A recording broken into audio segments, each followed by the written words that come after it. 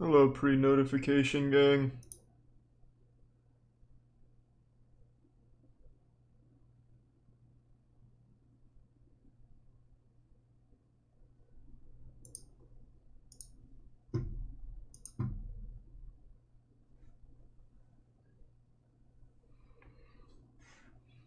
Thanks to the Prime Gaming Kermit.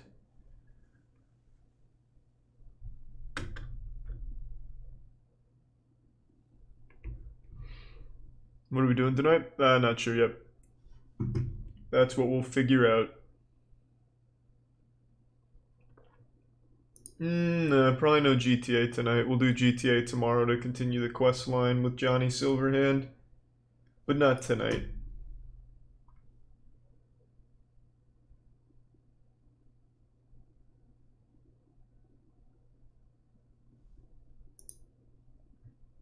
Yeah, it's fucking huge, Dankin.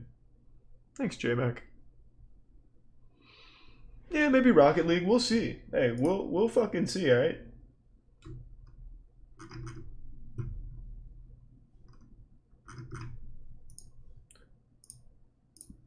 We'll figure it out.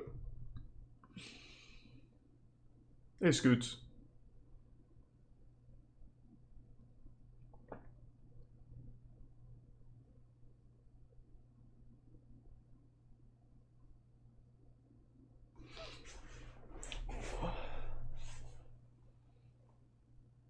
Why did you make a TikTok account? So it was mainly an experiment with my friends. We all said we were gonna do that shit. They didn't, and then I just decided, it clips already get posted there in my shit. I might as well be the one to do it. That's really about it.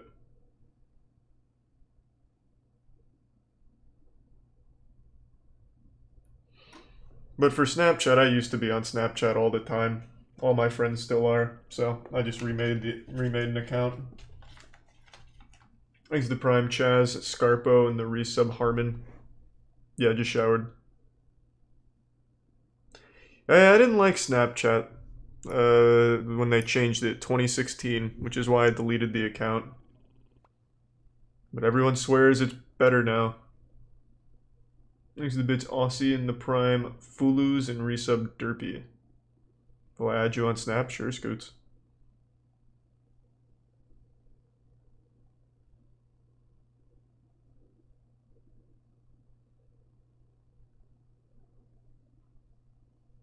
What happened to Ludus? We finished it. Thanks to the bits India. Do you believe in astrology? No. It's not like an actual belief thing, right? Isn't that just for fun? Like people just talk about horoscopes for fun? I don't think people actually live their lives believing that the month they were born in has some effect on who they are as a person.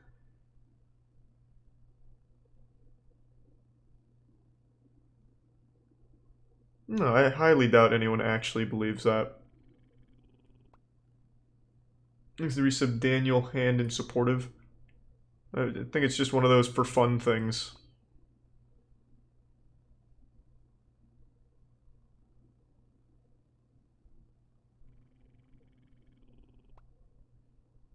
Thanks to the resub Diaz, and the bits Derpy, and Aussie again.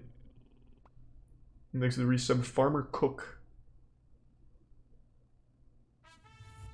Thanks to the tier 1 KTP the Gamer. And the resub Knickknack.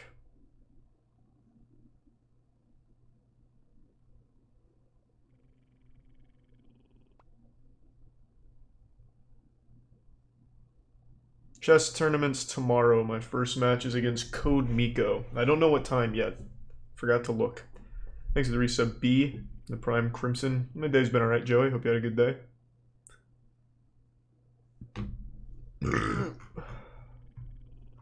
Look at all these people hating on astrology. I mean, I have no problem with it, but it's not real. I hope nobody actually, like, hates other people based on their astrological zodiac sign and reads their horoscope and thinks they're gonna have a fucking horrible day because of it. It's just one of those for fun things. Thanks to the Prime, Dr. Dank, Big Moisted, Maxwella, and the Tier 1 Sid Slime.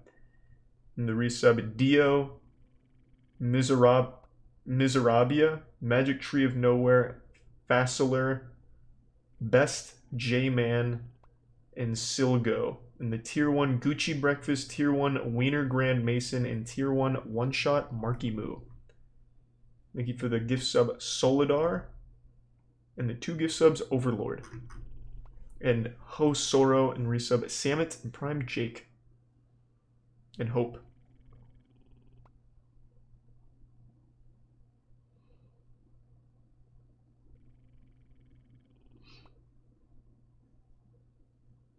No, I've been turned down 3 times because of astrology. I don't want to be the one to hit you with the cold water, but maybe it was just looking for an excuse. There's no fucking way people actively hate other people based on a zodiac horoscope. I can't believe that. I really can't fucking believe that.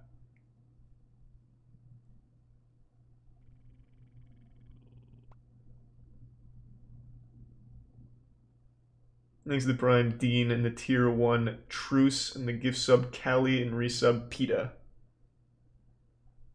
Exactly, Jiren. I care about the sex toys. She's just using them for numbers. A collection. I cherish them. Thanks to the bits G-Man and Tomb Raider and the Tier 1 Yellow McChicken. And thanks for the resub Ceylon and the Tier 1 Aussie. No, we're not doing YouTube tonight, Nicholas. Thanks to the bits Callisto and the gift sub Callie.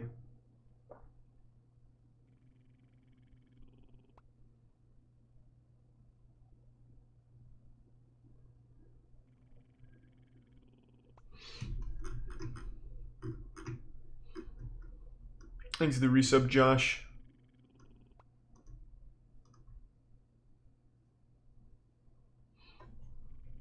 Well, it's news to me if people actually take astrology as a real belief system.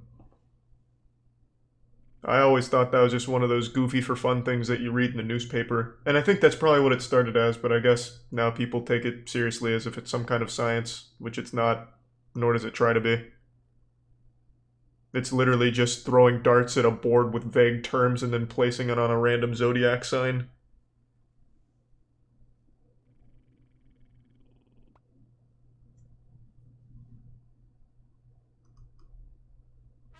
Thanks to the resub Beehawks, Moby, Xenophos, Devilish Wrath, Bossatronic, and Wax Snorlax, and the 5 gift subs Overlord fam. Thank you, Overlord. And thanks to Tier 1 Bell Thorsty and the Tier 1 Sass WBU. And thanks to the bits Q-Hog, Allen, and Lion. No, I'm not going to watch Ryu over Healer. Thanks to the Prime Quadratic Function. Momel. No, sorry, I fucked your name up earlier.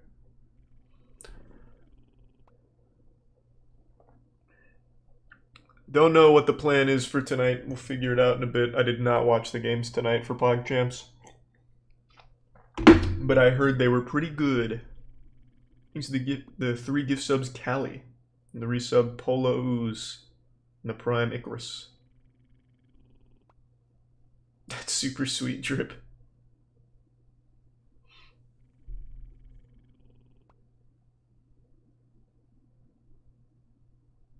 Anything to say on Clicksban? Don't know what that is. Here, you know what? I'll look it up, and then I'll give you my fresh off the presses opinion. Clicksban? Clicks permanently banned from Twitch. Free clicks trends. Let's see. Why was he permanently banned?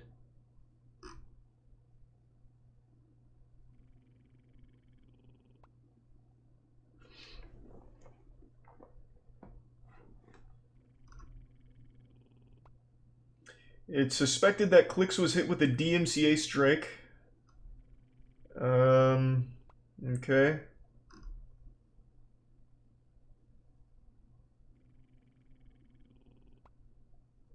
Wow, this article seems to fucking hate this guy. As of writing, over 25,000 people have used the hashtag FreeClicks hashtag on Twitter, Once his 8-year-old fans wake up, their bedtime is 9 p.m., they'll inflate this number exponentially. Jesus, this website fucking hates this guy. So he was DMCA striked? Thanks to the Prime Icarus, Malthus, the resub Boy, the resub Hosoro, and the 5 gift subs Cali Ranger, and 3 gift subs Attic Gremlin. And the gift sub Tap Out in the tier 1 Gab Val. Gabe Val, perhaps. Thanks to the bits Creepy, Uraka, Derpy, and the 5 Sal, and resub Stas. Yeah, of course I'll do Persona 5 when it comes out. That's not why. That's what this article says. No, I guess it's not like the best article considering they're just shitting on the kid.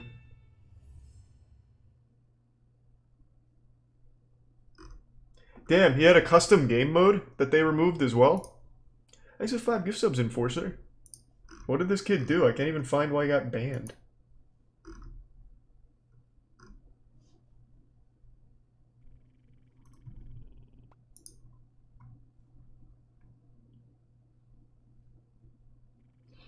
No, I haven't started Dororo yet. There's just so many shows I'm watching. I'm not going to start another one till those are done. There's a tier 1 Jelly Puff and the gift sub Salsa and the bits Derpy. But I am excited to watch Dororo.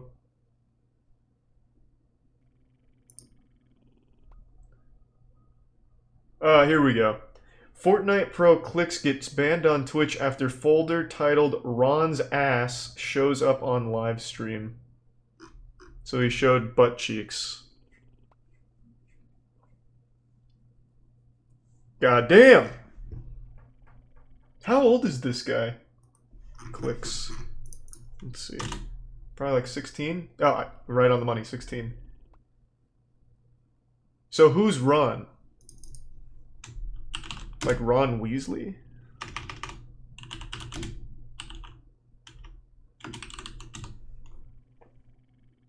Clicks shows Ron's ass and gets banned on Twitch. Who is Ron?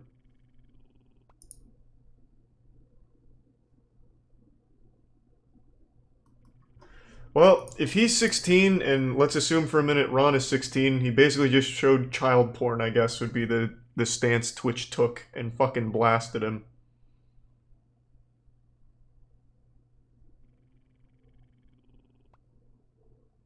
Thanks to the resub Clyde. And the resub Bubble Stuff. Thanks, Aussie. Yeah, that's all Burn. He's got a great storyline cooked up on GTA for the Cyberpunk DLC he's running. Ron's 18. So who the fuck is Ron? How do you know? I asked who Ron was like 10 times, and everyone just gave me different meme answers. So who is Ron? NRG Ronaldo. Okay, let's see.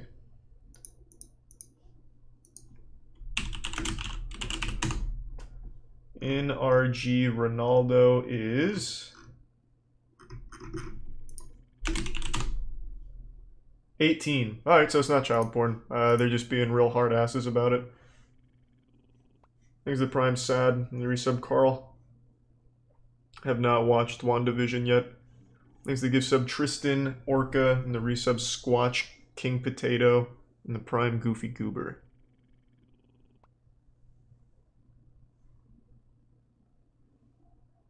Thanks to the resub Inverted Phoenix and the tier 1 Ross.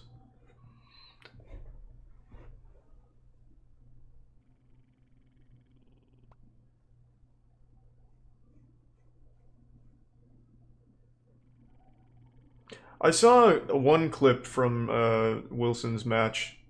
Apparently he was blundering his queen on purpose to make it more competitive. That's fucking awesome. Thanks to the resub Clean. And the resub Meat Beater.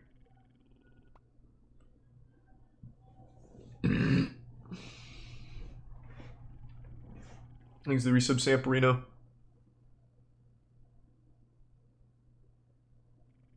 Thanks to the tier 1 Magma Stack. No GTA tonight. We're gonna do GTA tomorrow to continue the Johnny Silverhands quest. Thanks to resub Aussie.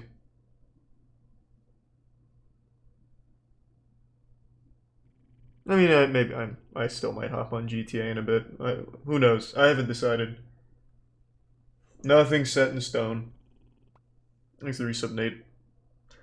But for now, though, I just want to hang out. Keep me up to date with what's going on in the world. I didn't even hear of this clicks ban, so that's pretty interesting. Anything else? Any other big news for the week? Thanks to the Prime Rise and the gift sub again, Callie. Goddamn, man. Well, it's good to hear, Deep Thought. Thanks to the gift sub, KTP. Power outage in Texas. Ah, yeah, it's snowing in Texas, isn't it? That's a big deal.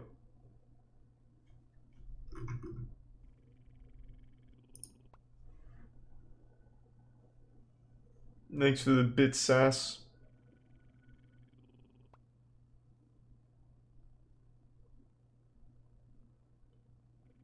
It's snowing everywhere pretty much. Not in Florida, it's still a nice cool 80-something degrees, baby.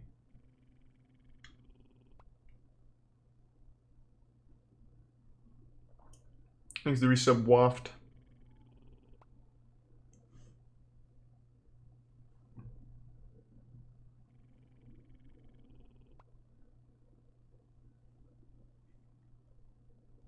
The resub Straight Whack. Sorry to hear about your car's transmission, LFC. Thanks to the Prime Bubble Inhaler and Live on Lopez.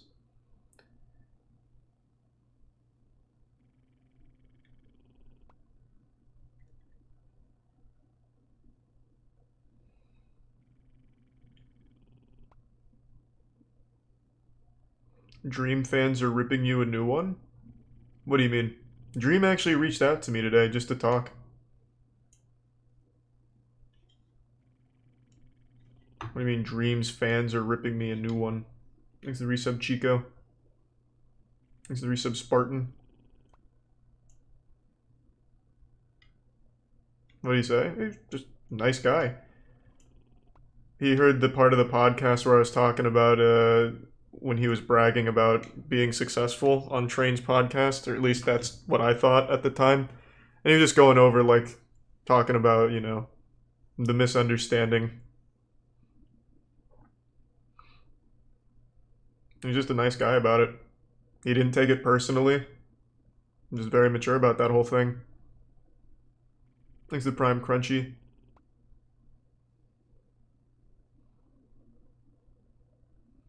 And thanks to the Prime Alice. But now this is breaking news to me. I haven't been on Twitter today. Let's see. Where can I find Dream Stands talking about my shit?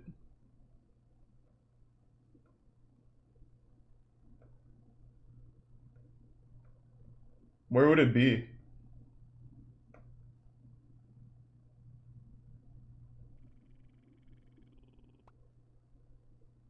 These fucking cowards, they don't even tag.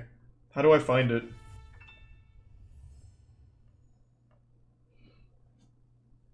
Thanks to the Prime Owo and the resub Apple Pirates. And the Prime D6.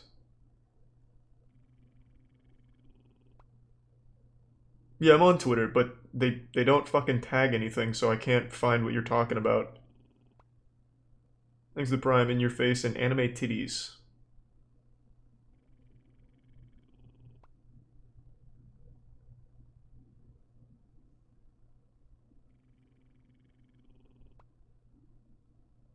Thanks to the resub Quizity. Oh, that's a good idea. I could just search it.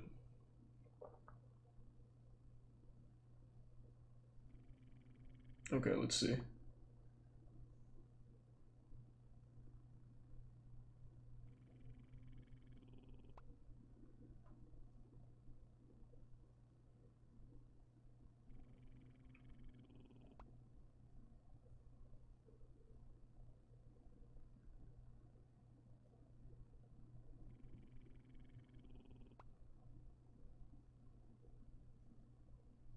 I'm not seeing much.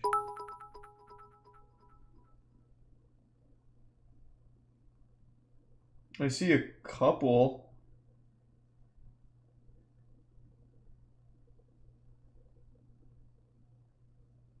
Oh, here's one from Flowerfield.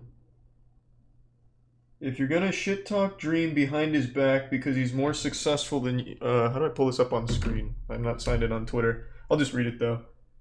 If you're gonna talk shit, if you're gonna shit talk Dream behind his back because he's more successful than you, but act all nice when you're on the podcast with him, just shut the fuck up. Thank you. Are they allowed to use those words? And what do you mean? I wanted to talk about it when we were on the podcast together, but everyone on the podcast actively shut down any conversation. But Dream was very mature about it by actually messaging me directly to talk. Something his fans can't do because they don't even bother tagging me. So I have to go out of my way just to find them shit talking. Now I understand, like, a lot of them are kids, but who gives a fuck? They need to learn how to have a backbone early. You can't just hide behind your shit. If you want to make an opinion, put your fucking face on it.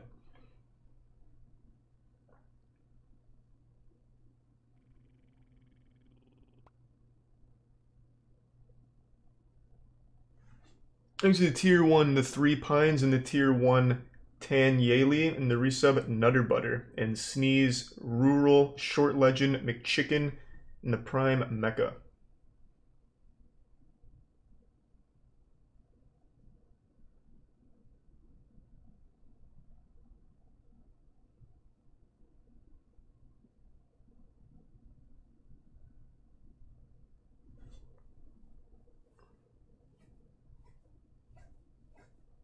The fuck are you talking about? I guess I don't know what clip's floating around because I can't.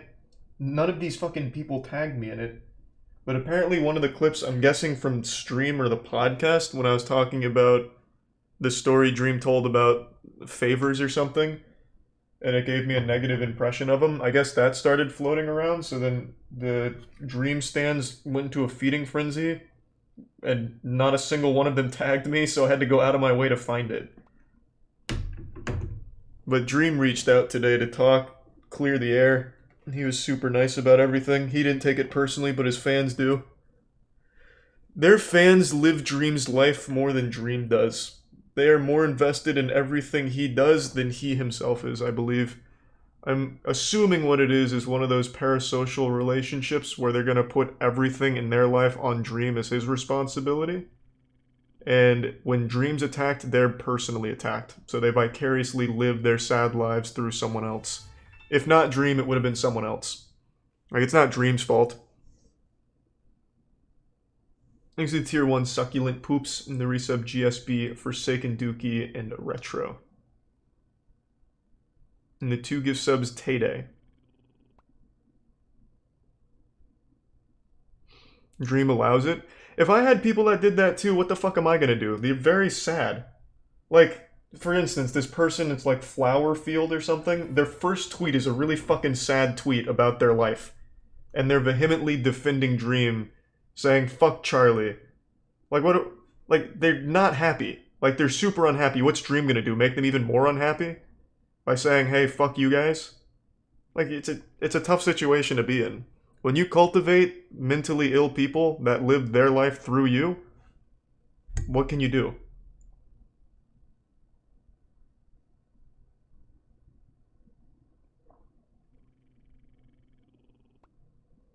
Thanks to the resub Cheese It and Gin.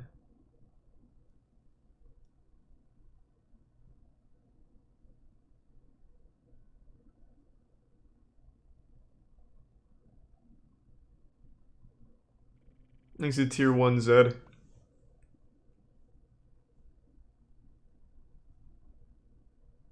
He seems to embrace his stands. They're not all bad.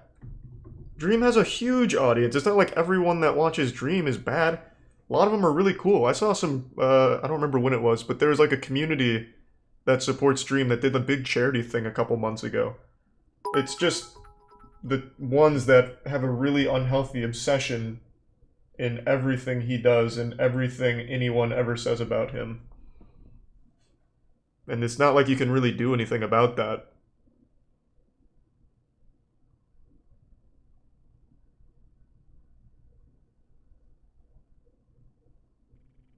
Thanks to Resub Reaper.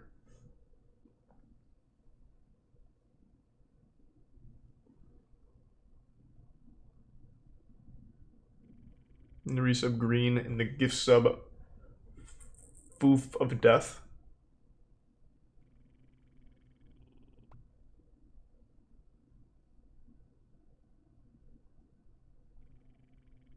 And the gift sub Wet Love Making. They probably don't understand how to use @ No, they don't like confrontation, so they all live in an echo chamber.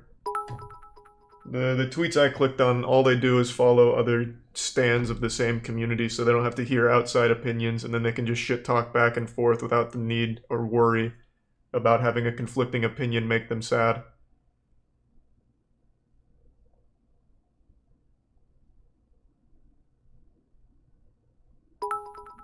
Thanks for the bits, Julius, Bend, and Cougar. And hey, look down, thanks for the 5 tier 2s again, man. Goddamn. It's good to see you. Hope you've had a good day. So basically any standum. Yep. 100%.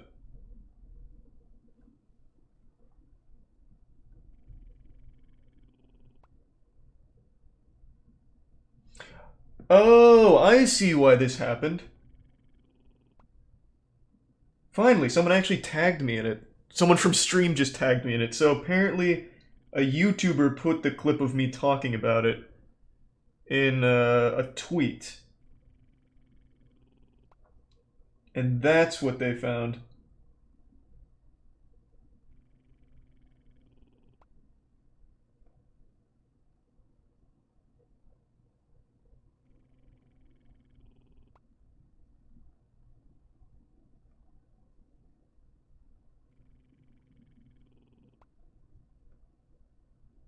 Okay. So that's how it all connects. Thanks to the 5 gift subs, Gray. Hope you've had a good day. And thanks to the resub, Ash. And thanks for the bits, Zach. And the tier 1, Parkless. Well, I hope you have a good night, Jake. Thanks for the tier 1, Fritz.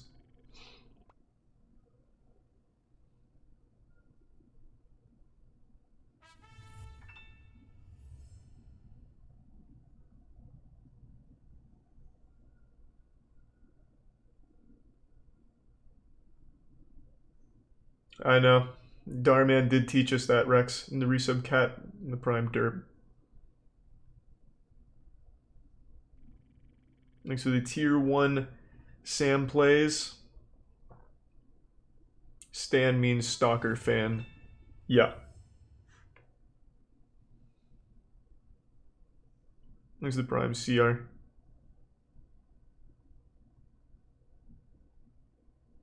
And thanks for the tier 1 Up and Away. Yes, it seems some stans on Twitter are mad.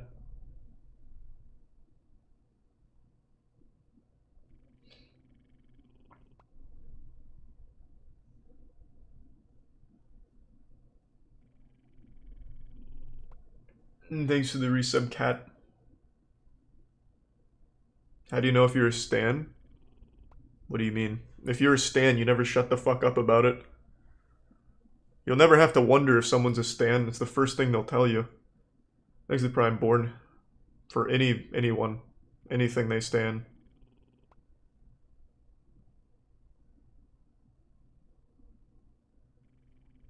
Thanks to Prime Crazy. And the Bits Truck.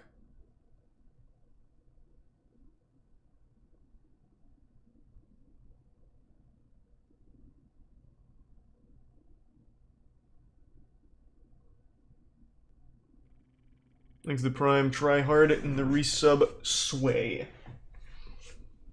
Oh, sweet. Thanks, Muffin.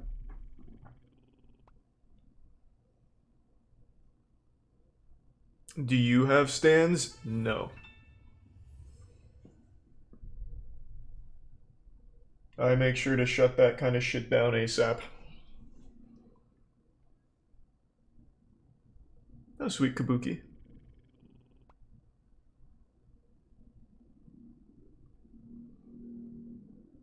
I highly doubt there's even a few. The amount of times I shit on that entire belief, there's no fucking way. Well, not a belief, that whole way of living on the internet, no fucking chance. Thanks to the bits Munchkin and Jeremiah. And the resub Zero Sama.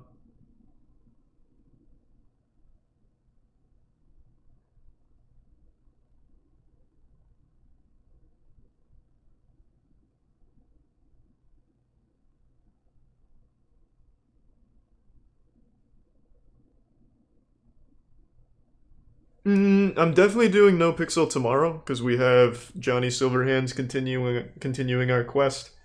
But tonight, I don't think so.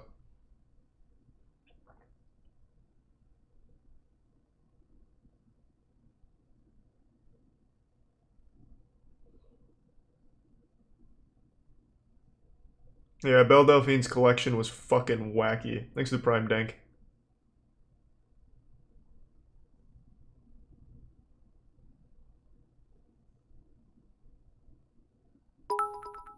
Jesus Christ. Thanks for the 5k bits again, yeehaw. Hope you had a good 24 hours, man. And no, I don't know what you're referring to, Jesse. Oh, sweet. Well, thank you, Munchkin.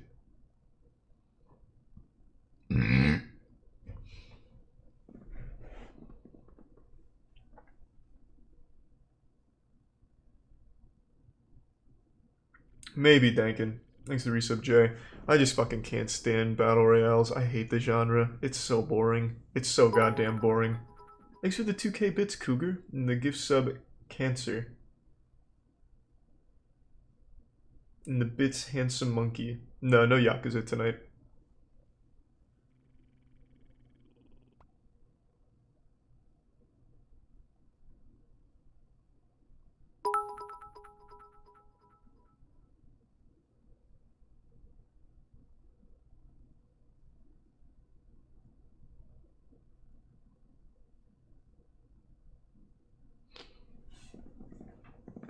Yeah, I played The Sims. I've never been a huge fan of The Sims.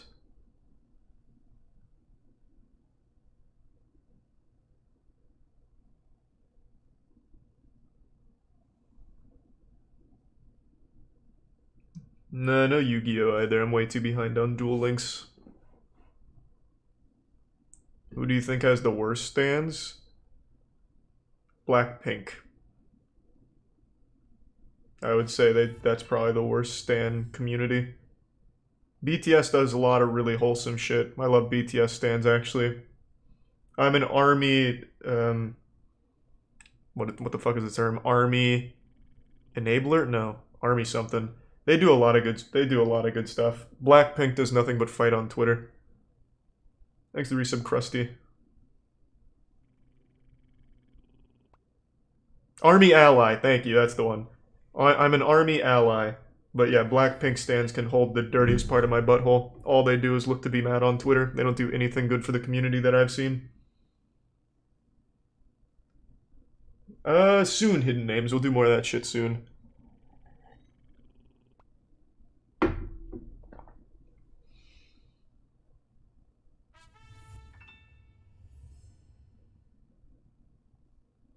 Is that not the name of the group, Blackpink? Isn't that the K-pop group? I'm not wrong, right? No, that's Blackpink, yeah. This is the one I was referring to.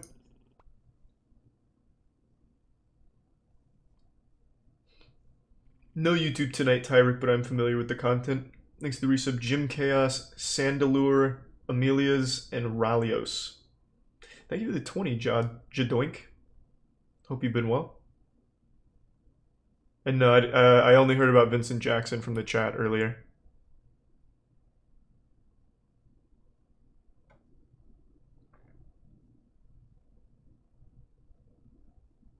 Twice stands are the worst. You take that shit back.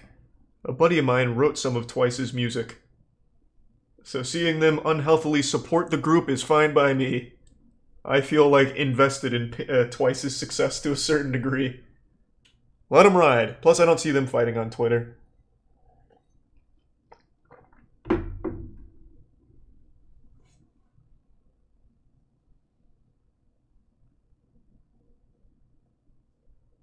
Yeah, a buddy of mine writes some of the biggest K-pop music.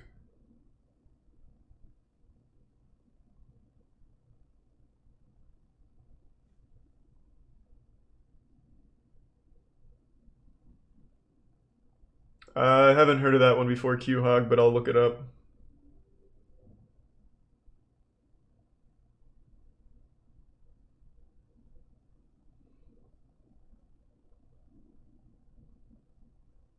All stands are bad. Yeah, the whole idea of being a Stalker fan is extremely unhealthy. Tyreek. Alright, sorry. Tyreek. Sorry I fucked your name up, man. Thanks to the resub, Niavolo. And thanks to the tier 1 Fidel Bastro.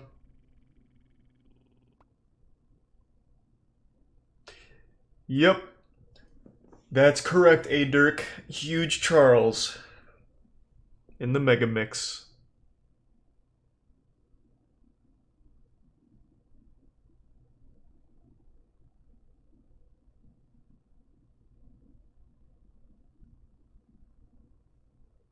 Thanks to the Bits Phoenix.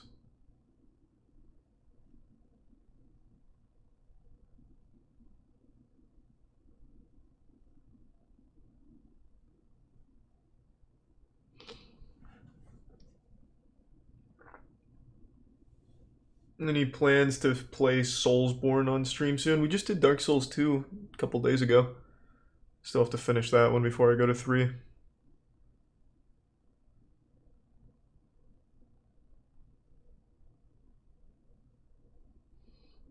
I haven't decided yet, Dasher. Thanks to the resub Swizz. I'm enjoying just hanging out and being kept up to date on what's going on. I guess that makes sense if I guess that makes sense why Dream reached out then if this is the clip that was floating around.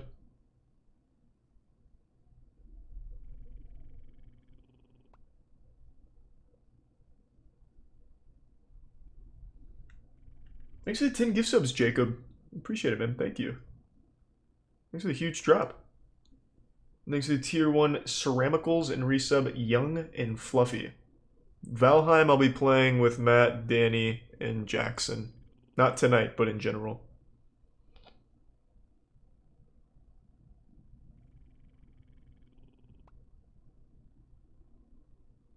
And thanks to the tier 1 Sai Moda. And the resub Shakes. Is techno... Whoa! More cutting-edge news from the Minecraft community. What do you think about Technoblade being cancelled for tweeting, "Is Hitler a lesbian?" 4 years ago. Let's see. I'm just gonna start pulling this shit up on stream, so that way it's not just me having the fun. Okay, hold on. I don't really want to log in on Twitter. I don't remember my shit. Okay. I'll find it on my phone and then pull it up just on general Twitter. Give me 2 seconds here. Let's see.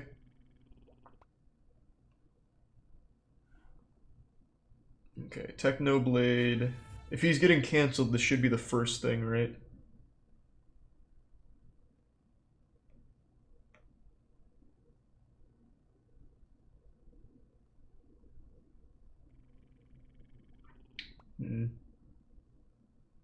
Not seeing anything about that.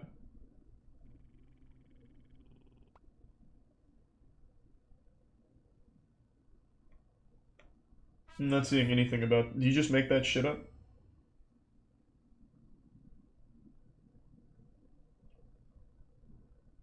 Whoops. Man, I'm getting some fucking fake news out here now.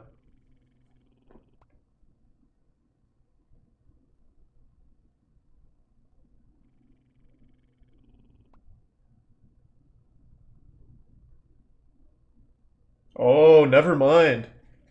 Is this it? They're calling him racist because he made that Hitler tweet? Oh, wow. Holy shit. This has 41k likes here. Oh, they're calling out Schlatt, too. God. And Dream. Jesus, what the fuck is going on? Everyone that plays Minecraft is racist? According to this thread? What the fuck is happening? Alright, here, I'll pull it up. Thanks to the five gift subs, Wicked Sphinx and the resub Erla, Male, and Queef. Okay.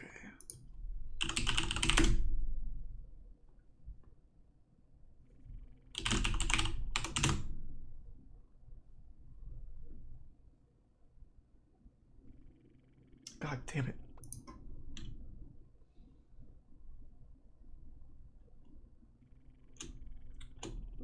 Well, it's not coming up.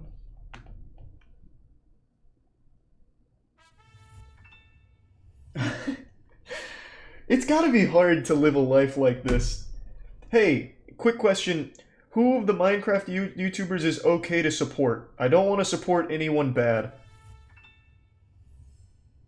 I mean, there's something cute to that question, but it's also really sad. He's the prime sniper. I am playing in PogChamps. My game is tomorrow. First game's tomorrow.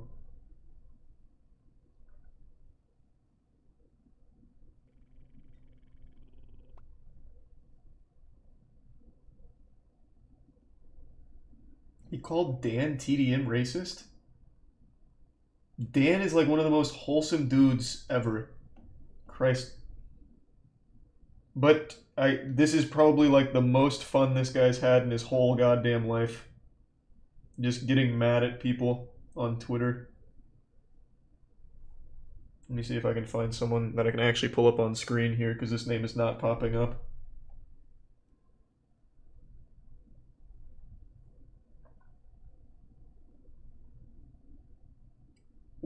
That was a 41k like thread. Is there any others, or is that the biggest one about the thing?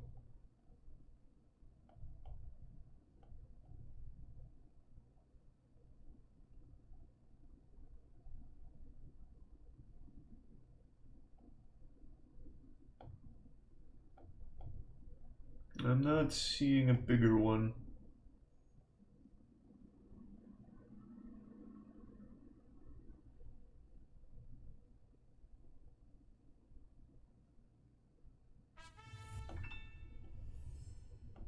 Yeah, I guess that's just the big one. It won't come up on my fucking search here, and I don't remember my shit to log in on Twitter. Sorry, I can't pull it up. But yeah, it was a huge thread about when Technoblade asked if Hitler was a lesbian and they were calling him racist. I don't know how that necessarily relates, but yeah, that's where that came from. And then it became a thread attacking a bunch of other Minecraft YouTubers, calling all of them racist.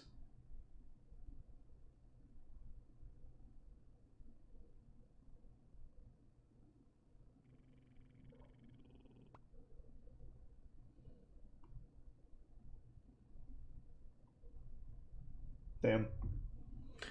Wild. Thanks to the Prime Irate and the resub Sander, and the Prime Average Outsider Sniper and resub Baron. And yeah, we watched the PewDiePie track yesterday. And I only moist meter new shit Hesto, so I'm not going to be moist metering Hunter x Hunter. Technoblade ended up deleting a lot of his old videos because of this. That makes me so goddamn sad to hear. Jesus Christ.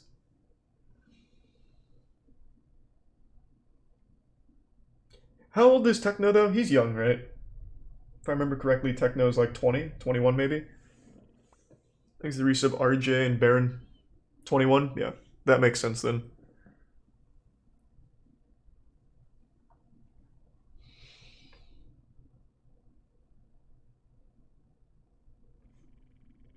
Thanks to the Prime Kappa. That's not much younger than you. That's a big difference. 5 years on the internet? Like, the difference between 21 and 26 in internet time is huge. I've been on the internet since fucking 2006 posting shit. I'm pretty sure Technoblade started with Minecraft, so he's probably only been on there for like 2 or 3 years. That's a big fucking difference. Thanks to the resub Jesse, You Mad Cause Bad, and Marshall.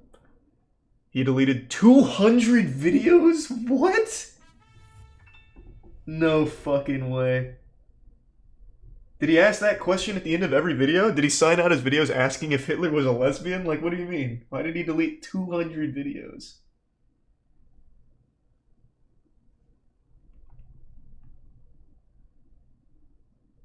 I can't even find anything on that. I'll just take your word for it.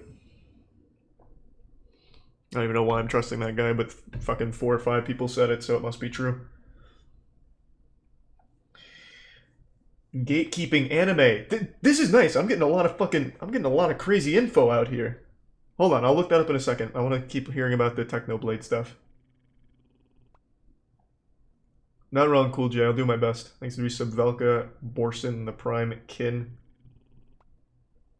Yep. Used to love Seether. Thanks to the Tier 1 Dio.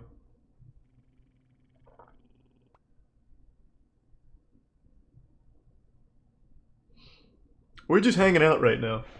On the cutting edge of internet drama. Thanks to the Resub Sully.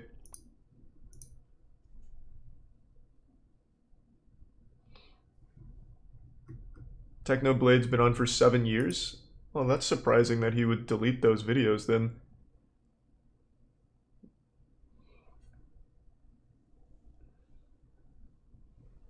Thanks to the Resub Quickster.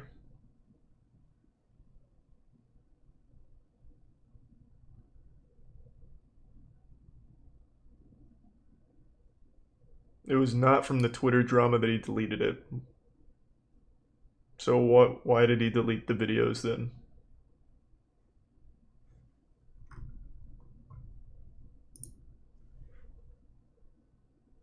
Thanks to Tier 1 Some Duty.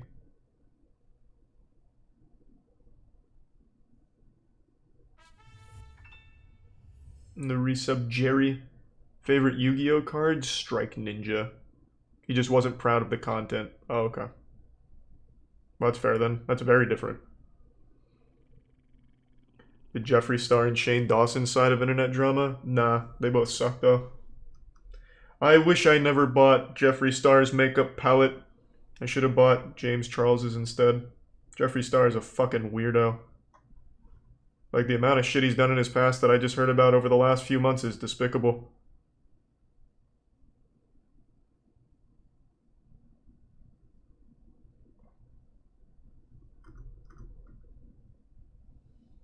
Okay, let's check out this gatekeeping anime. That sounds like an interesting topic. I just watched a lot of anime tonight as well, so I'm in that anime mood. What do I type in to find it? Gatekeeping anime, maybe? Let's see.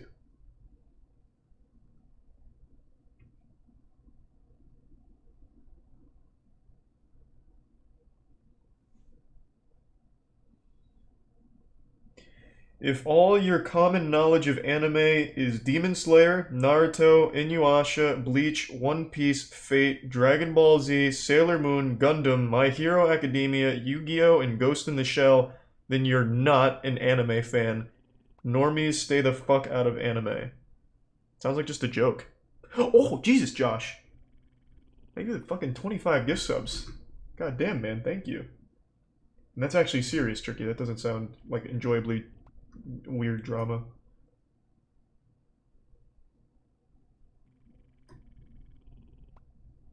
Oh, that's an old game, Electronics. Hope you enjoy it. Thanks to resub someone you know.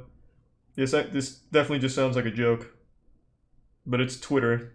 Jokes aren't exactly something that people understand most of the time.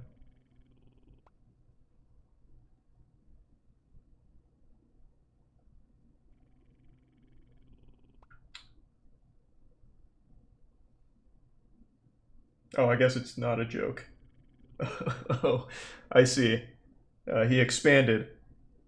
It seems like a lot of idiots miss the point of this post. What I'm saying is that if that's the only shows you watch and nothing else, then that's a problem. Why? Why is that a problem? Oh no, you only watched popular shows. Get the fuck out of anime. If you're mad at what I said, just to let you know, I don't care. You're free to disagree with me. You may want to have a conversation about this, but I really don't care about the name calling.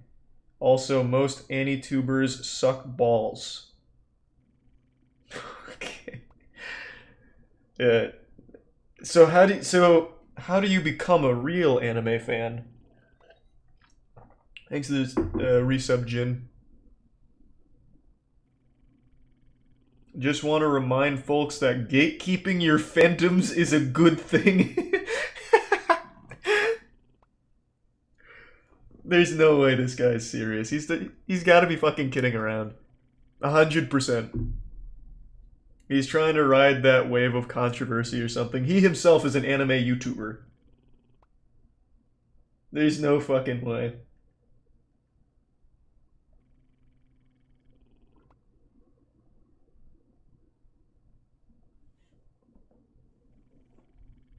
Thanks to the resub Gangford and the Prime Bird in the Tier 2 Deep Thought. No, don't worry about it all, Jesse. I'm sorry I missed it. Does cancel culture want you to get down on your knees and pray for the end of the world? Nah. Look, man, at the end of the day, cancel culture is just a lot of people that use anger as a way of kind of escapism. It's sad. It sucks. But I understand why it's so prevalent.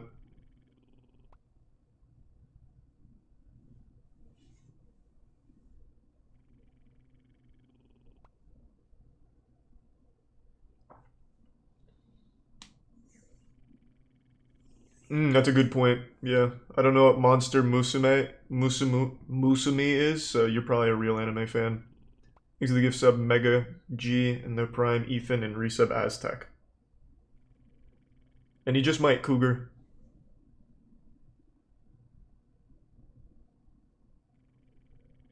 Three favorite colors? I don't know, but cyan would be number one, I think. Thanks for the resub Innsmouth. Do you know when you're going to be using the new LUD setup? Yep, this week. Thanks to the Prime Lamp.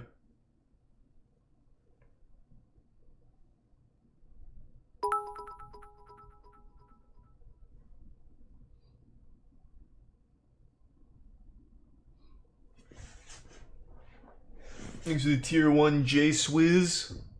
Are you and XQC friends? I mean, we don't talk super often, but when we play together, we have fun. I would definitely say we're friendly.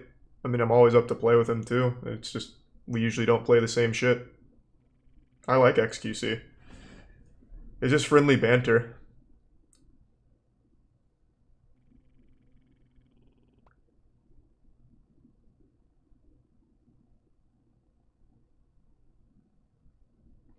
It's called a golden shower electronics. Haven't started Wonder Egg priority yet. Thanks to resub Fox. Soon though, Aaron. Didn't you beat him in chess? No, I absolutely fucking annihilated him at chess. I saw he beat Rubius today, and Rubius said he got into chess after watching me bend XQC over and fuck his ass raw. So, I was happy to hear that. When I abused XQC's cheeks, I was able to inspire a whole new generation to pick up the chessboard, and I think that's something great. I think that's very good. So, thank you XQC, and thank you PogChamps. I went in raw, and I helped bring chess to a new audience.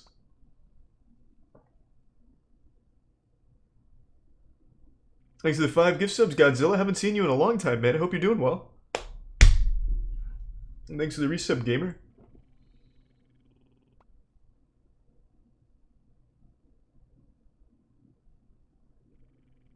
Oh, well, that's pretty weird then, Johnson. And thanks to the resub, McMuslim and the Prime Flip.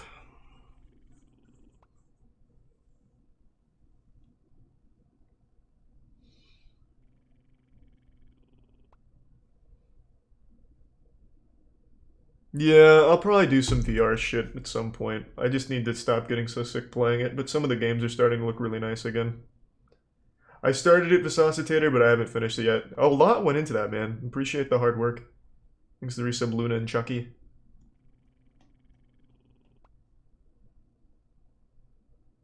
Thanks to the gift sub Josh. And the 2 gift subs Naiku and Prime Bluebird. And the resub Traumatits, sorry.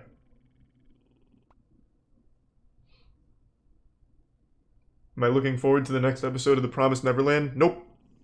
But you bet your ass I'll watch it. Why did you buy the Jeffree Star makeup? I bought it back when James Charles was still being pulled through the streets and everyone was throwing eggs at him, talking about how bad of a guy he was. So I thought it was my chance to pick up where he left off. And the only other like makeup person I knew was Jeffree Star, so I bought his palette to start getting after it.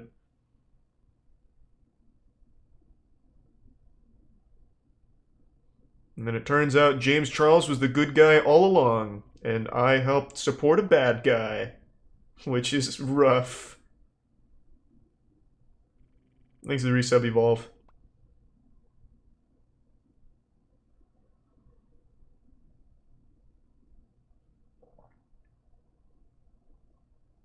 Thanks to the resub Gamer Man. And the resub Welfare.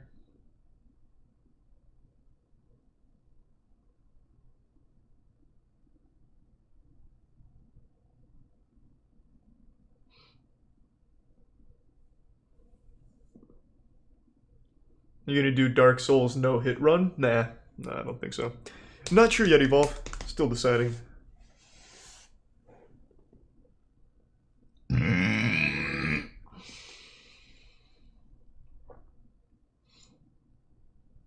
Would you consider OnlyFans? Nope.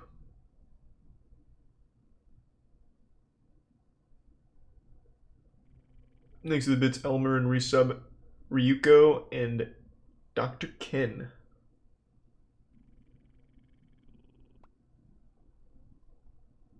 When's the next GTA stream? Tomorrow. Thanks to the resub Conduit after the chess tournament, so tomorrow night. Thanks to Prime Reborn. Thanks to the Prime Quinn. Attack on Titan's been great so far.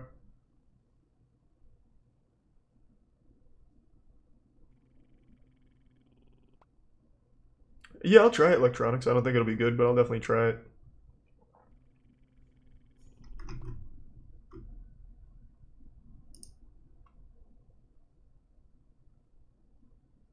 Do you think you can still beat X?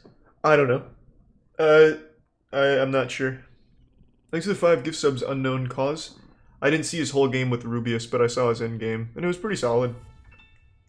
He played very well, I thought. And thanks to the Prime, Probably Wasted, and the gift sub, Corky Miller. Really appreciate it, Unknown. Thank you for the 5 drop. What are your thoughts on Chris Hansen? Chris Hansen had a great show. Chris Hansen did a lot of good things, but I'm not really a fan of Chris Hansen as a person. He's kind of an asshole. Thanks to the resub Chill and Crackerjack. And the Prime Riki.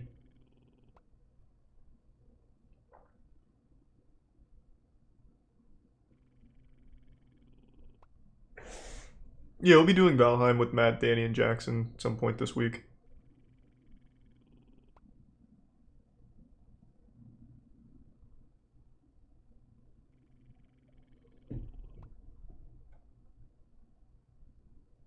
Yeah, but GoldenEye 64 sucks ass these days.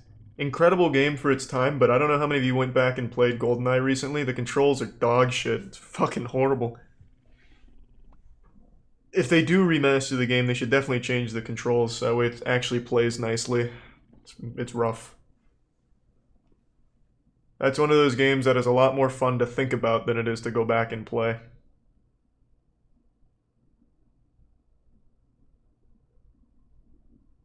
I did see that, Bind. I do not have on my anime list.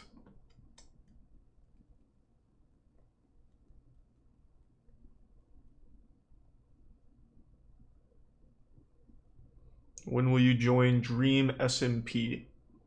I mean, I'm up for it whenever, as long as I can bring Matt and Danny. There's a tier 1 Sensei and the tier 1 King Beleb. Though I don't exactly know shit about Minecraft. All I know is how to speedrun it, and I know nothing else about the game. Thanks to resub Doc.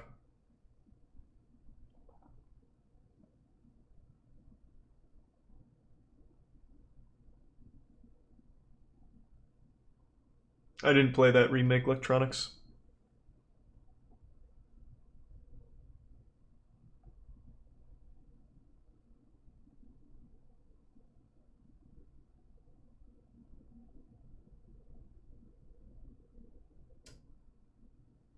What's your least favorite game? I don't know, man. There's a lot of shitty games out there.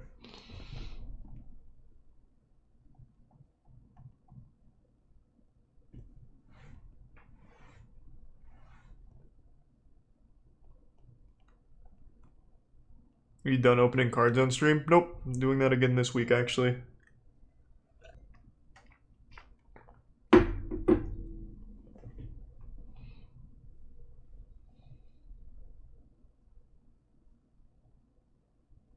What's your favorite Pokemon game? Leaf Green.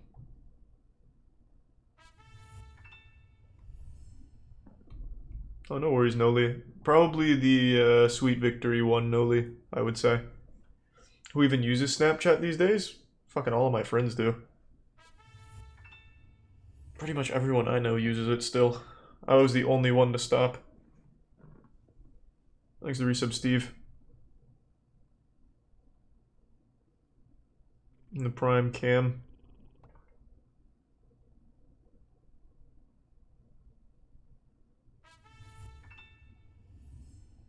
Oh, sweet. Well, thanks, Dolan.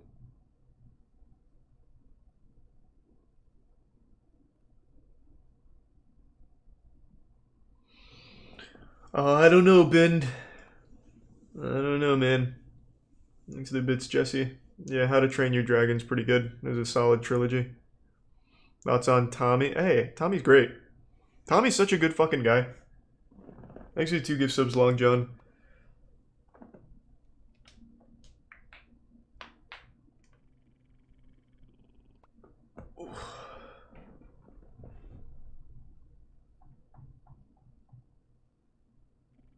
Thanks for the tier 1, Brandy Love.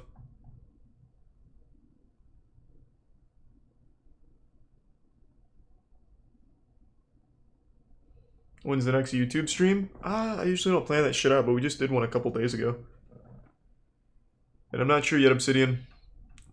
Just hanging out for now.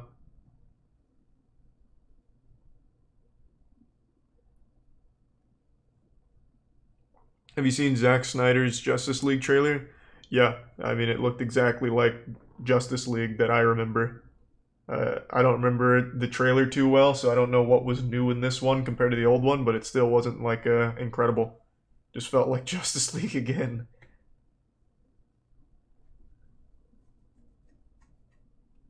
I know it had the Joker in it, which means it has to be a good movie, but yeah, other than that, it all felt and looked the same. Thanks to resub tone.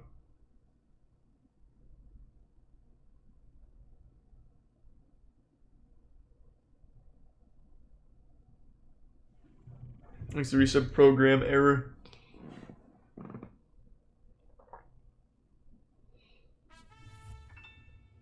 Absolutely not, Noel. No fucking chance. Thanks to the Prime Cricket and the tier 1 Jacks in the box and the resub Big Nut.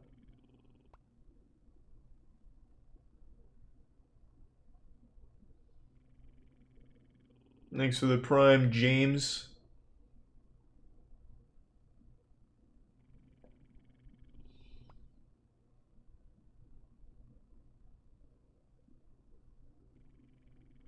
Of course, I'll moist meter Jujutsu Kaisen when it finishes.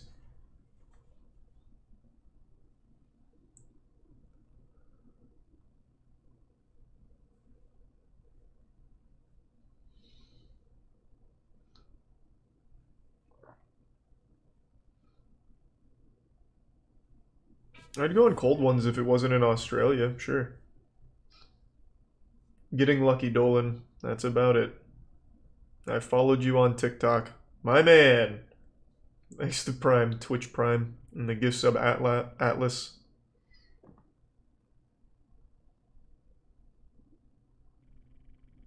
Favorite emo band? Man, I have been really into some old school emo music recently. I was listening to so much Scary Kids, Scaring Kids. God, that their 2 albums are so fucking good. I don't even remember the name of them now, but the one that has Holding On, and then the other album which has well, can't think of a single song. But those 2 albums fucking slap.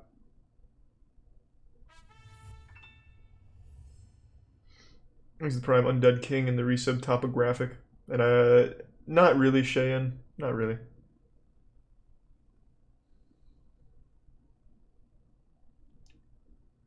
Yeah, Chiodos. We're gonna have ourselves a champagne jam. That album's really good. And then old Dance Gavin Dance with what is it, Downtown Battle City, I think it's called, with Antline and all that. Yeah, I've been real into it. Yep, that's the one, Dante.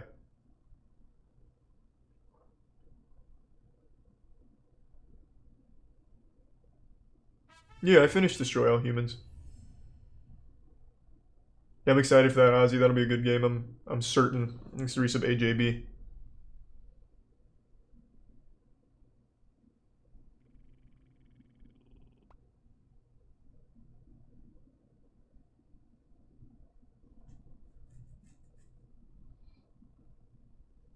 What's the next tier list on? I believe the next one is baby food. So I know everyone's been wondering what the best baby foods are, so finally we'll answer that for you.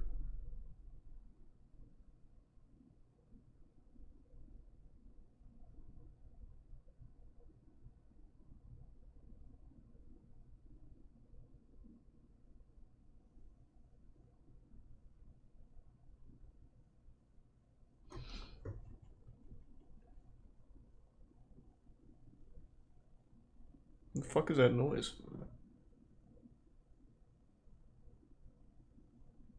Oh, it's the TV. Exit Prime, Wadi.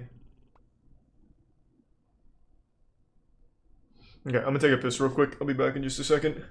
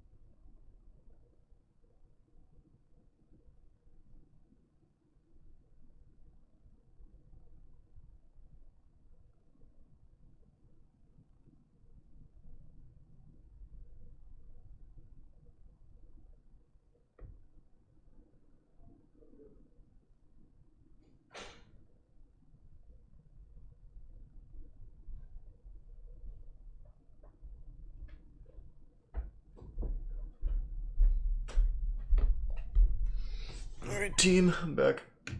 Thanks for the gift sub Xenophos and the Prime Nick and resub Dream for DW. Soon Electronics. Thanks for the Prime Wadi.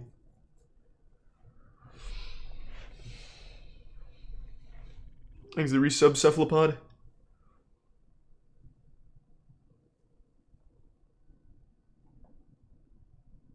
Yeah, I heard about that, Ben, but we didn't eat like a ton of it. Oh, that's not true, actually. We did eat a fucking ton. Thanks for the bits, Chad. The resub Low Gang.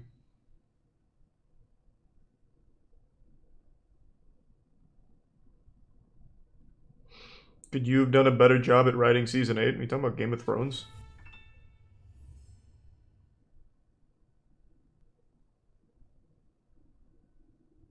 No, he's never been on McFatten Farts. Interesting history, though. You should watch some of the older episodes where we talk about that. Thanks for the bits, Blutz. And the resub RXR. I'm wishing you the best, Chris. Hope it gets easier, man. Thanks to the resub Kintacord.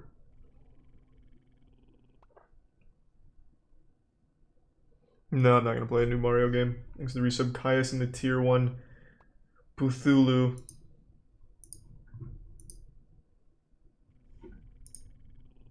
And the resub Andy Cat.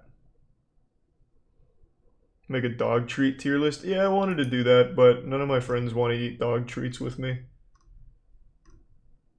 I'm trying not to do just a ton of food shit, but I thought doing dog treats would be good. Thanks to Prime, Falling Star, and Neon Pants.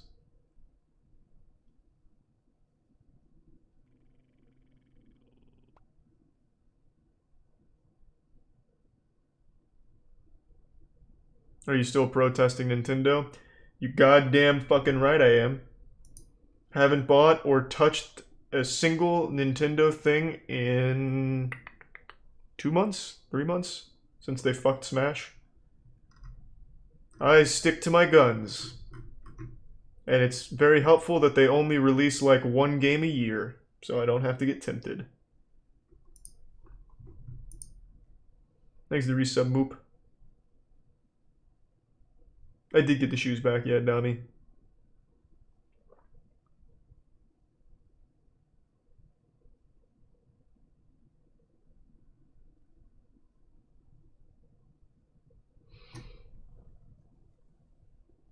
Just sold my Switch today. Good man, take that, Nintendo.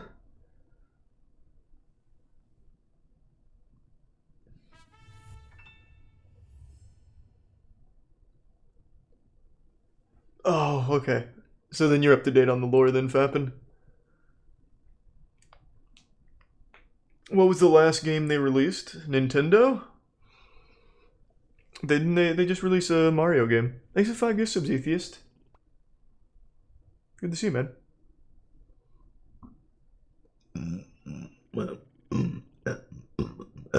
I tried to beatbox it a little bit, but I couldn't. I like him, Spino.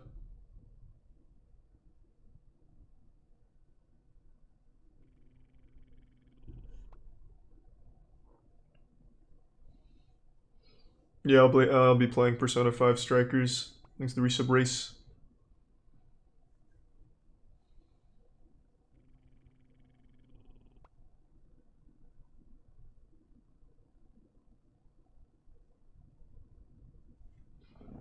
Thanks to the tier 1 hidden names. Did you hear that CD Projekt Red got hacked? I did. I heard they got their shit fucked. Thanks to the resub Tomb Raider.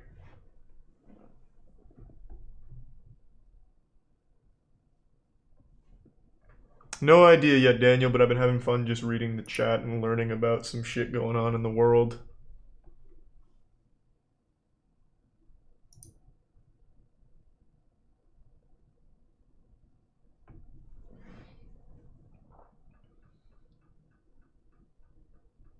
Thanks to the resub Filthy Dutchie.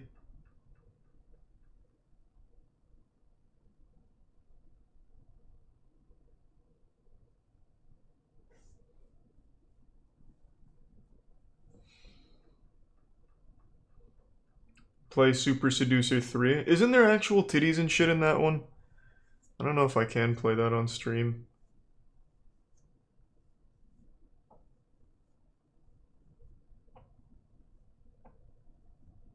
Oh, there's a streamer mode? Oh, nice.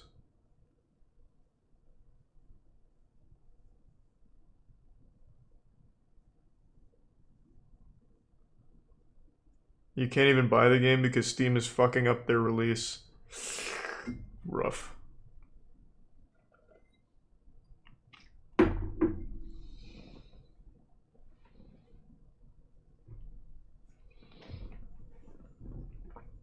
It has been a while since Hades, but nah, I don't feel like playing it tonight. You ate Chipotle today? Good man! What? That's a big day. That's a big day. Congrats, Spencer. That's huge. Holy shit! Woo! Last time I had Chipotle, it blew ass. It was fucking trash last time. I hope you had a good Chipotle experience though, Spencer. Thanks to resub Ham and Jam. And nah, I don't think so. Num Nums. I didn't think it looked that fun. Gonna play any Osu soon / today. Won't be today, but soon. Yeah, I want to. I really want to do an Osu tournament.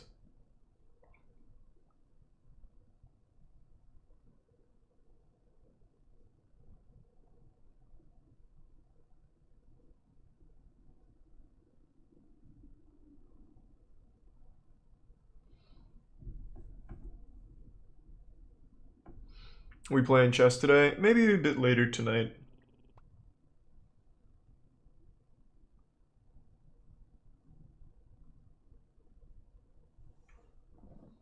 Thanks to the resub Azar. I've not done Duel Links in a while. It's just because I've fallen behind on all the cards and shit now. So it's just a lot to catch up on. Am I getting new tattoos soon? Yeah, probably will. Don't know what yet, but yeah, I probably will.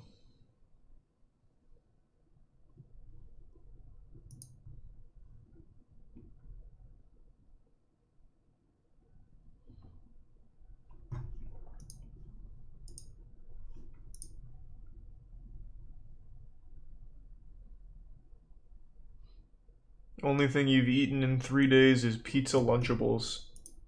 That's a strong man. That's a strong diet. Good shit.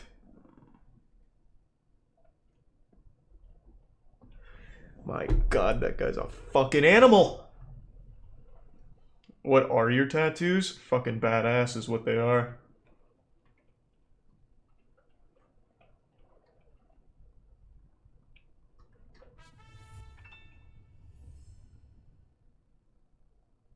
There we go. Nope, I don't sing sea shanties with the boys, but I know sea shanties have become huge. But I don't partake too often. And yeah, I'll finish Yakuza at some point. Did you hear about the girl who super glued her hair? Yeah, I did actually. I didn't know she got it all out though, so that's good. Congratulations. I'm glad to hear there was a happy ending to the story.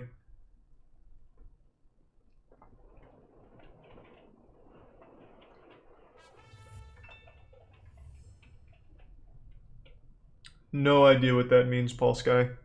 Thanks to the resub, Matt.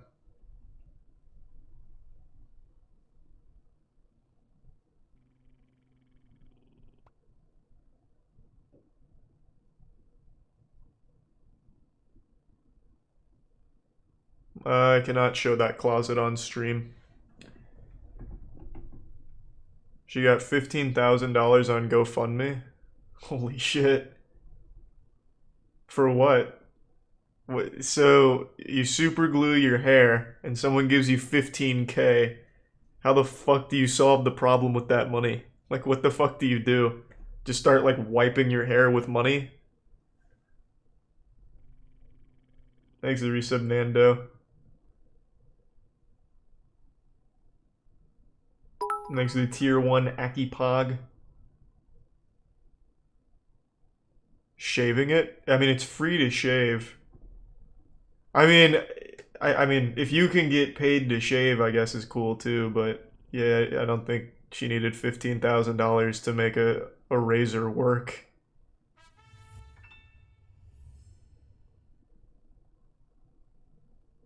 Oh, it required surgery. That's how they got it off? Thanks to the resub warp.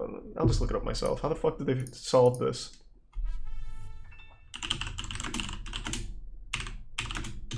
Okay, let's see.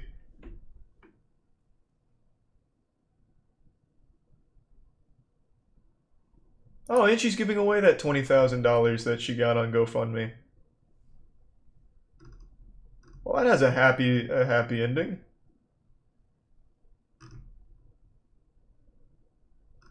And it looks like the surgery was just shaving her head.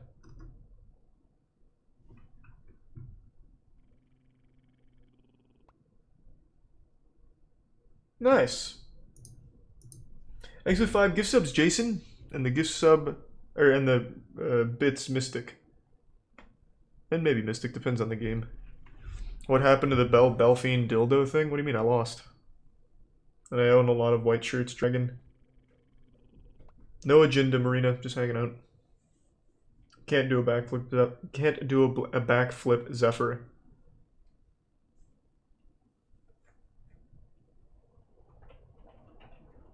Oh, sweet. Well, thank you. A Bovial? Bovial? Thanks to the resub, Resolent. Redkin, Allsoft, Spencer. And I will, next time we do YouTube night anal.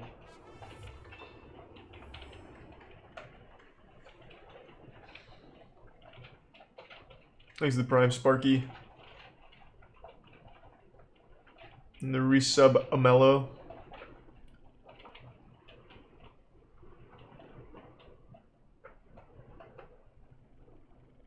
Yeah, no, I just read about that, Ben. And she donated the money because they did the surgery for free. Thanks to the Prime, formal mistake. Nah, no YouTube night tonight. Is it raining? Yep. Bet your sweet fucking ass it's raining. Thanks a bit, Stan.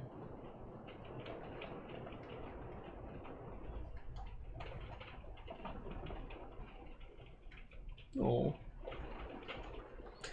That's actually super cute. Whenever it rains, Tetra comes in here and lays at my feet.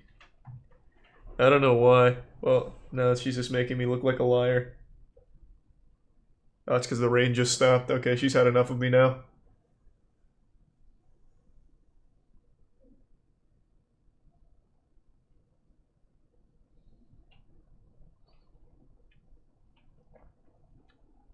When's the PogChamps tourney? I think it's 3 o'clock.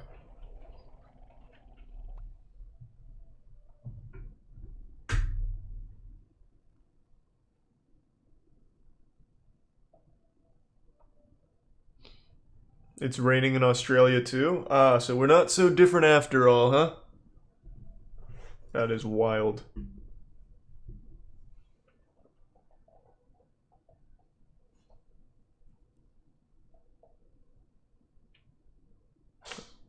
Jesus.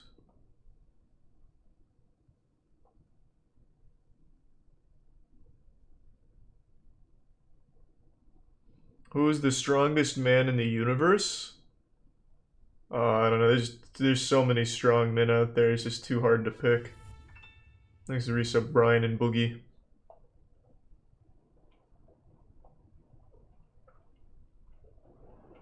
I disagree, Aaron. I think the show is beautiful. And it's really fun. A guy super glued a solo cup to his lips. Why? Thanks to resub Crunchy. Well, let's look it up. Guy.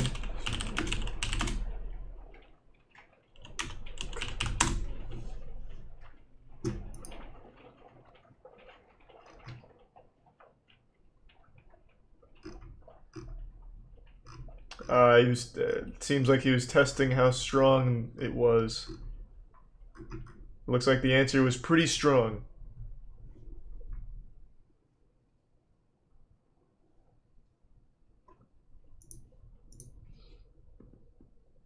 Hold on. Thanks to the resub Rock. Do you believe in aliens? Do I look like a fucking fool to you? Of course I don't believe in aliens. If there were aliens out there, we'd be able to play video games with them. They'd absolutely be hopping on our games, and I can't say I've ever encountered one. So they can't be real.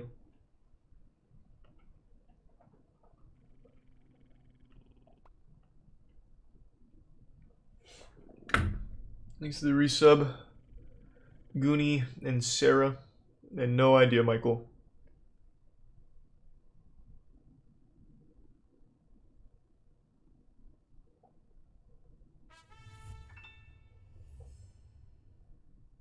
It's become a trend on TikTok for people to put Gorilla Glue in their hair.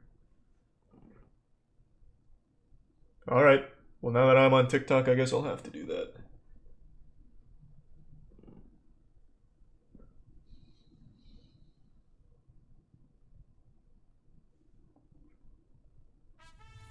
Valentine's Day was alright.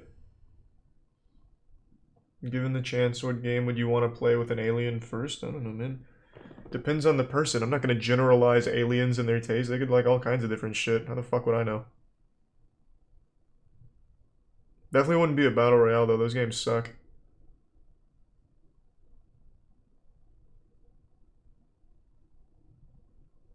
This is just chatting night. So far, having more fun doing that than playing fucking Valorant and shit.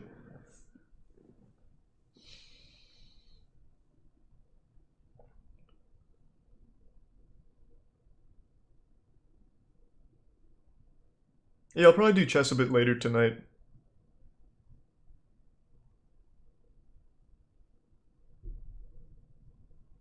Has the Splorch arrived yet? Nah, my ovipositor still isn't here. I got a question for you. If my mom thinks I'm so handsome, why am I still single? That's a good question. I can't think of any reason why you'd still be single in that case.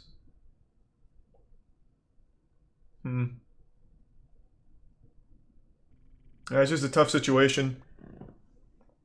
It's gotta be, it's not your fault. It can't be your fault. Thanks to the resub, Moose. 2's definitely enough, Blue Man. No, we're not watching YouTube tonight.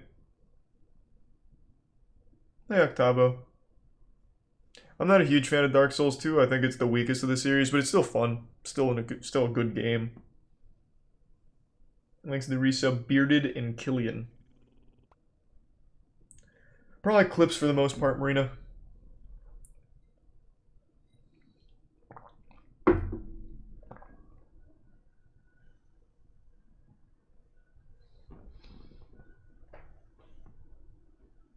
What's up?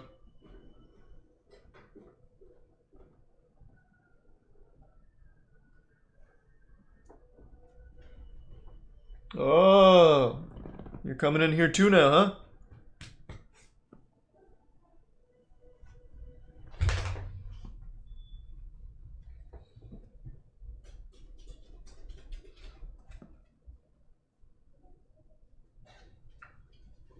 Yeah, Dr. Stone Season 2's been good so far.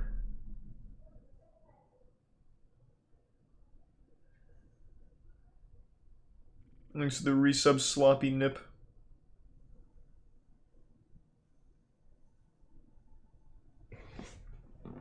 When am I going to start One Piece? Probably never.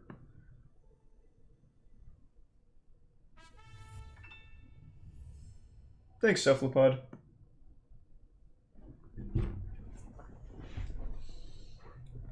Hold on, quick text message.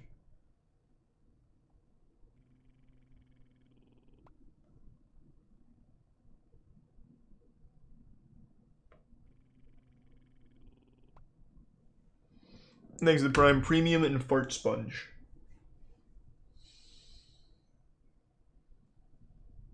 I don't know electronics. I'm just assuming I haven't. Thanks to the Prime Boy Yu. Any games you're excited about? Nope. Fuck video games. Bunch of goddamn nerds playing video games.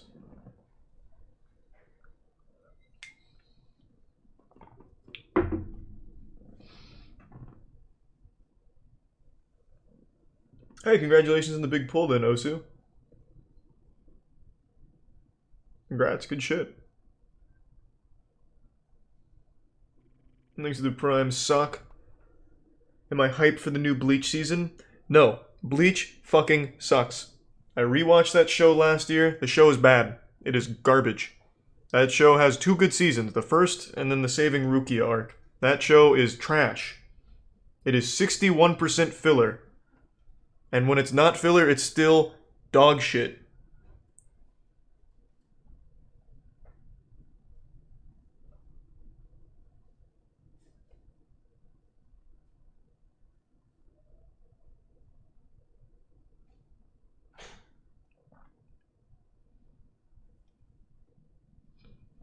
Yeah, I'm gonna continue Dark Souls 2. Not tonight, but in general, yeah, of course. I'm gonna finish them all.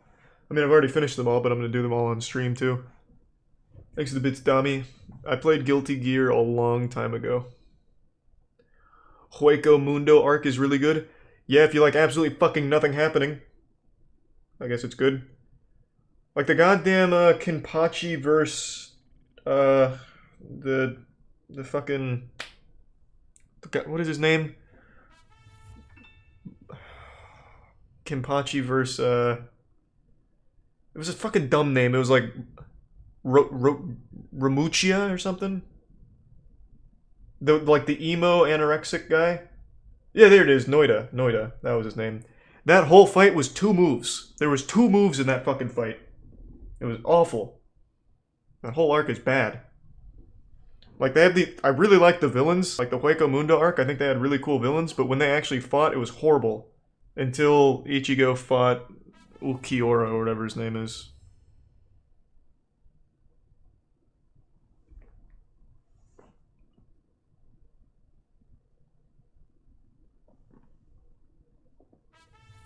Thanks to the tier 1 Meowington. I can't play the ukulele very well. I'm sorry, Hawaiian. Thanks to the resub, Shaggy. And thank you, McCannon. And probably Marina. And no GTA tonight, Spencer. GTA tomorrow.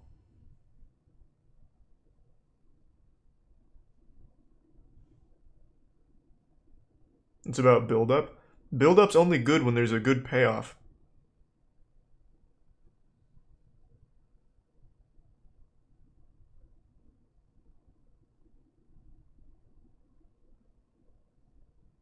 Chainsaw Man's coming. I hear that one's cool.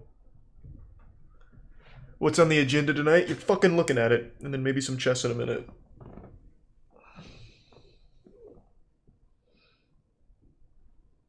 Happy birthday, memes. Hope you have a good birthday.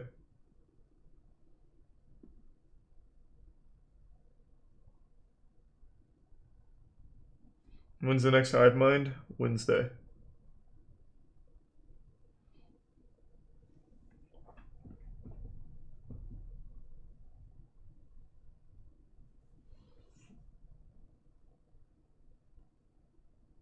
How's the Skynet game going? I'm not developing it. I don't know, but I'm excited for it whenever it does come out. Chainsaw Man's gonna be the next One Punch Man in terms of animation. Every big animator wants to work on the show. That's very exciting.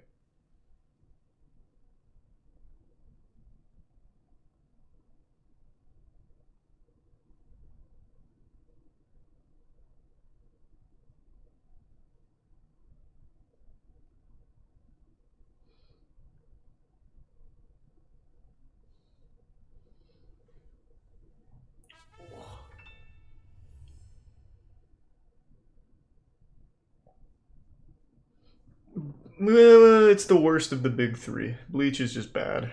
Thanks for resub, Kelwin. It's just not good.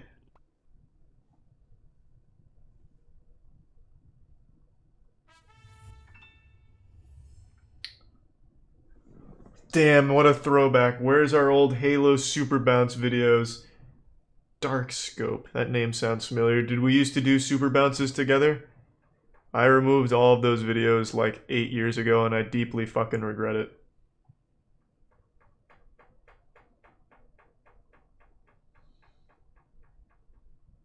I had so many fucking videos on YouTube I deleted and I can't get them back.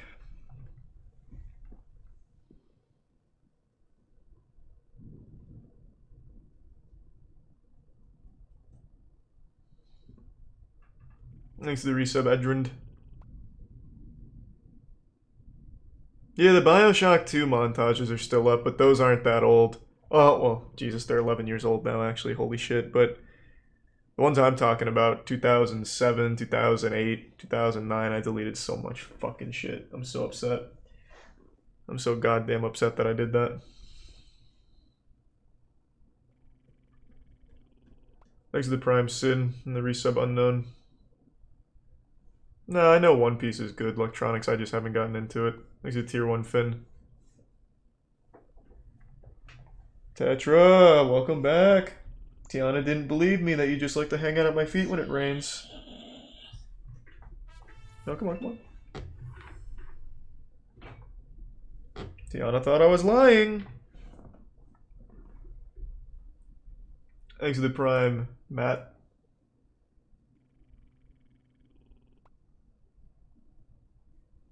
What are the big three? My 2 testicles and my cock would probably be the big 3. I don't know what isekai is. Sounds cool though. I've heard that before.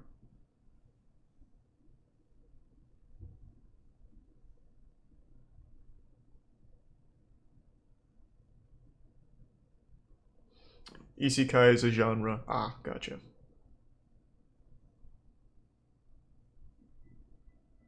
$99, Nick. Jesus Christ, no it's not. Is it? 89. Fuck, I blew it.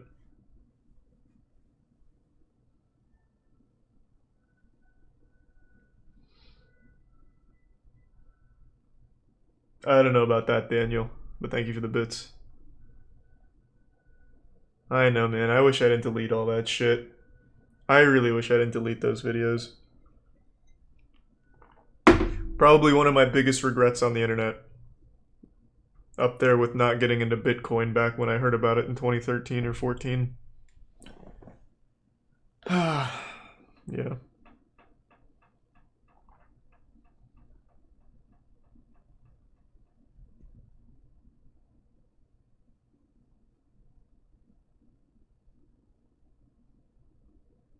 Thanks to the resub, good joke. Have you found your Bitcoin password yet? Nope.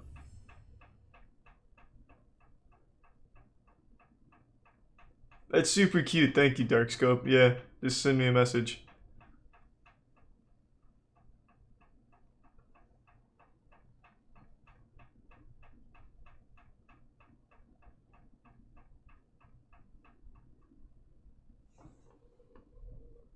I would, so, no. If I got into Bitcoin in 2014, I would have held forever.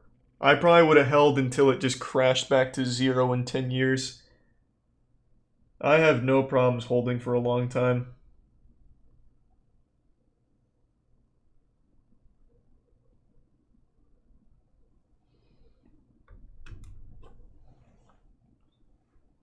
Thanks to the resub, Giant Egu.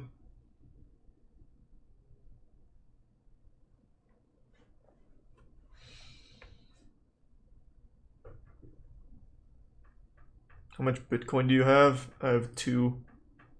But I can't access them, so it's kind of worthless.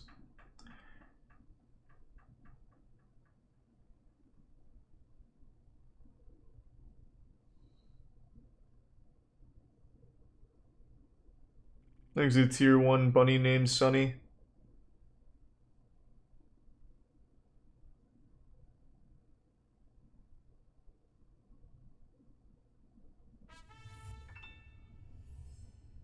Oh, yeah, yeah. Then like re-zero then, Aaron? Yeah, I like that shit. Are bitcoins like real coins? No, they're better. They're imaginary. But they're worth a lot of real world money, baby.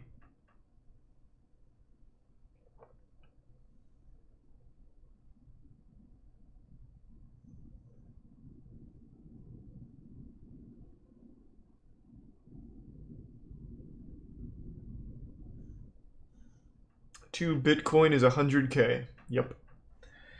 Yes, it is. That doesn't help me get my password, though. Because I have no fucking idea which wallet I sent them to, so kind of worthless. I'm about to rip some ass, though. That should help. There we go. Thanks to the resub error.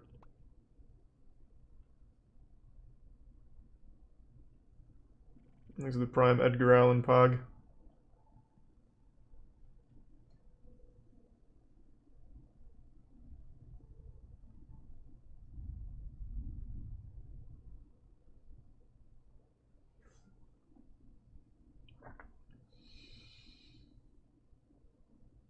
Can you say you forgot your password? I don't think you're understanding how the wallets work. I don't know what wallet I sent it to, and regardless, even if I did find the correct wallet, it's not the same computer. So I also know I didn't save the, what is it, like the recovery string? It's this random string of characters that you're supposed to save, which I did, but on an old computer that I probably don't have anymore. Thanks, Resub Waffle. And Oni. And the Resub Poison. Can't you email them? Yeah, I'll just email Mr. Bitcoin. I'll see if that could help. See if he can give me a little troubleshooting. Thanks to the Resub Hitman Thunder and the Prime J. Fucking wish Bitcoin had a customer support, goddamn. Would have saved me a lot of trouble. I don't know what that is, Chad. Thanks to the Prime Cammy.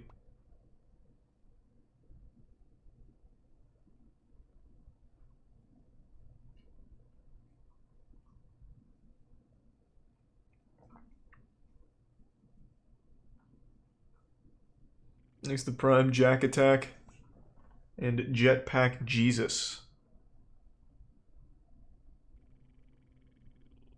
No, we did YouTube a couple nights ago. We're not doing YouTube again tonight.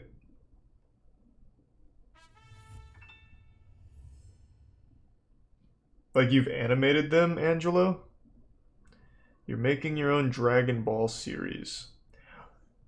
This is a shot. I think I'm wrong, but are you the guy behind Dragon Ball Absalon? Thanks to Resub Jade. I remember when Dragon Ball Absalon hit YouTube, that shit blew me away.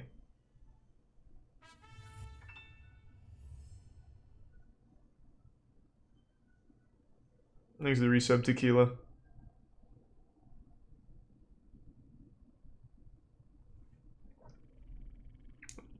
I'm gonna do chess later, probably.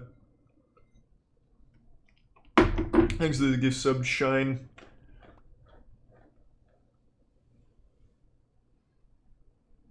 NFT is a blockchain for art. Ah. I'll put some money into it. Fuck it. Anything that's cheap, I'll throw some money into just for fear of it blowing up one day.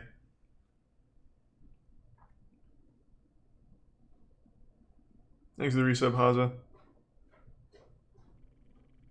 And the tier 1 Tac Medusa.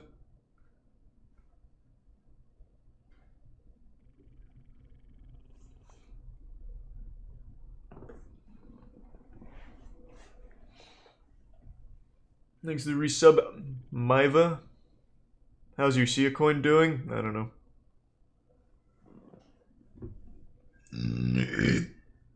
There we go.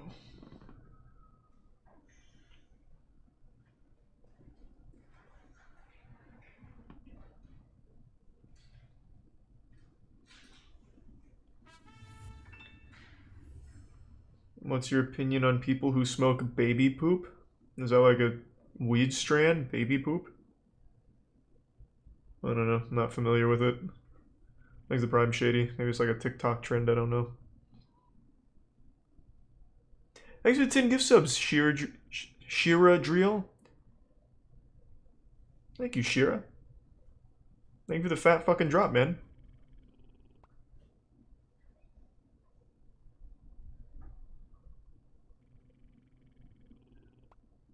Why delete its shade video? What are you talking about? I didn't delete shit. Thanks to the resub Zowal.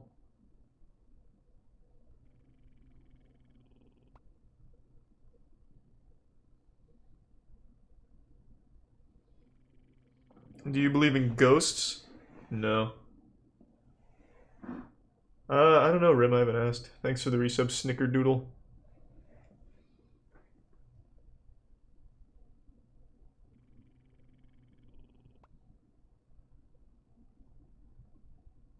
Hey, Gothic.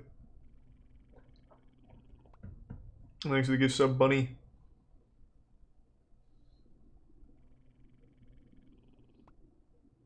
Yeah, that sounds about right, Silver.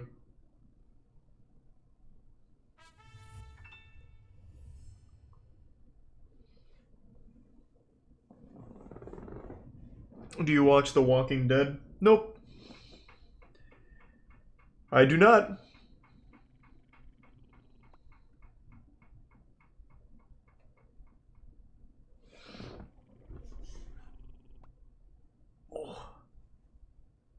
I've not tried Valheim yet, but I will. Good stretch.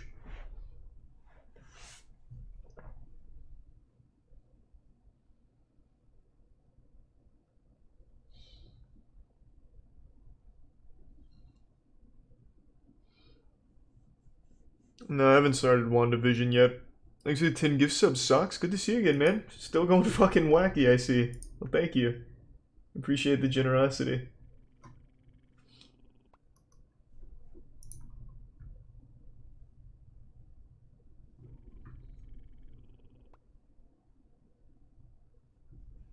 Watching any good shows right now? Yeah, they're all anime. I don't know, Kageyama. I don't know.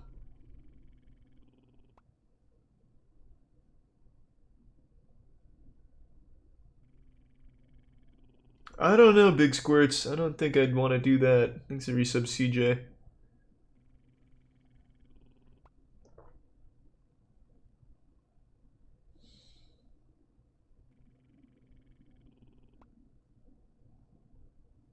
What's the craziest thing that's ever happened while you were streaming?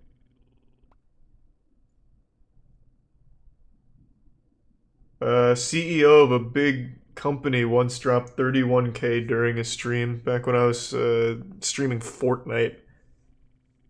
That was a fucking crazy night. I'd never experienced anything like that, and haven't experienced anything like that since. That was on a whole nother level.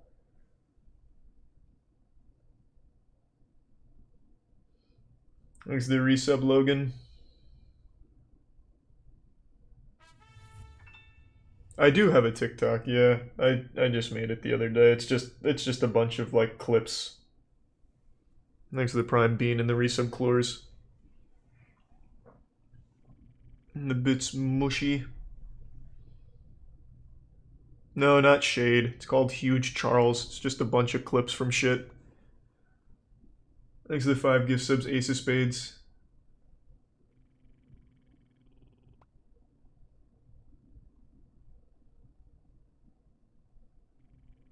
Was it 31K subs or like money or bits? It was 31K raw. So a 31K dono. Thanks for the resub, Harp. And the gift sub, Bunny, again. I'm not gonna like reveal the CEO. He probably doesn't want to shit out there, but his name was Urara. Urara Hikari. I wanted to make sure it wasn't a guy that just dumped his whole life savings into the stream.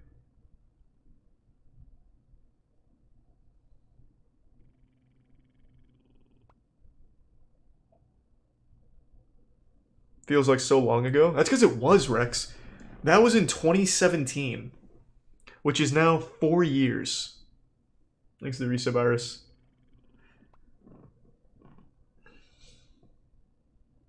Oh, thank you, Robert. Did you change your name? Thanks to the resub, Snack. Perhaps Nux.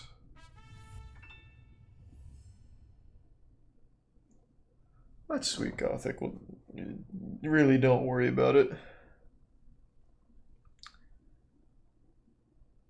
Thanks to the resub, Paquito.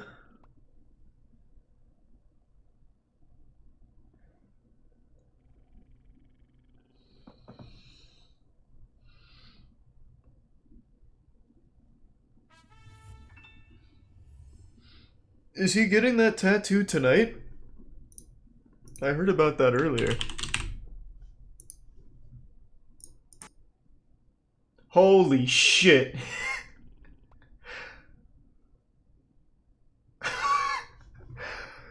Alright, hold on a second. I'd like to preface this by saying I'd strongly recommend against this. but that's very sweet. It looks great. Hopefully it's a talented tattoo artist. Otherwise, I'm gonna come out here looking like fucking one of Chris Hansen's bait children.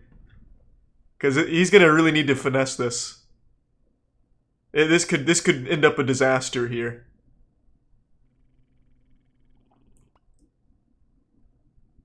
My God.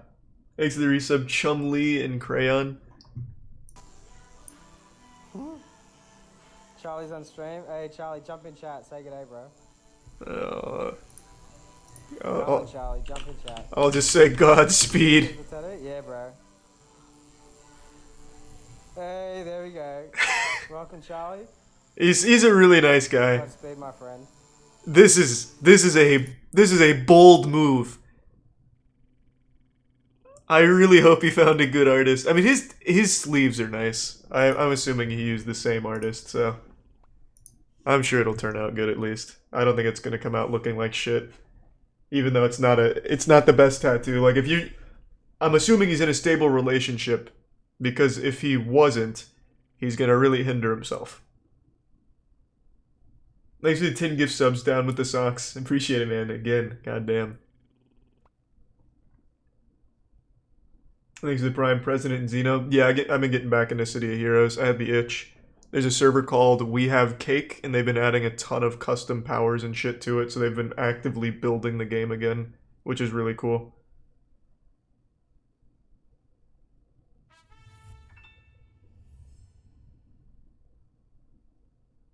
Yeah, Dank, and they have a whole lot of custom powers, custom archetypes, even like brand new like animations and shit. Like they've done a lot. Thanks to the Prime Shots and the Resub Gator.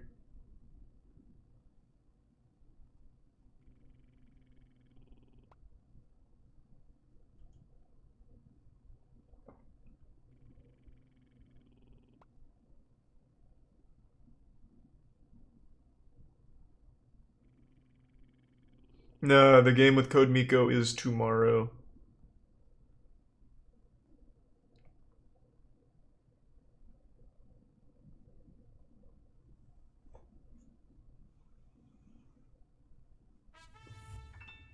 I disagree, gamer. I think it's for strong men and women. Thanks to the resub Sunny.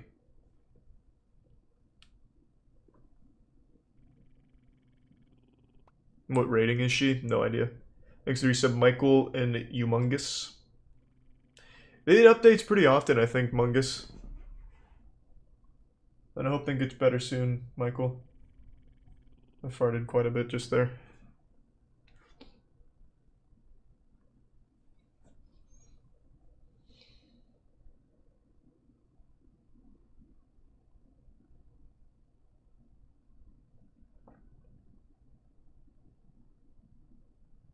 Do you read manga? No, I do not read manga. But I do like it from a distance. I like it when it moves and they animate it. But I'm not a big reader myself. Thanks again, Socks. Jesus Christ, man. Even the fucking Big 10 gift subs again.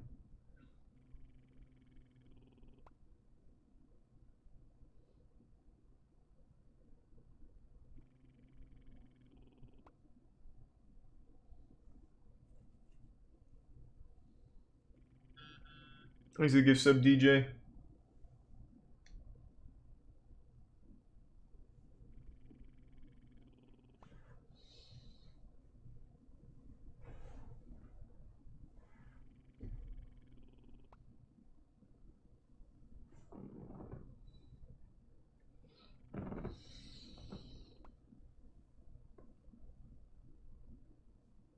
What's the worst anime you've seen?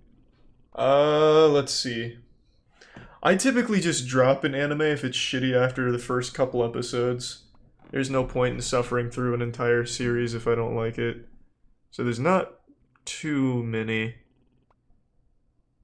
I'd have to really fucking think about it. Thanks to 2 gift subs, Brick, in the Prime. Abomination.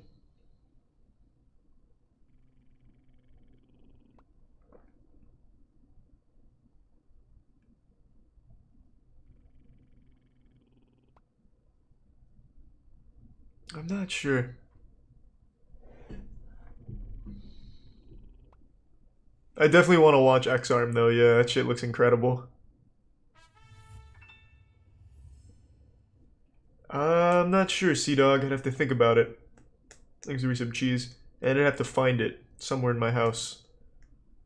And I also would have to still wear pants under it, because otherwise my cock and balls would fly out the bottom.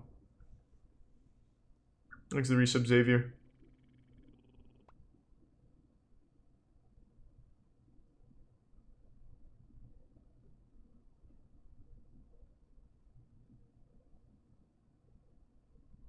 Thank you, the 5 gift subs, Doggy. Good to see you, man. What the fuck happened to 7 Deadly Sins? Oh, yeah! Did you guys even know the new season of 7 Deadly Sins is out? I had no fucking idea. Nobody is watching that show anymore after how bad Season 3 was. I didn't watch Season 3. I still have to catch up. But yeah, apparently nobody watches that show after how horrible Season 3 was. It's crazy. I've never seen a show go from like one of the most talked about shows to a show that literally nobody watches. Thanks to the Prime Drip and the resub Turtle.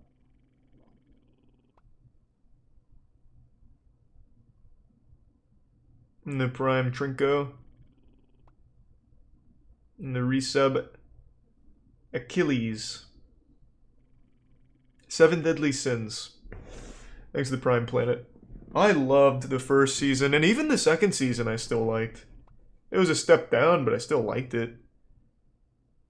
Thanks to the, goddamn, thanks to the 10 gift sub, Socks. And the resub Quartify and the Prime Kitten. Fucking madman, Socks. Escanor is so goddamn cool.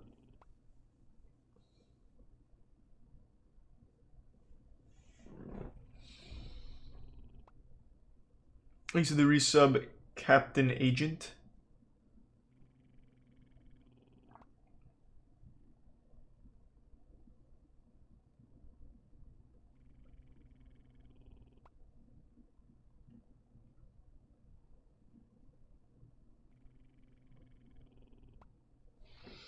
What do you actually think about Rick and Morty? I think the show's really good. Thanks to the 3 gift subs, Into. It's just the fan base that really kind of fucked up its reputation. Not their fault. I still have to watch X-Arm. I'm excited.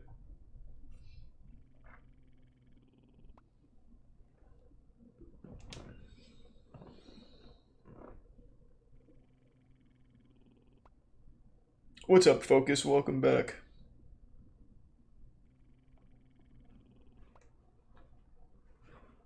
Thanks for the 5 gift subs, Sucks.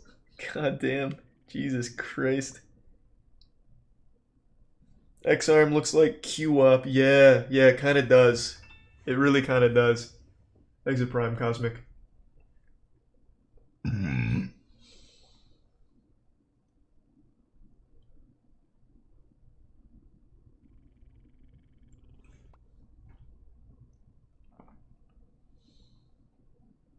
Thanks to the tier 1 Il Cool J.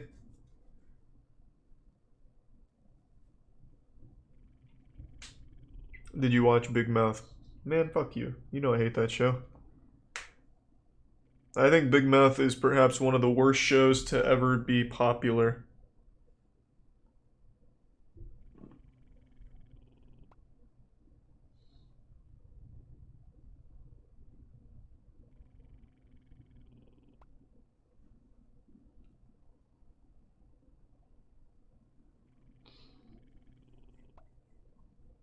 How is that show even going on? I have no fucking idea. I have absolutely no goddamn clue how Big Mouth is still going on. I don't get it. I do not fucking get it. I have watched like 5 full episodes of that show because Tiana's watched the entire goddamn series, so I've watched quite a few episodes. It is insufferable. And the amount of fucking times children are jerking off or like flicking their bean it's weird. Like, it's super weird. Like, that's the joke. Like, hey, watch this 9-year-old jerk off.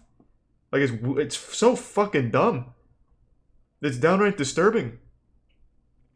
There's a whole song where, like, it's all about girls being okay with their titties and vagina, so they have like little naked kids running around in like a spa. So fucking weird. There's a tier 1 Aisling Fox.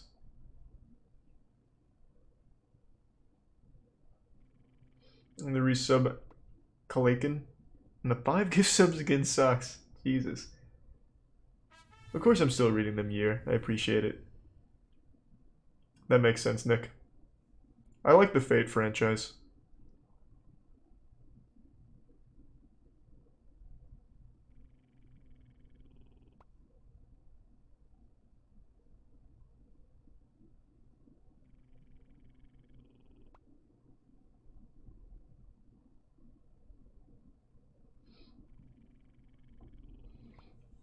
Do I like Kiritsugu? Oh yeah, I think Fate Zero is the best of the Fate series. Fate Zero is really good.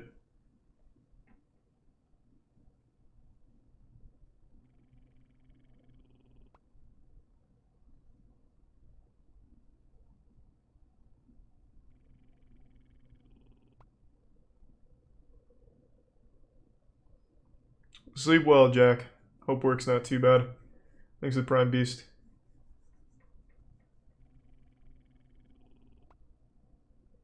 Thanks to the resub render. And a terrible, terrible noodle.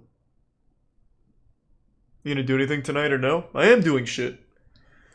We're hanging out, shooting the shit, talking about the important things. And I'll probably do some chess in a little bit, yeah. Of course I remember that, Cabby. Thanks to the 5 gift subs, Ace of Spades, and the resub Annoying Individual. Thank you, Ace. You just made it up, Cabby, that's all.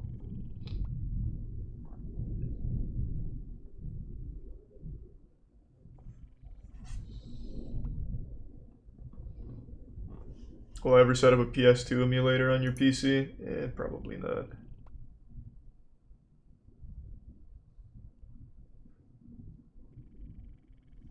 Thanks for the God, Jesus. Thanks for the 10 gift sub sucks. Jesus Christ, man. Holy shit. I really want to make sure you're not like actually hurting yourself with these socks. It's getting to be like a ton. So I hope you're like a GME millionaire or something, man. Goddamn. And of course, Astolfo.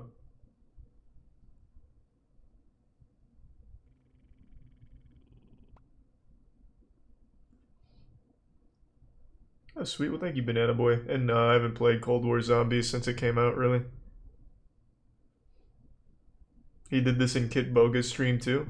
Oh, he watches Kit? Good taste. Thanks to the resub, Jordan.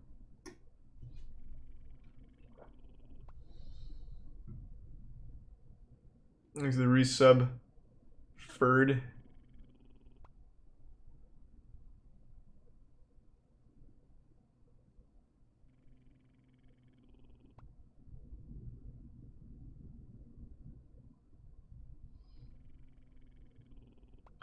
I've only heard about it from Chat Noodle.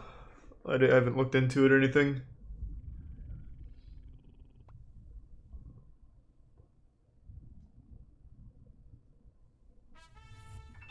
Thanks to the Prime, I am unnamed. And the tier 1 Emperor or Emperor Onion. There it is, I see it. And I started One Piece quite a few times, we just never got into it. Holy shit.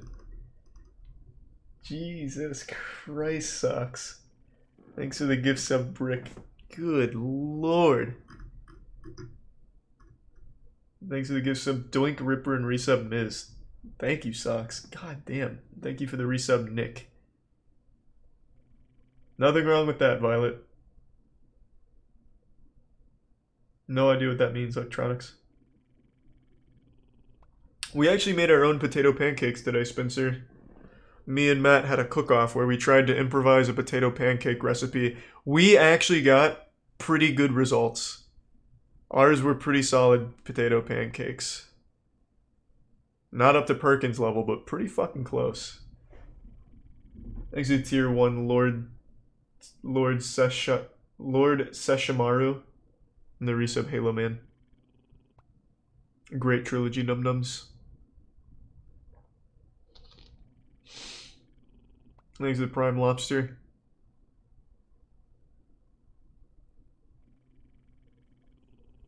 Not very long at all, Focus. Thanks to the Prime, Charlie.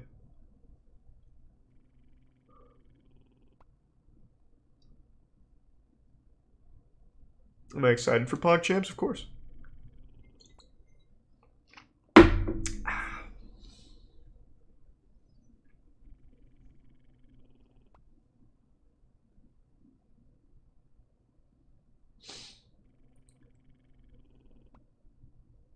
Favorite Chiodos album? The one with We're Gonna Have Ourselves a Champagne Jam. Have you mastered Japanese yet? Close. I'm very close.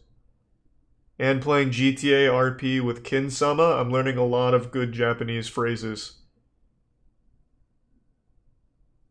Thanks for the gift sub again, Socks, and the resub Crow.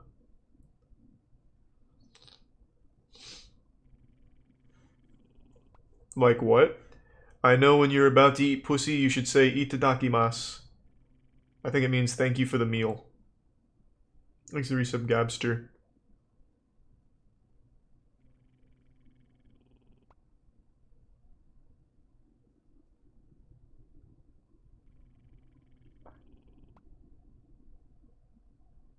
Nice, Gothic. Enjoy them. They're gonna taste great, I'm sure.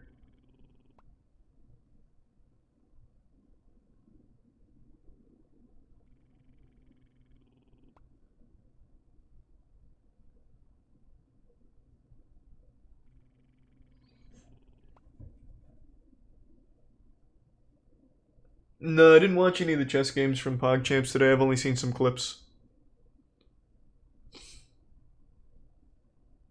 Oh, no worries at all, Electronics. I appreciate the generosity. And thanks for the resub, Luge.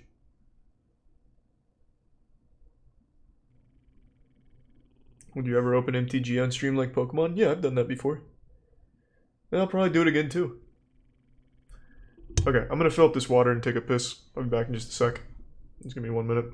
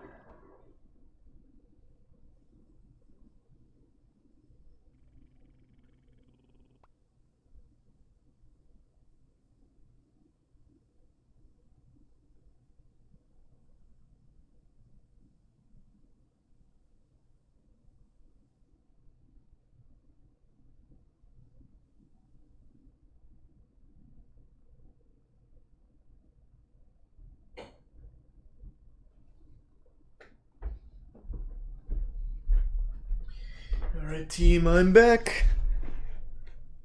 Whew. Thanks to the resub Ellie and Zero.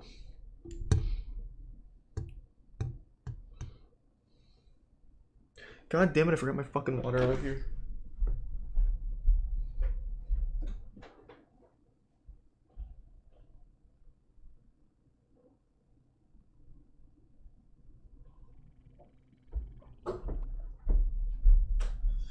Alright, now I'm back. Thank you for the 5 gift subs, Socks. I watched one episode of King Ganashira. Didn't get much further.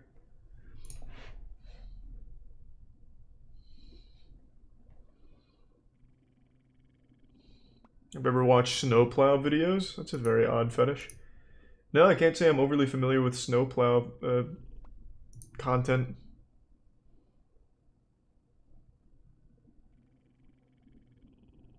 Yep, still rewatching Naruto. Just got to the point where Naruto seal broke and he punched the fuck out of Haku. Now Haku wants to die. So I'm not very far.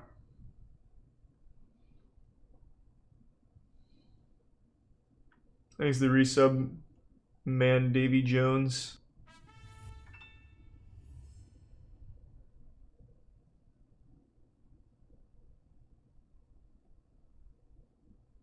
Yeah, just tell me what it is, Angelo. I'll check it out. Thanks to the Prime, Basili, and Holy Train and resub Spider. I have not tried Szechuan sauce.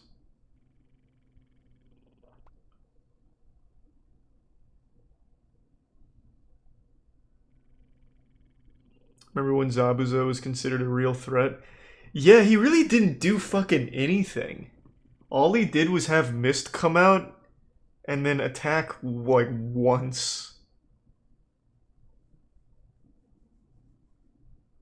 Thanks to the bit soft and the Prime Mac hand. What he made in Smash? Falcon. Most things, Varus, yeah. Yeah, I've watched it all before. I finished Naruto. But I'm rewatching it because it's been a long time. Thanks to Tier 1 Prometheus. Oh, I didn't even see that, Brick. Well, thank you, Socks, if you did 10 while I was away. It didn't even show up on my shit over here.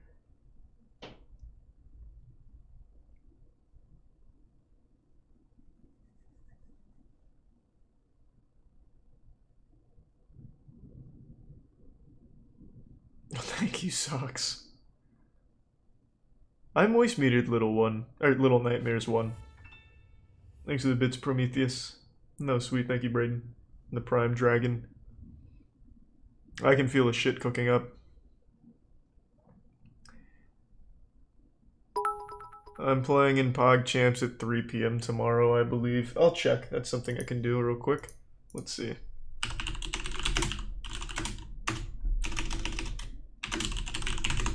PogChamps 3 schedule. Let's see. I play... Here we go. 12 p.m. PT, which is 3 p.m. EST. I play Miko. Ludwig plays Mr. Beast after my game. Very interesting. Thank you for the 10 gift subs again, Socks. Jesus fucking Christ. And thanks to the resub, Brian, and the gift sub again, Socks, and resub, Blake. Sleep well, Bind. Is it Eli? I hope you feel better soon, Eli. Thank you for the $1. And thanks to the resub, CLM. Why don't you talk in your Discord? It's just because I'm honestly not on Discord very much. That's really about it.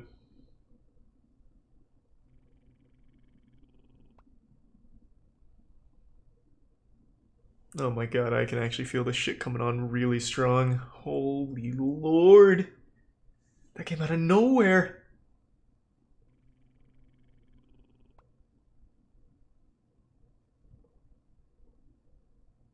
Yeah, I just peed and I didn't have to pee shit at all, but now I do. But I'll hold it in. I'll let it mature a little bit so we can space it out.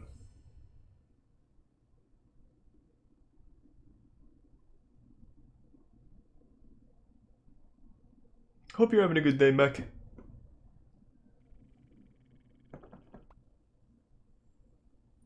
No idea, Juan. There's probably not enough packs in the world. You eat a lot of fiber? Yeah. Thanks to resub Ginger. You can just tweet it at me, Angelo. I actually check Twitter quite a bit. Embarrassingly enough. Can you play Rainbow Six Siege? Yeah, I don't think I'll play it tonight, though. The last time I played it, I did have fun, so I'll probably do more Rainbow Six Siege. I'll give you 100,000 bits if you shoot heroin. Sounds like a pretty good deal. Thanks to the resub, Spriggan. Yep, we watched the PewDiePie track last night.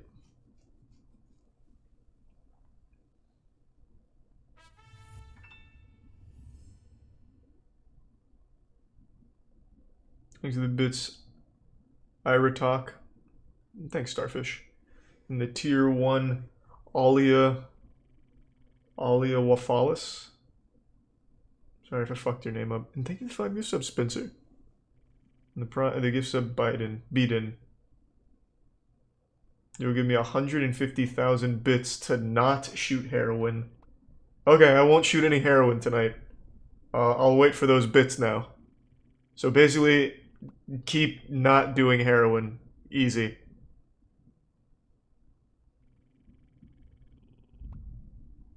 Thanks for the gift sub again, Beaton and the Prime Parson.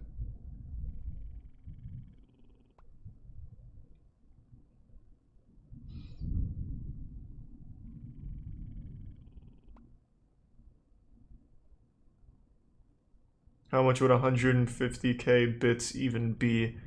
They're pennies, so 150,000 pennies is $15,000, I believe.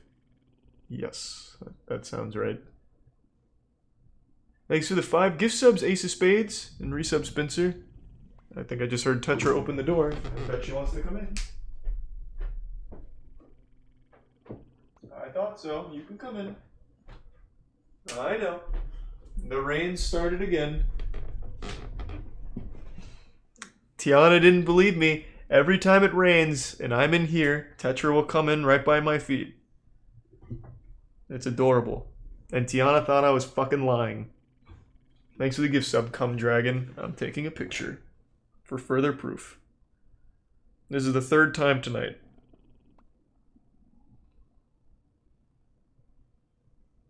No, it's not even really storming. It's just raining.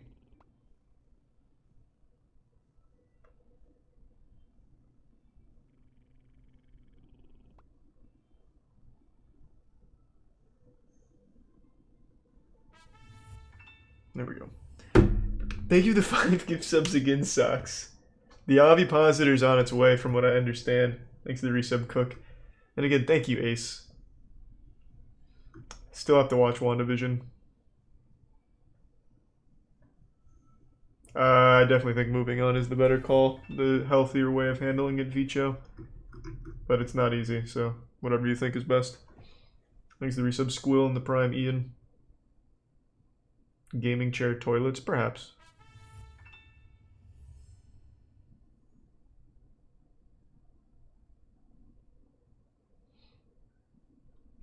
Yep, watched Willy's Wonderland last night.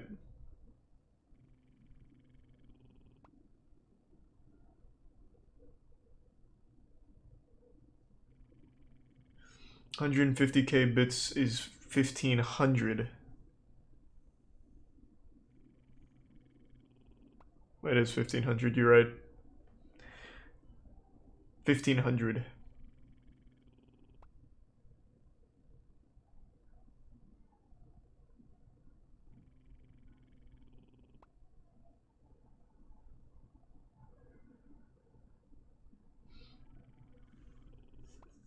Have you considered trying out Spelunky 2?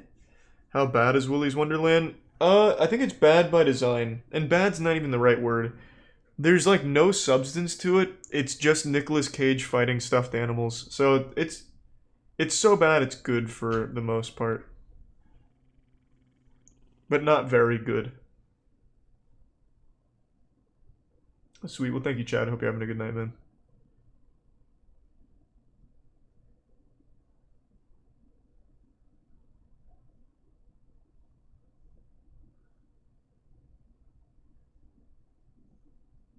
You've officially watched Stranger Things 11 times.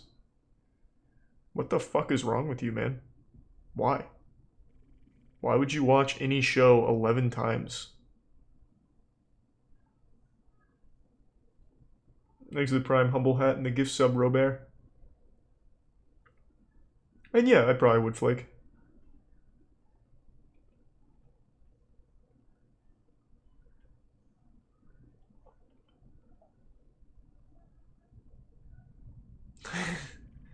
Thanks for the 5 gift sub socks. Zombievers was pretty bad. Like, not even... It was bad on purpose. Like, it was supposed to be a bad movie, but it was really fucking not good at all. Thanks for the Prime Bin, Unicorny, and resub Fresh Brew. Your friend watched The Office 14 times. I can understand watching a comedy multiple times to keep getting like ha-has out of it and laugh at the jokes, but watching like a story-driven show 11 times knowing full well what the story contains at every step of the way kind of defeats a lot of the purpose.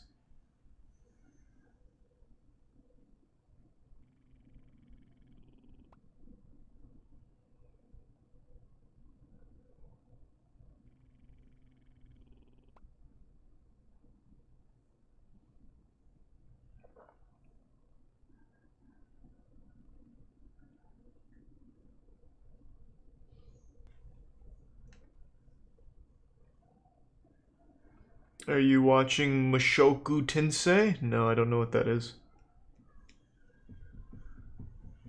You watch any shows multiple times? The only shows I've watched more than once are Code Geass, Death Note,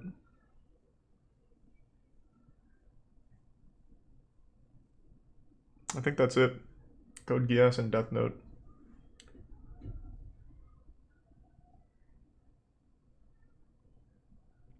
Thanks to the resub, Unattainable. Oh, and I guess Bleach.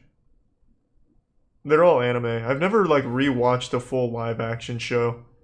I don't know why. It's just always anime that of the 3 that I've rewatched.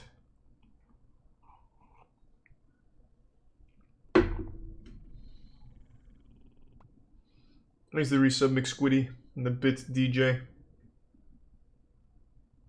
Not wrong, Spencer. Yeah, I'll probably shit here in just a second.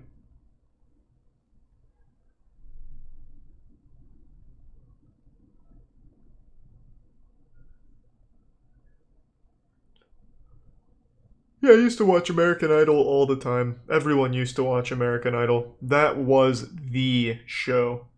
Thanks to the 5 gift sub socks. Again, man. God damn!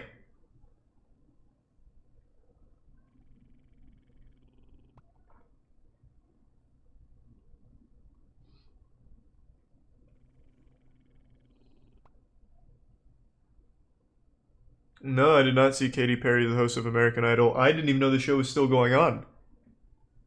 Who the fuck is still watching American Idol?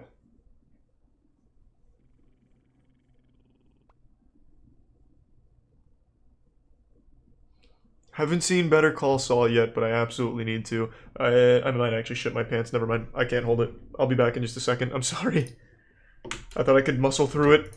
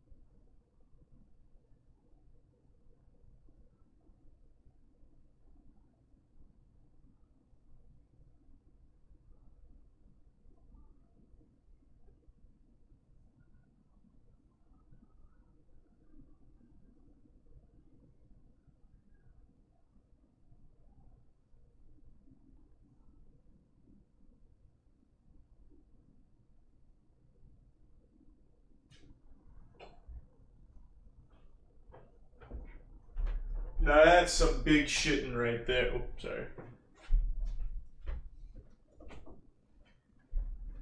That's some fucking prime time shitting. Oh. Yeah, fucking gamer gunked that bad boy up. Thanks to the resub Little Lamb, Kayleen, and Meeps. I was apologizing to my dog. I accidentally closed the door. Thanks to resub Mills.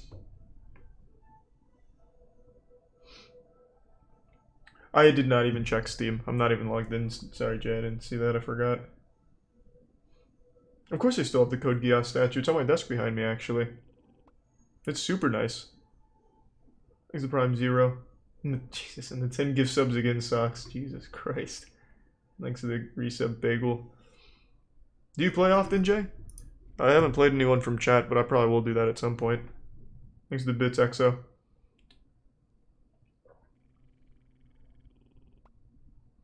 Is he almost done with the tattoo? I still have the stream pulled up. Let me check. Yeah, it's getting close.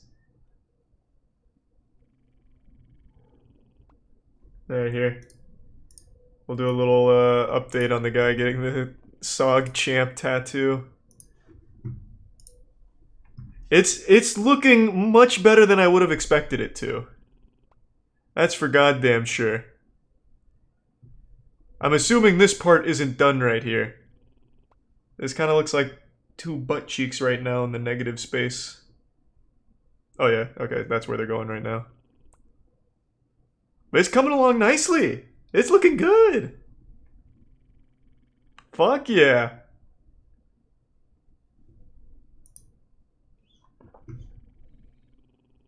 Alright, we'll check in again in a little bit.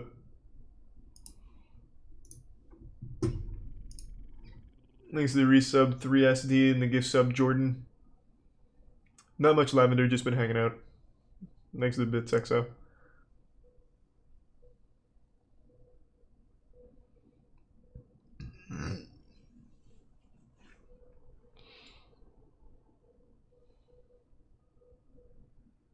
What's the drama in the pegging community? I'm very interested. What's going on in the community of people who like pegging? Hit me.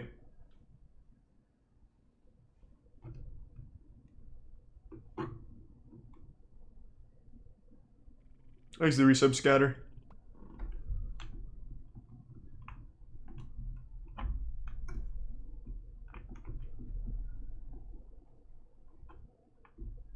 And thanks to the resub Big Mike.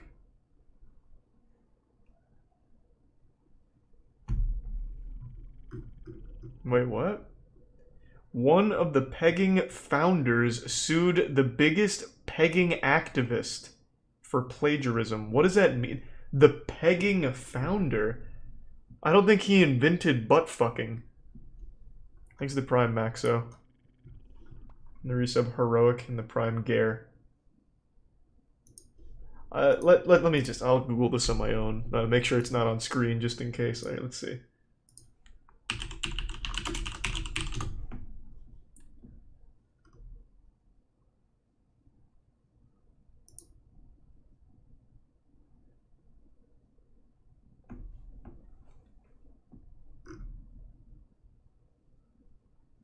The first known pegging scene in film, long before the term was coined, was in 1970 in the film Myra Breckenridge, based on the novel of the same name by Gore Vidal. The first explicit pegging scene is believed to have been seen in the 1976 pornographic film The Opening of Misty Beethoven. That's a classic, of course. Of course, Misty Beethoven. Yeah, I'm not seeing anything about a founder of pegging.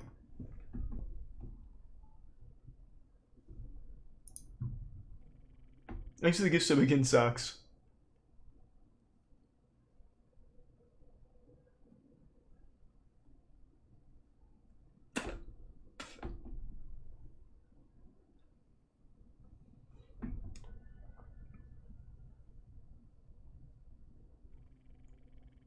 Thanks to the resub egg.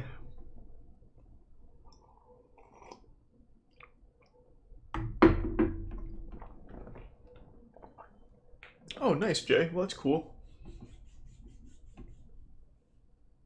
Yeah. I don't play a ton off, but sure. If I'm on, you can just send me an invite. Yeah, maybe playing Valheim with Danny, Matt, and Jackson at some point.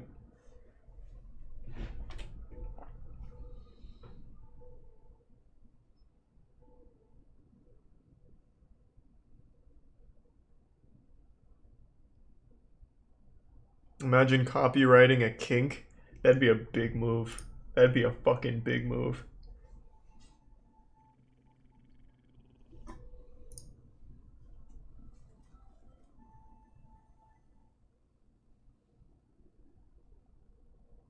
Oh, I think the tattoo's done. All right, yeah, hold on. It looks like it's getting close, if not already there. Maybe flip the camera. Let's go. Let's go, boys. Let's see it. Thanks to Jay. Mine all good. Let's go. Probably he was probably so disappointed to see the tattoo. He's probably like, oh, I have to draw this fucking guy.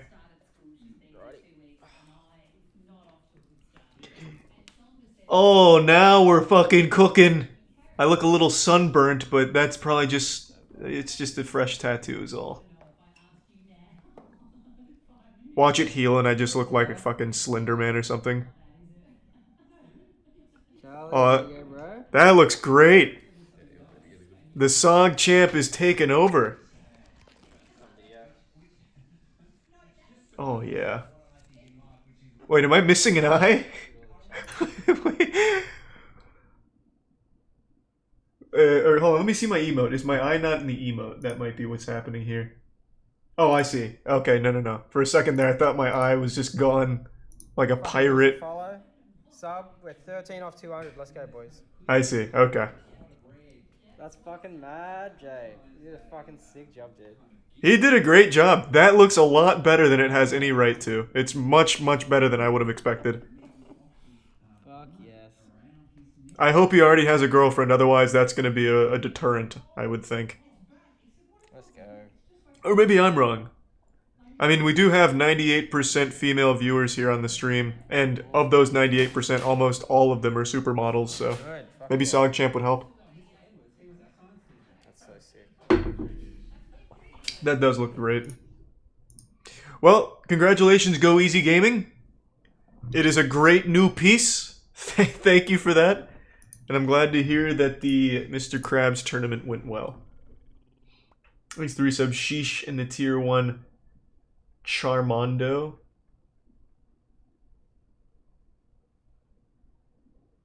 It's just Turbo Fisto Monk. It's just, you can publicly challenge. So when you see me on, you can just challenge.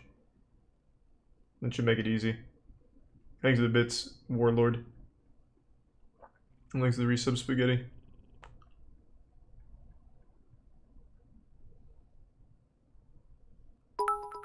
And thanks to the bits, Prometheus. Of course. Thank you for the 5 gift subs again, Ace of Spades. Appreciate it. Thank you again.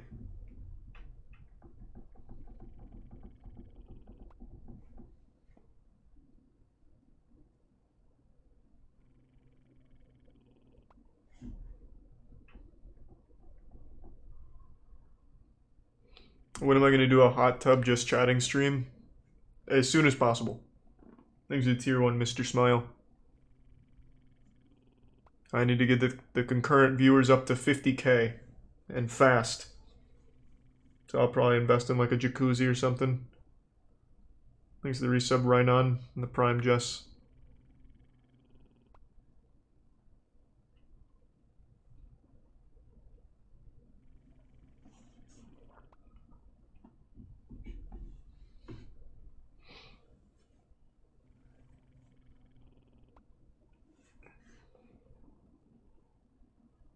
Yeah, I played Tarkov only once or twice though. Fully nude just chatting stream. I can't do that. That's too far.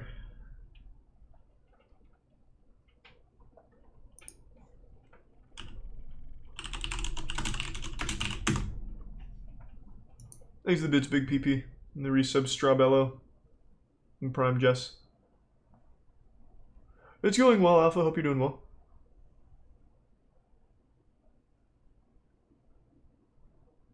Thanks to the resub, Jason.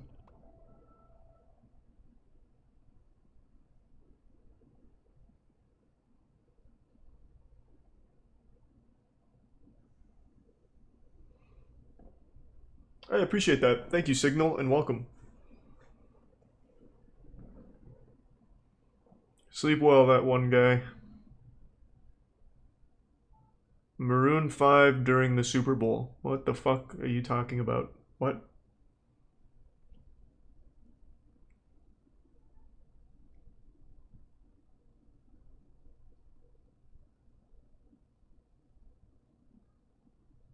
Opinions on Twitter controversy. Are you talking about GTA RP or are you talking about like real world Twitter shit?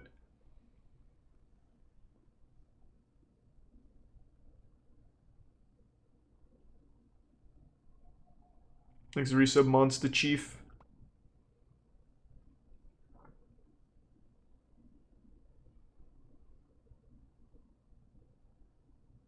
I haven't decided yet, Ethan. I might do a couple of chess games with Daniel here. A little extra practice. Thanks to Tier 1 Buttercups. And thanks to the resub Princess Chanty. And Ad Lopez. But I'm not sure. I know Miko's not practicing, so I'd feel bad if I practiced the fuck out of it. When she hasn't been. Thanks to the Prime, Callie.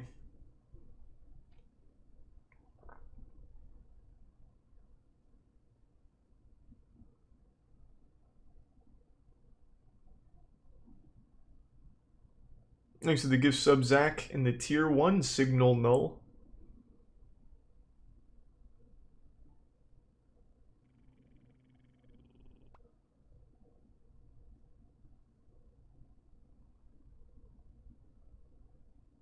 When will Bearded Shroud finally awaken? Thanks to Tier 1 Shrek's Mouth. I need to choose another shooter and just commit to getting good at it again like I did for Apex back in the day. But just none of the shooters are really jumping out at me. Valorant is okay in short bursts. Apex, I just can't fucking stand Battle Royale. Siege is just not a great stream game if you're not into the game already. Because it's really slow. I still fucking love the game, but for stream, I know a lot of people don't like it. I just don't think so, Dankin. I can't handle Battle Royales, man. I find it's just so fucking boring and so frustrating. Getting a shit drop. Holy shit.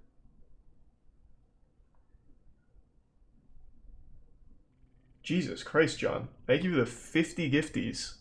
And the resub ImDef. And the gift sub Haslock and resub Lavi. Holy shit, John. John from out of fucking nowhere at the top turnbuckle. Good lord, man. Thank you.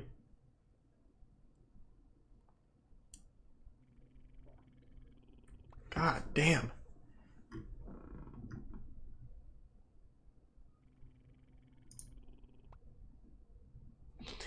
Yeah, but even getting into fights though, Dankin, just getting third-partied sucks.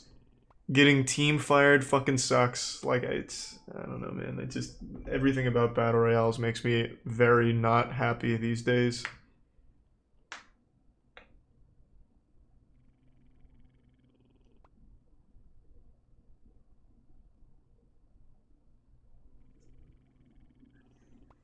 Thanks, Dane Meat. Favorite wrestler is Kane, Stone Cold Steve Austin, Goldberg, Booker T, and Undertaker.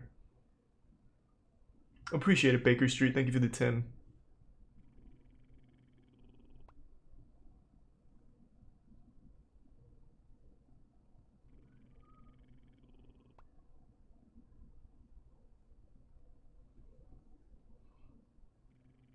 Am I ever gonna get back into Destiny 2? Yeah, probably. We'll probably rush to get prepped for the next raid.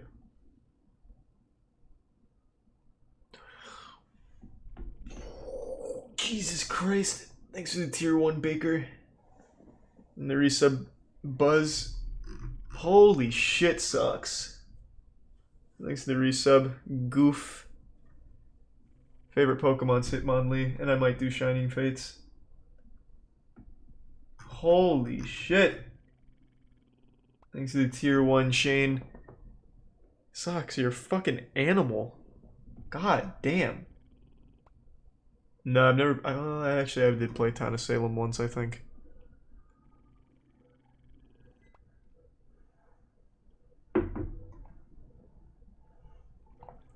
Holy lord.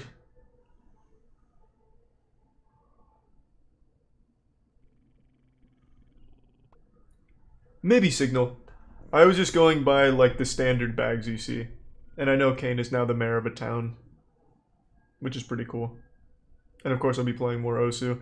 Like I said, I want to do like a full-on Osu tournament. I just need to figure out how to do that.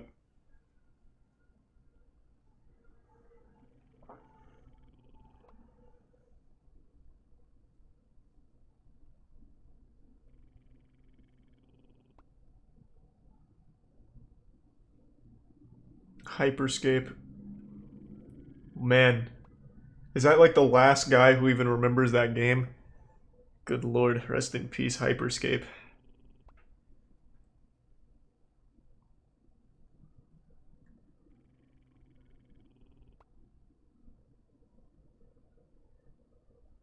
Thanks for the resub, Ghoulish.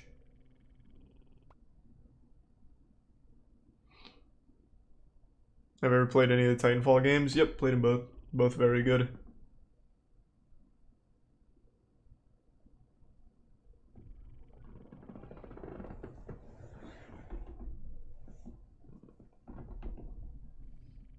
I liked Hyperspace. It was a fun little arena shooter. It wasn't really a battle royale, which was nice.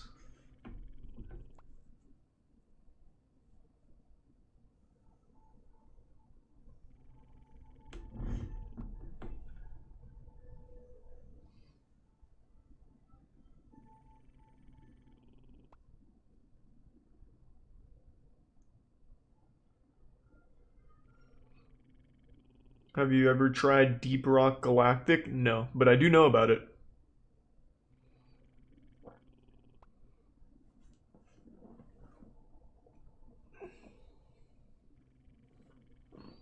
Have I ever tried crack? No, I've actually never tried crack. If you can believe it. Thanks to the resub, Rutabaga. And eventually I'll cut it a little bit, Rutabaga.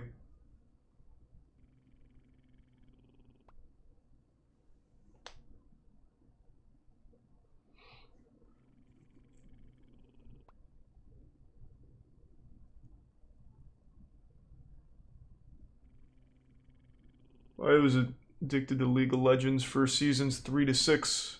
Kicked the habit, never really looked back. Every now and then I'll get the urge to play though.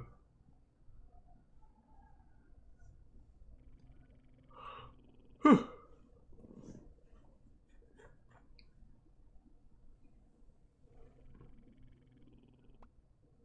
Did pay money. So, I don't have Wubby's asshole mold. Apparently he sent it, but I don't have it. At least, I don't see it anywhere. I mean, it might have gotten mixed in with some other shit, potentially, that I'll have to fish through, but I don't know where the fuck his asshole mold is. And also, I hope it's not his asshole mold, I hope it's the actual chocolate, because what the fuck am I gonna do with just his asshole mold? I can't make my own chocolate out of it. Thanks to the resub, Lobo.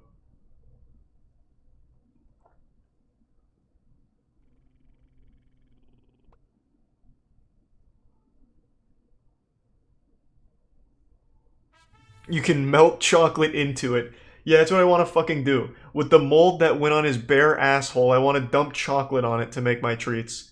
It's supposed to be going to an actual facility which takes the mold, makes a sterile mold out of the actual mold, and then turns that into chocolate. So if he just sent me his asshole mold without the middleman, like, all I can do is like frame it or put it in epoxy or something. Thanks to the Prime Vega and the resub Lauren. And the resub Corvention.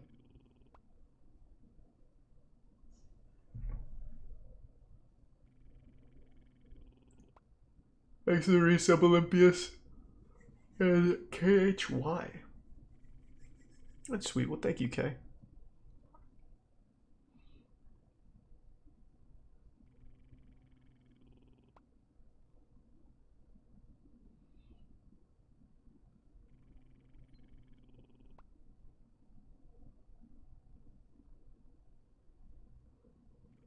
Thanks to the Prime Pig Dog.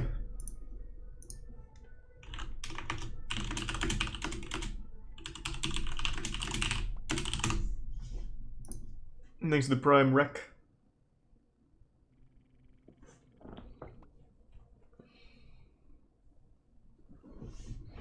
If the Earth turned out to be flat, would you cry? No. Not really. That'd be pretty fucking wild. I'd actually feel honored to be part of something so, like, huge. That would completely change everything. Have I played The Quiet Man yet? No.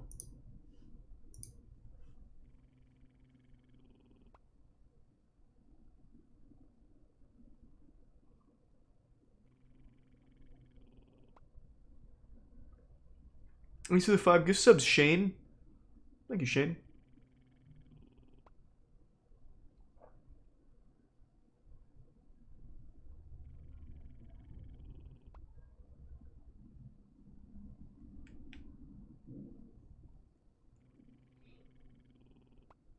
Would you apologize to flat earthers? Fuck no. Even if the world did turn out to be flat, fuck them. I mean, obviously this would never happen, but if it did turn out to be flat, my god, that would be huge. Thanks to the Prime, Waylon, resub Kareen. I would be very curious to see what would happen after that. Linked for sure, Isaiah.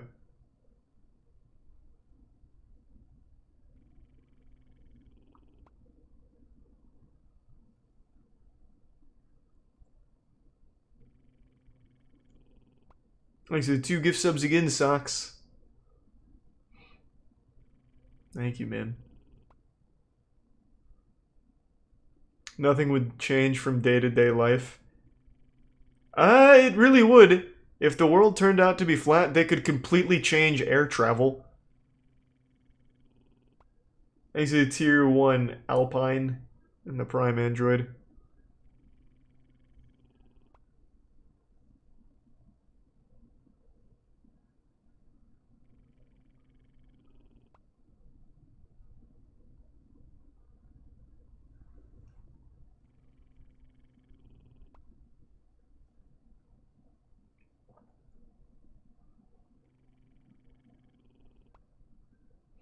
Are you gonna, what is that? I don't know what game that is. TBC. I haven't heard that abbreviation before.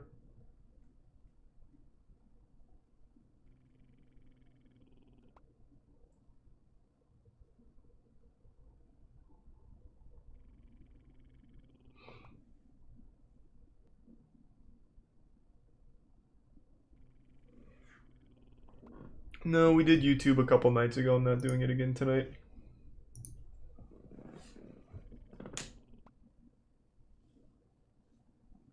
Do you think there's secret bases on Antarctica? Yeah, of course there's secret bases in Antarctica. That's just where they want a secret base.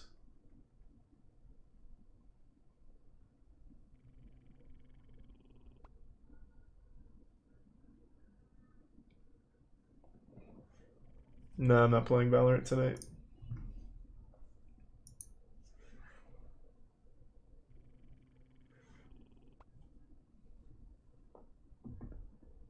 Thanks to the Prime Air Maven.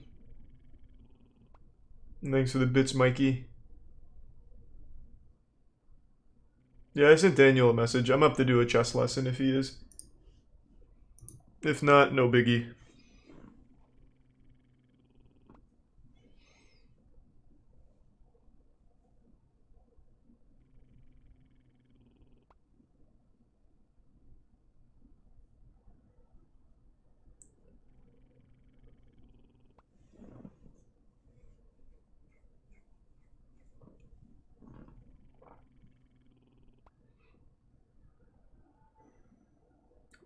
Playing random Steam games is just so time consuming. It takes so long to find a Steam game that's not just boring dog shit. It really is a fucking hassle half the time.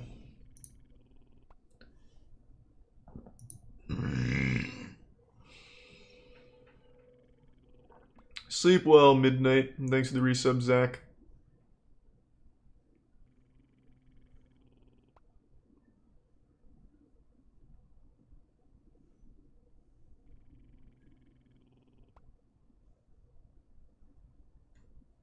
Hey, sleep well, Gothic.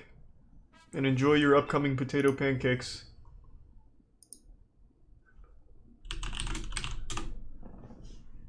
And thanks to the Prime Valor team.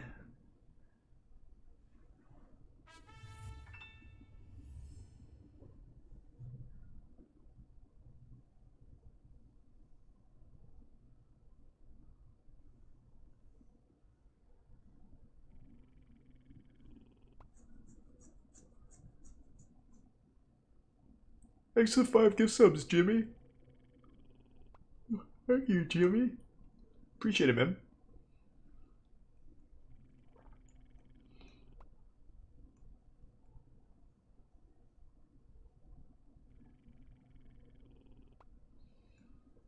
I've never played Slime Rancher.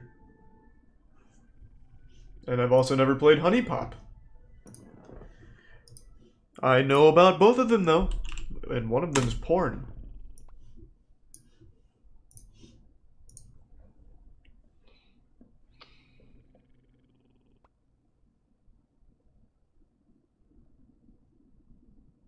There's a Prime Flex.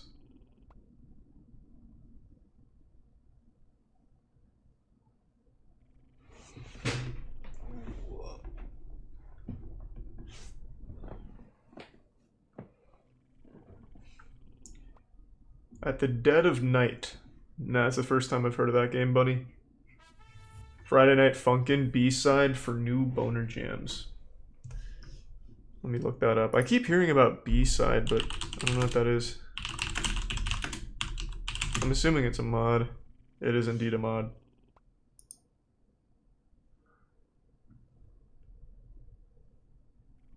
I'll look into it later, but yeah, maybe. Thanks to the resub Humbucker.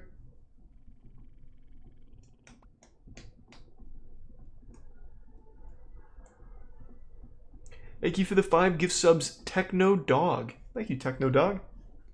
Appreciate the generosity. I've played the entire Dark Souls franchise and I fucking love them. Despite all of their many flaws, I love Darksiders. Darksiders is just, there's something about it, man. Like, the games are not great. The Darksiders games are just genuinely not, like, good games. But fuck, I just enjoy them. Thanks to the resub bucket.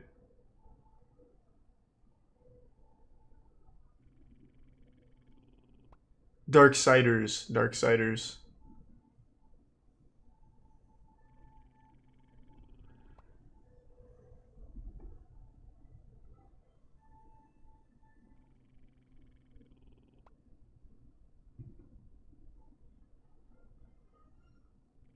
That is a very hot take, Dankin. Jesus Christ.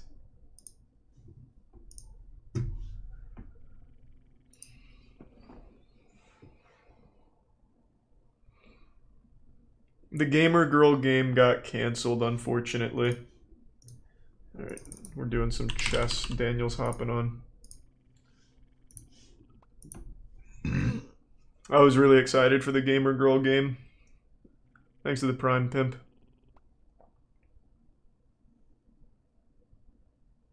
And thanks to the Bits Ice Cold and the Prime Tombo.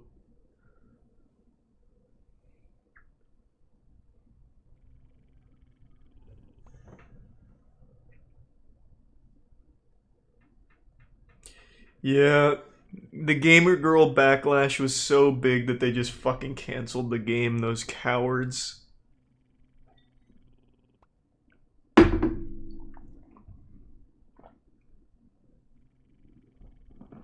Thanks for the 2 gift subs again, Sucks. I like turtles, yeah, they're pretty cool, ice cold. I did not play Darksiders Genesis, that is the only Darksiders game I did not play.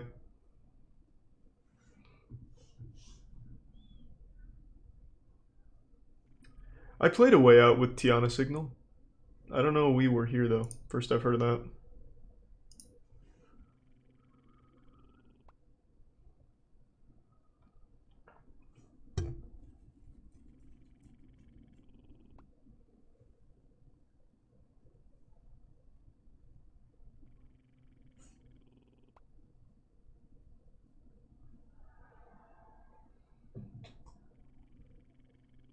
What do I think about cottage cheese? I'm a fan.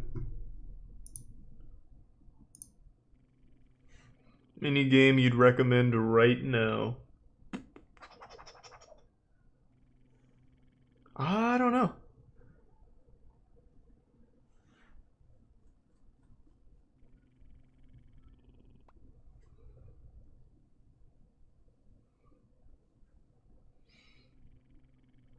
Got any pickup lines?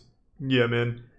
Typically, girls just like to hear you kind of presenting yourself in a really admirable way, something that makes them go, wow, this is a fucking man. So one thing I found that works for pretty much everyone is when you go up to a girl you're interested in, you just be like, hey, I watch moistcr1tikal streams. And it's not going to work every time, but the success rate on that one is really high. It's never going to be 100%, but it's pretty fucking close.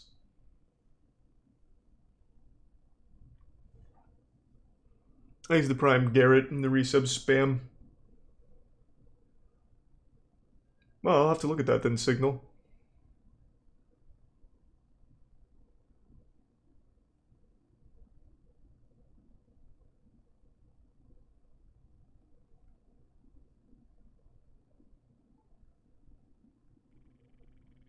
Thanks to the resub Apple Cider.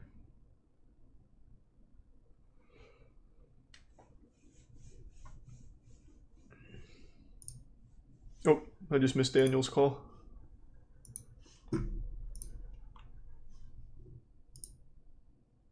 Hello. Big man, what's going on? Good evening. I'm good. How are you? Excited today? Yeah, I'm excited. Fantastic. Good thing the game is not too early. Yeah, thank God. Any chess before noon is just a travesty, in my opinion. I couldn't agree more. Thanks for 2 gift subs again, Sox. Yeah, I've had some pretty harrowing tournament experiences of almost oversleeping.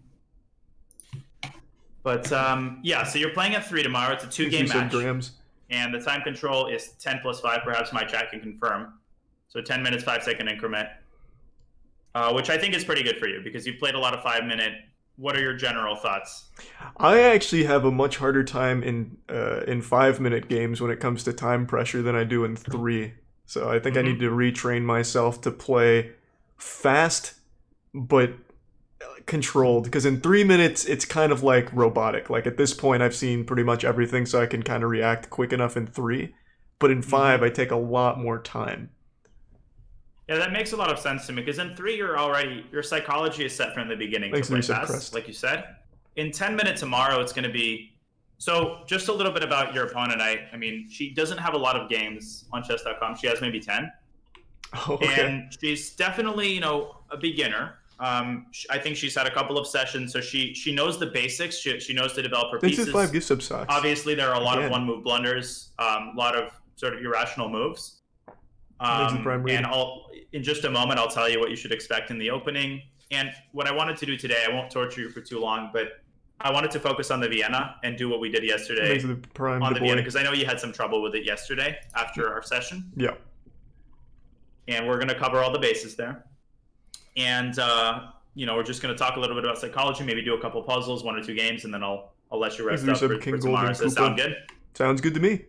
Yeah, so to the question of your opponent, you know, basically beginner, what are going to be the keys? I think, obviously, you can take your time in the opening. So, you know, you can take like a minute or 2 on the first 5 or 6 moves, especially because probably you'll face something unexpected by move 4. I mean, I think she's going to play conventional stuff first 3 moves. 5 again, Shane. Then she's going to play something weird, and it's totally fine to take 30, 45 seconds to react to that.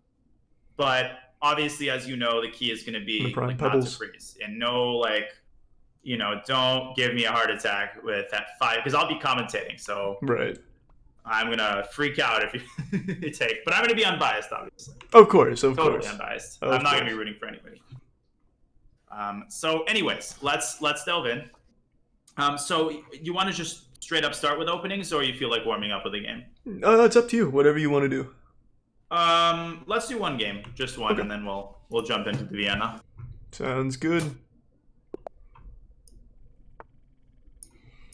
But the accelerated dragon was working amazing yesterday. Okay, that's the Staunton Gambit. Okay, so I typically take here. Yes, you take that. I do not take this one though, right? That gives him a lead in development. It does, but not significant enough to warrant the pawn sacrifice. His move is it's a move, but it's not the best. I would take that pawn. Okay. And then quickly develop your pieces. Yep, exactly. He's probably might take your knight at some point, but it's not a big deal. Okay. Yep. He's probably gonna castle. E2. Now, do I want to prep e5 here?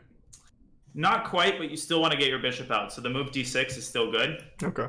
But the move e5 is good if you need to contest the center. But he's given up his central pawn. So it's less essential for you to control the center. Now you want to emphasize development with tempo. Okay, so I want to bring in the bishop to f5. Yep. Bingo. Yeah, he has a check on c4. It's not a scary one. There it is. I just block with the pawn. Oh, that's good. That's a good move, actually.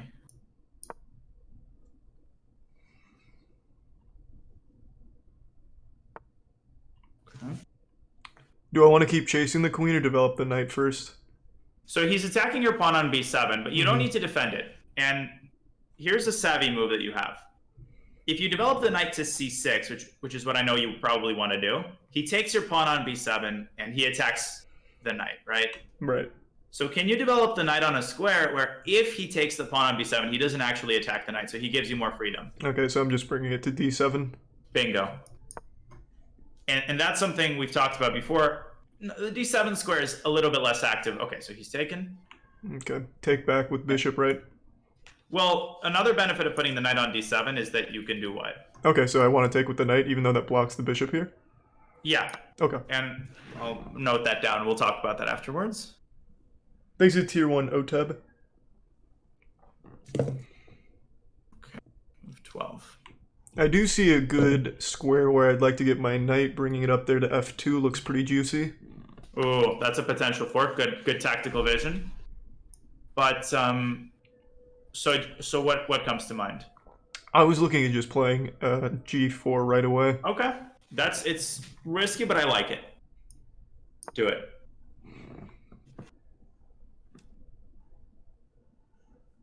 Because if it doesn't get to f2, there's other squares that I can... Okay, exactly. Now, don't abandon the idea of a fork. See, that's the key thing. He stopped knight f2, but look around the board. Is there anything else? Yep, he gave me e3. Bingo. And that's a tunnel vision moment by him, right? So you come up with an idea, but it's very important to also consider the other possibilities from that move. That way you can see these tactics that just you just find by the side of the road. Yeah. Now, is there a preference in which rook I take, or does it not matter? So we talked about something yesterday, right? Which is that once you give the fork, you want to stop for a second and consider if there aren't better moves than taking the rook. Maybe you can start with something. Ooh, I can deliver this check up here at c2. Bingo. And you know what will end up happening is you'll take both rooks. Yeah. So I won't even need to answer the question. I like that. That's big. So what do you want to take the rook on d1 with? I think I take with the bishop, right? Correct. So that the knight can take the other rook. Yeah.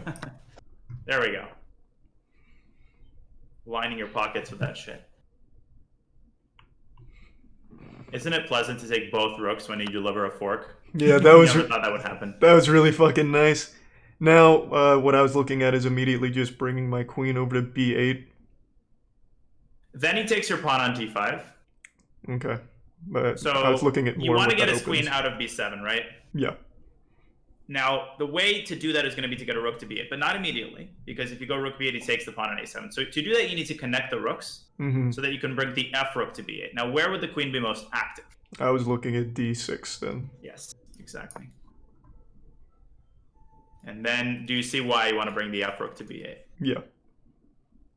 I guess I was looking at chasing the queen away. It gives me the b file, but I can't really exploit it right now anyway, so kind of worthless. Yeah, but the queen is annoying, so I like your proposal, and you actually can devise a plan to exploit the b file. We'll talk about that.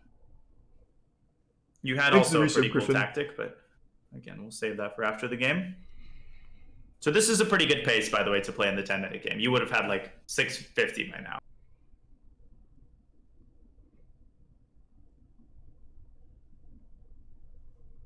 Ooh. This stumped. I think his ISP found out. The CEO of his internet service provider found out who he was playing against and just quit his job. Oh yeah, he just fucking gave up. Oh, he actually did just give up. He did. I just hope my internet doesn't give out during my during the commentary tomorrow. There's gonna be like 100,000 people. I've checked my internet bill like 10 times to make sure it's paid. Sub-bin. Okay, so yeah, Queen D6. Who would have thought such a powerful move? All right, let me invite you to an analysis.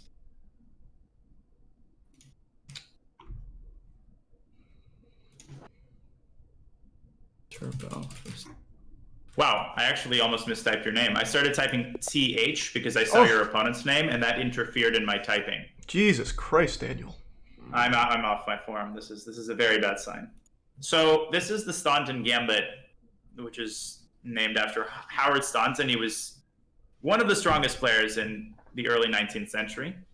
But if you're playing a gambit that's been around for 250 years, chances are it's not that good. Is it tier 1 Nidari? And it's not that bad either. But this move F3 is it is a move that is good in another position, if that makes sense, but not against the Dutch.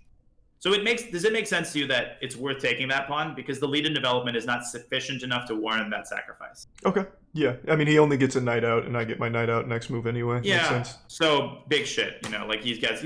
Yeah, you have to be careful. You have to develop quickly, but you can do that. So D6. Now, the reason that you don't want to play E5 here, and when you play these openings, right? You play the Dutch. You always want to take like 2-3 seconds to make sure that your opponent isn't doing something weird that will force you to change your approach. Because here, this could result in total disaster. It actually does. He takes it, and what happens? Can you take back? No. Well, I would have moved my rook over first, but yeah, even in that case, I don't think it works. Because? Because now the queen is out. Yeah, he takes your queen, and then he wins your rook. Or he can even give you a discovered check and win the queen. So bishop f5, queen c4, check d5. And knight bd7 is an excellent move. Because if he takes the pawn, you don't have to move your knight, so you have time to accumulate the pressure. What move comes to mind? And you can sacrifice another pawn here because it's the middle game and you want to attack his king. It looks like we try and trap the queen here, right? So we'd bring the knight over to b6. Oh, that is actually an excellent move. I had rook b8 in mind. Oh. Damn, another compliment. Shit. I'm really off my game. But knight b6 is good because you're protecting this pawn. It's just sort of a glue. I would call it a glue move. It defends the rook and it keeps the queen relatively boxed in. And then you can play your move, knight e4, knight g4, and the game goes on. Now, as a tactical question, you can try to win a piece after this move with what move? Thank you, Foucault, for the 5 gifted. Bringing the pawn to c6. And then in your head, he captures your knight with his knight. Check. What do you take back with? I take back with the knight still here, right? And then I take. Well, evaluate all the recaptures. Remember that you're attacking his queen, so you have an opportunity here to recapture and set another threat while you're at it. So compare bishop takes, knight takes, pawn takes. Which one of those recaptures creates another threat against one of his pieces? Knight takes, check. So c6 and knight takes, knight check. Question is, what do you recapture with? I just take with the pawn, right? And then it's just threatening that bishop over there. Bishop has to move. Exactly. I see. And that's just a piece of advice for tomorrow in general. When you've got a choice of recaptures, be really careful about comparing the pros and cons of each recapture. It can be easy to automatically recapture, and that's what I told you yesterday. Like, you got to be very attentive to how the position changes. Or the tier 1 soft and wet. But thank you. I'm not letting you off the hook just yet. After knight takes, pawn takes, find the way that white can save his piece. So now take white's perspective and find the correct move after e takes f6.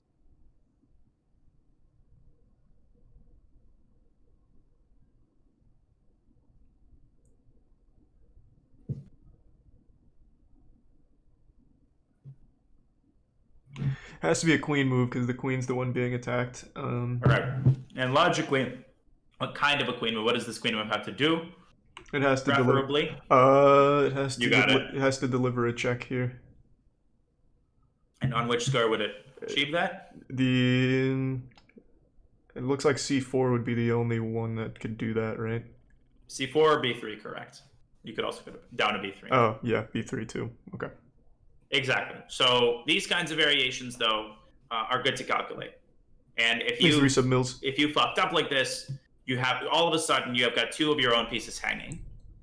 First, identify the piece that you want to save. Don't panic. And then see if you can move that piece and create a threat. And if you can't move that piece and create a threat, let's say you've messed up, the best thing to do is at least to get as much as you can for the piece that you're going to lose. So, for example, if you didn't have that check, you would take on B7. Mm-hmm. At least you get a pawn for the piece. So if you blunder a piece, I'm not saying that will ever happen. That has never happened to you. Yeah, it never has, never will, baby. Right. And hypothetically, for a friend, tell that friend to do some damage control. Okay, so anyways, bishop f6. So knight f6 makes sense, right? You don't want to give this pawn up. Okay, so queen b7. Knight g4 is very nice, threatening these two squares. And, okay, let me see. Here was correct. So bishop takes c2 check, always looking for the better move. Yeah. Bishop d1 so that the knight attacks the other rook. And then the last thing. You have a small tactic in this position. And I'm not going to tell you anything about it, but I want you to try to find it. Look around. My only hint.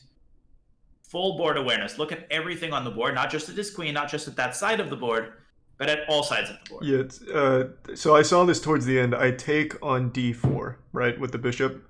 Very nice. And if knight takes... I win that bishop. And then you pin his knight with the potential back rank checkmate. Yep. But queen d6 is also great, and then you're going to go rook b8. Now, if he moves his queen back, you go rook b8, and let's say he moves his queen to d3. What you should be seeing here is the pressure that you are exerting on the b2 pawn. How do you take that pressure and transform it into something concrete? How do you open up the bishop? I think we do a pawn break here, right? So we're going to push that c pawn.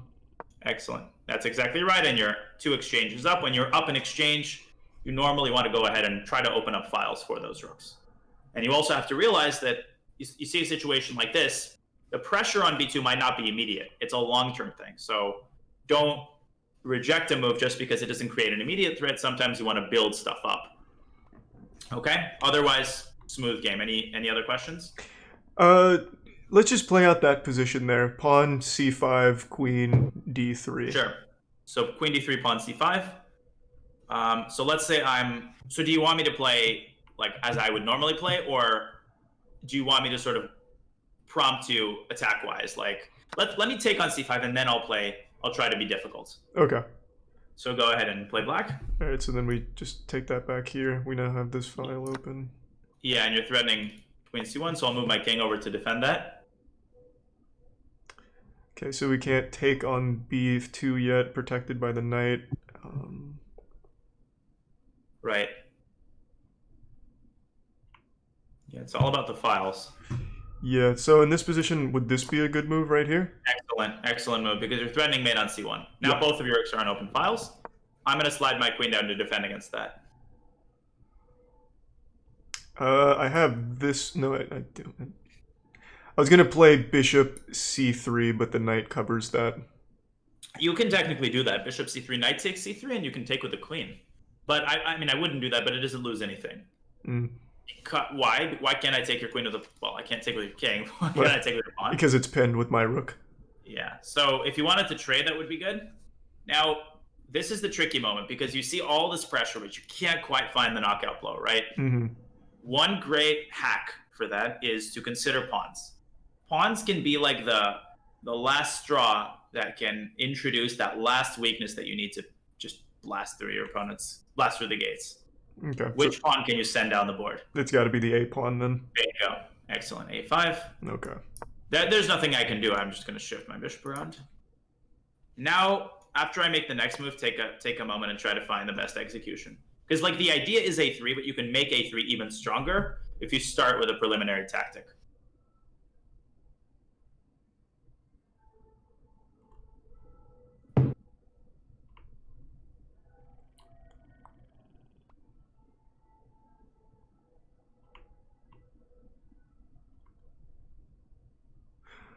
What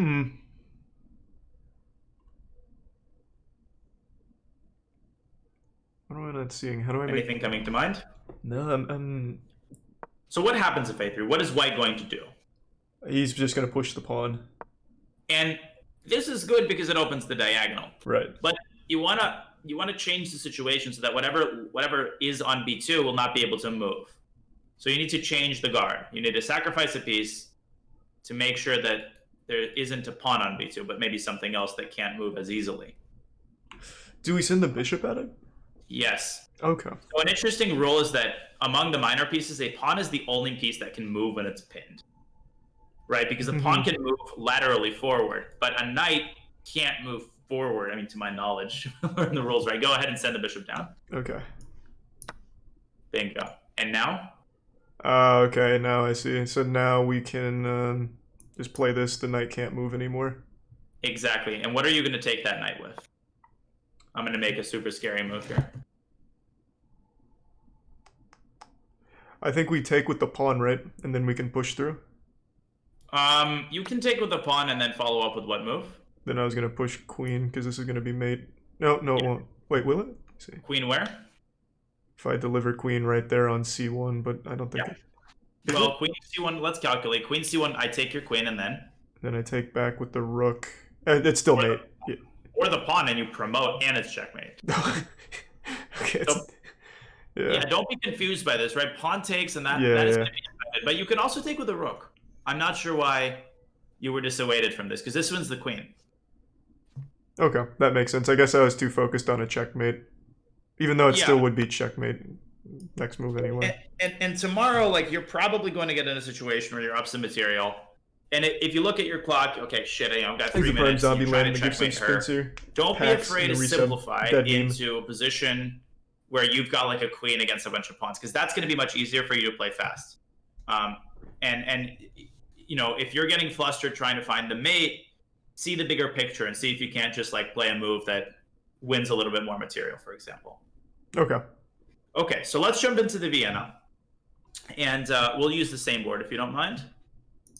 Yep. And just give me, if you can give me 1 second, I'll flip on the fan. It's cold outside, but it's hot in my apartment. 1 sec, sorry. All good, brother. I'll let you ruminate on a meaning of life.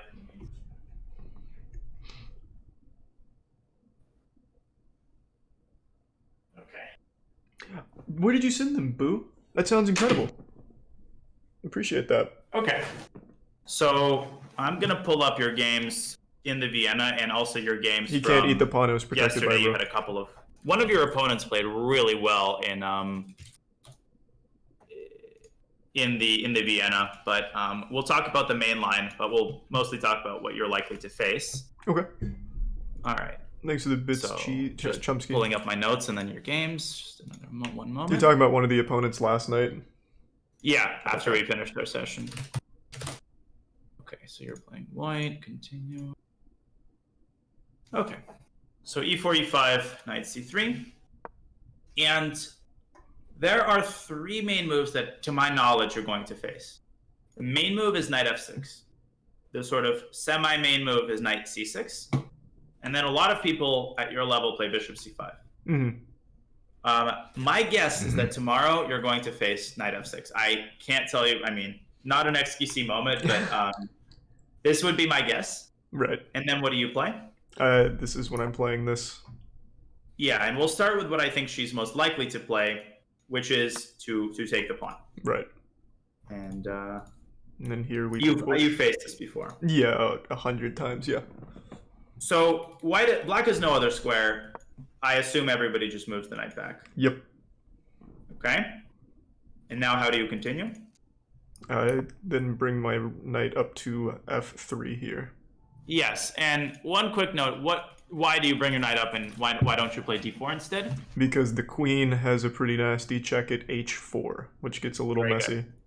Yeah, and again, not saying that this will ever happen to you, but if by any chance you accidentally play d4 and you're like, oh shit, okay, you don't resign, believe it or not. And people have been screwing up like this as early as, let me see, when the first game was played in this, okay, 1995. So not that early.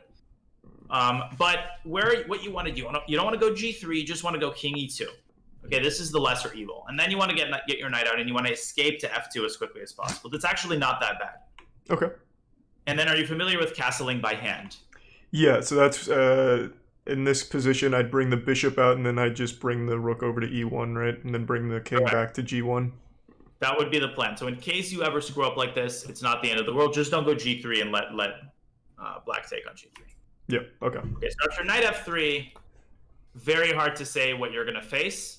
Let's look at two main moves. So this move is usually met always with the same response, which is what? It's just bringing the bishop out, right? So if you think about why this bishop is bad, it falls into a move that you can now play with tempo.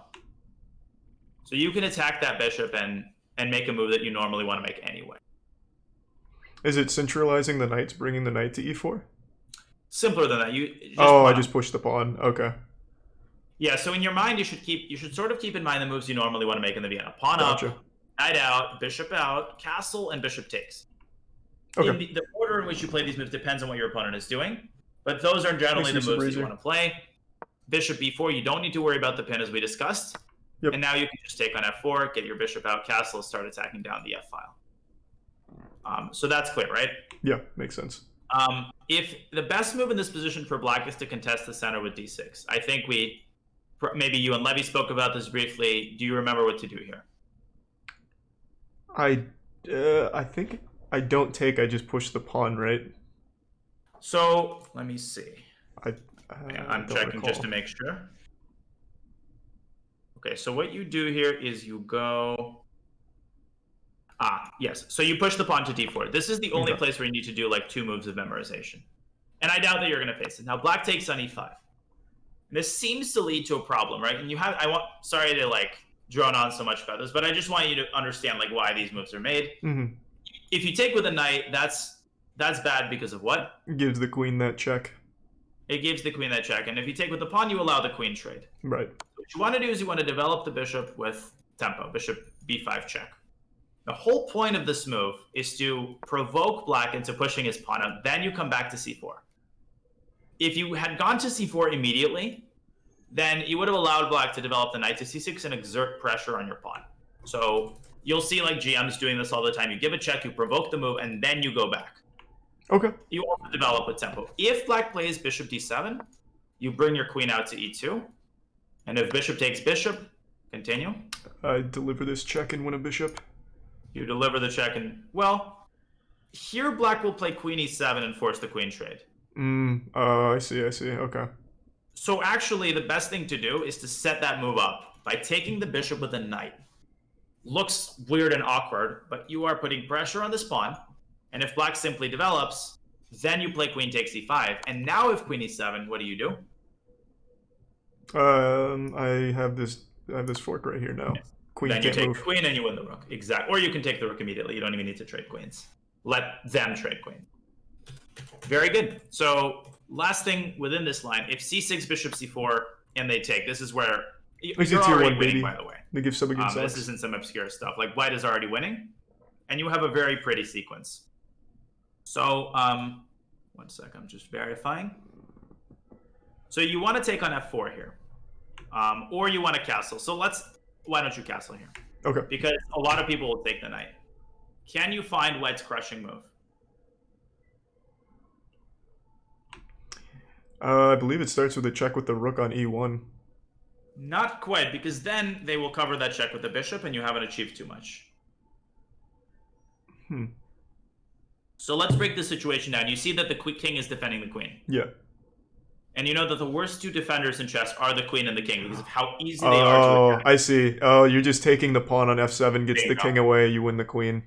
Exactly. Except I can try to be difficult by going king e7, but now what move becomes effective?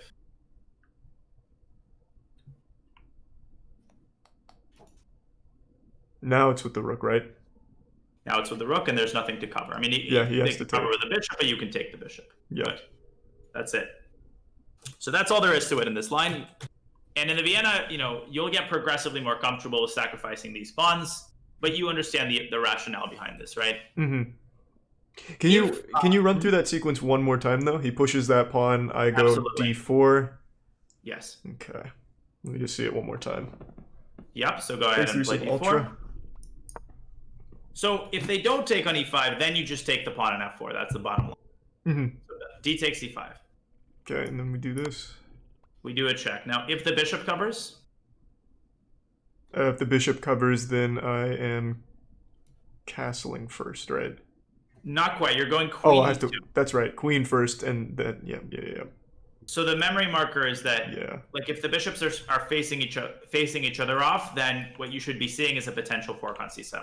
Gotcha. Okay. And that fork has to be set up in two different angles, with the queen and with the knight. If c6, which I think most people will play against you, and then I bring it down. then you bring it down. You're threatening. Well, you're threatening just to castle and just blast them, so that, let's say, they take. And then I'm castling here, giving up the knight. Yep. I'm hitting here. Bingo.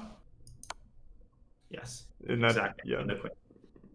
Perfect. And some people in my chat are asking what happens if they cover with the knight. Here you've got to be. I mean, here actually the move is simple. You want to play knight takes c5, and this is one of those instances where you are so ahead in development that you don't give a shit about this check, because you just slide the king over to f1. Look at what you're creating on c6. Yeah. Okay.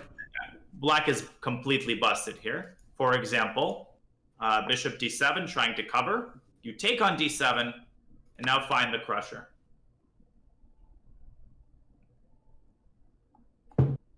Is it just pushing this pawn right here? Very nice. And then you take the knight with check, and you're crushing. It's a double check, actually, with mate to follow. Yeah. So we considered all of the, and we'll do that at the end. We'll do a review at the end once again. Can I see the mate? Can I see the mate off that real quick though?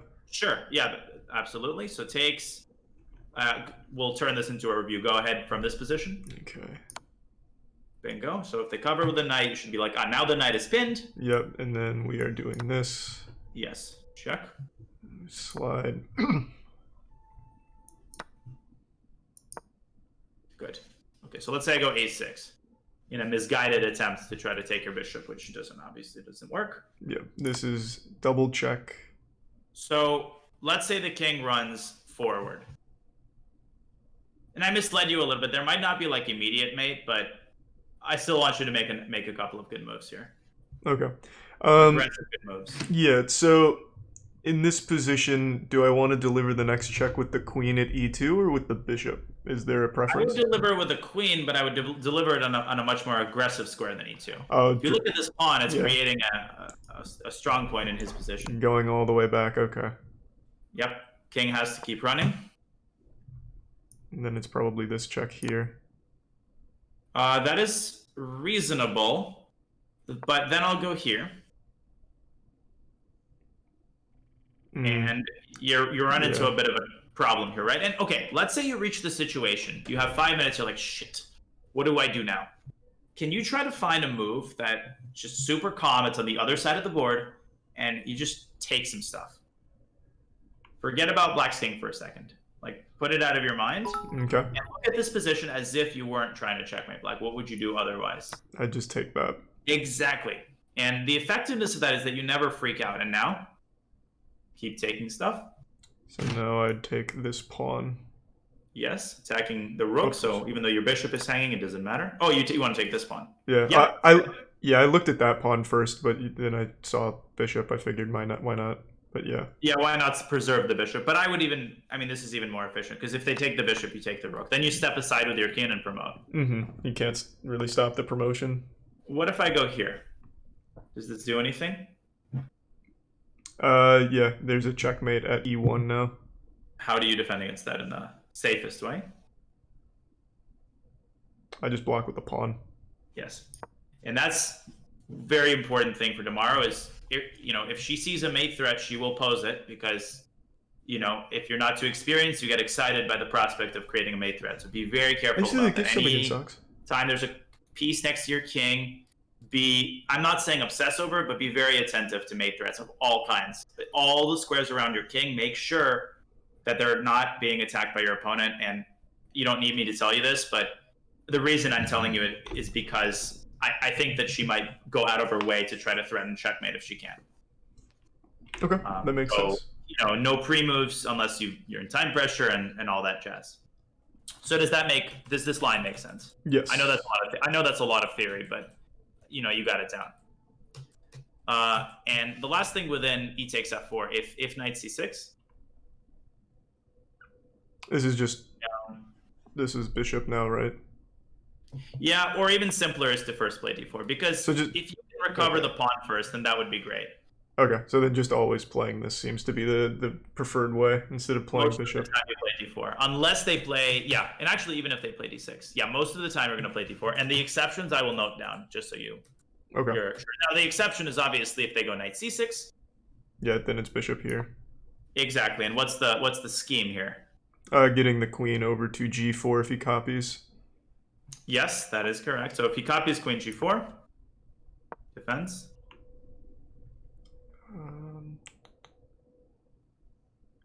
It was dropping back here, I think, right? Let me actually check. Yes. So to threaten checkmate, knight f6, that is all correct. What was the next move? So now he wants to basically attack your queen on d4 with his knight, so you have to cover that square. Okay, so that... Oh, do I bring the knight here? Is that the next... Okay. It is. Now they want to get their bishop out, so you want to play very prophylactically here. Yeah, just this. Yes. And then complete your development. And g6 is a humongous weakening of the king side, which... so I would actually be... Let me see. Should I... Oh, I should stay uncastled to keep the rook aiming at the king here. I would castle, but I would first play d3, because a lot of people would just automatically play a move like this, and you are already winning with what move. And that is precisely the genius of the move queen g4. By provoking g6, you are softening up the king side, and that is what you always have to pay attention to. How do you exploit that? Don't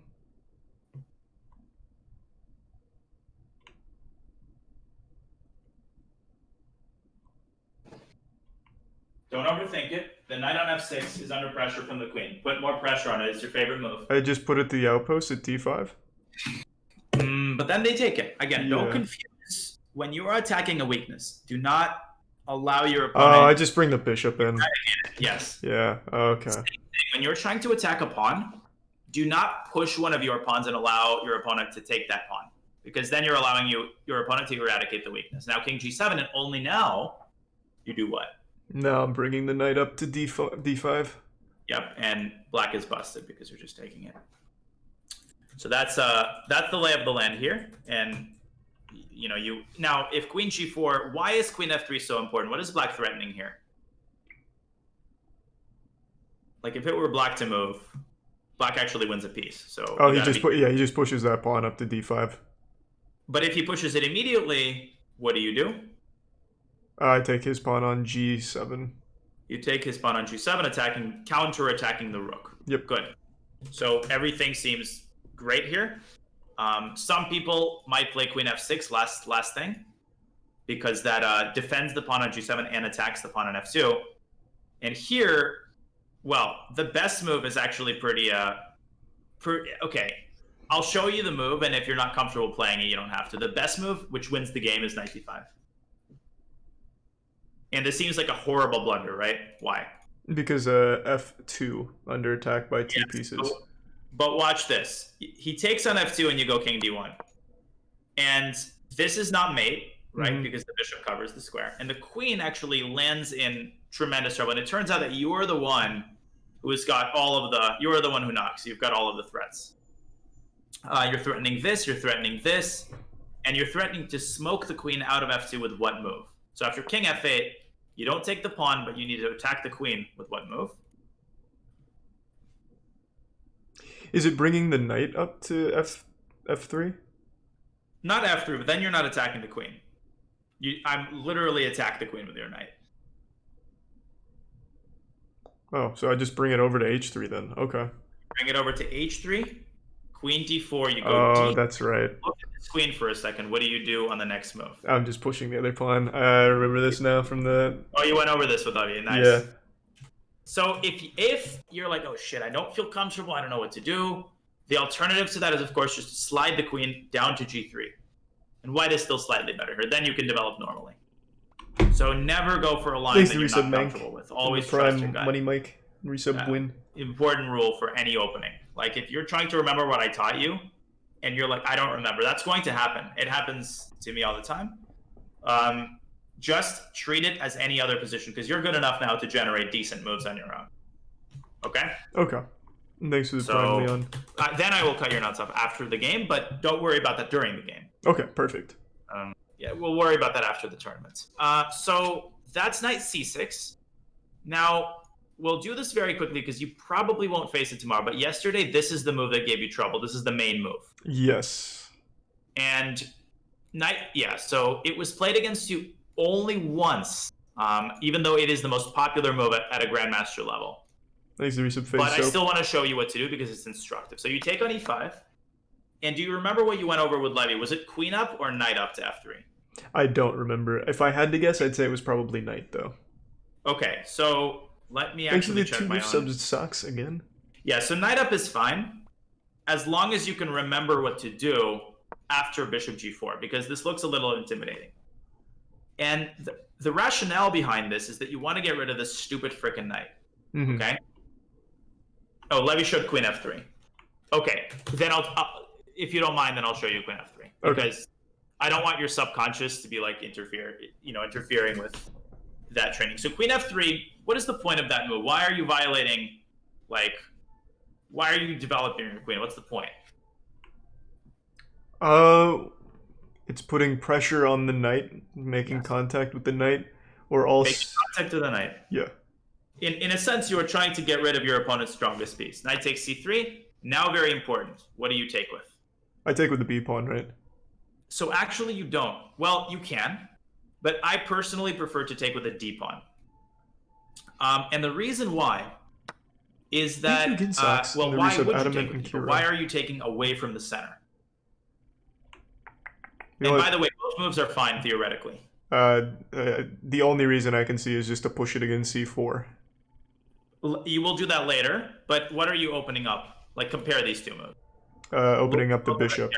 Bingo. And you are going to emphasize quick development and quick long castle. So if black develops his bishop, you play bishop f4. Why bishop f4?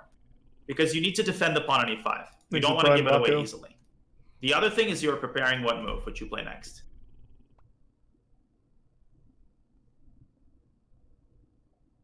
Just castle, right? Exactly. So let's say bishop e7. I'm just approximating what I think people are going to do here. You castle 1. Remember that move c4, right? Mm-hmm. That is a pretty big threat here, putting pressure on the d-pawn. So if black castles, you can play c4, but the best move is to slide your queen over to g3. Threatening what? Threatening a mate on g7 by bringing the bishop over to h6, yep.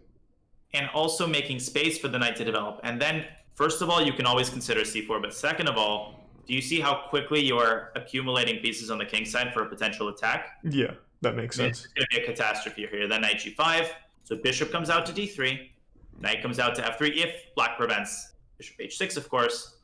And if the bishop ever attacks your queen, it is very important to go to e3 because you want to leave space for your knight to develop. Okay, that makes sense. Okay. So that's the lay of the land. And if black tries to fling to f5, then you can go d3 and chase that knight away. That's all I want you to know for now, because you are just not going to face this very often. Let's look at 2 other lines, and then I don't want to overburden you with this. Let me take a tinkle real quick. Give me 1 second. Please do. I'll grab some more water then. Really appreciate it, Socks. Right, so, man. Yeah, in the meantime... Thank you again.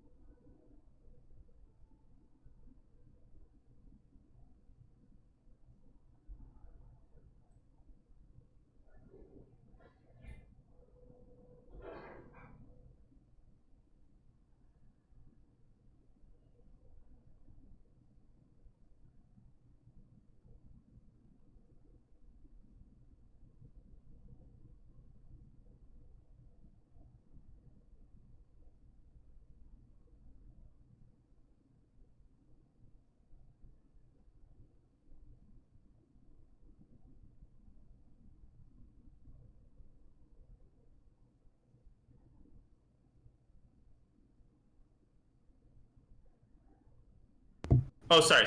Okay, sorry, guys. Thank you, P Mark, for the 5 gifted. And really appreciate all the support, guys. Truly.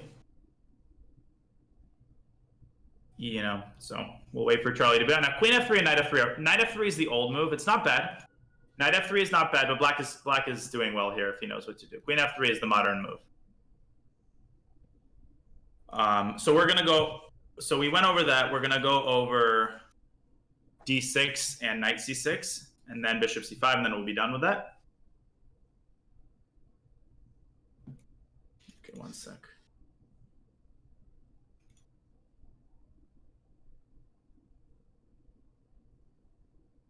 Yeah, there's also G5 that I want to go over. There's a knight sack there. So I want to make sure he knows. So like after EF5, E5, there's G5. Black can try to cling to the pawn. And here, this concept of undermining the base of the pawn chain is super important. Back. Thanks to the prime. And then Knight G5, and if H6, you take on F7. That is a line. All right, I'm back. Okay. Welcome back. How was the trip to the bathroom? It was good. Any dragons on the way there? Any with the Vienna? Yeah, well, you know me. Yeah, so okay, so F4, there's 2 more lines I want to go over, and then we'll do one quick review and you'll be in great shape.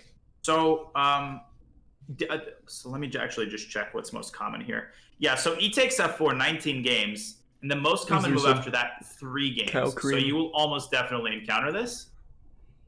And okay, one more thing. So I see that some people in this position played F6 against you. Mm-hmm.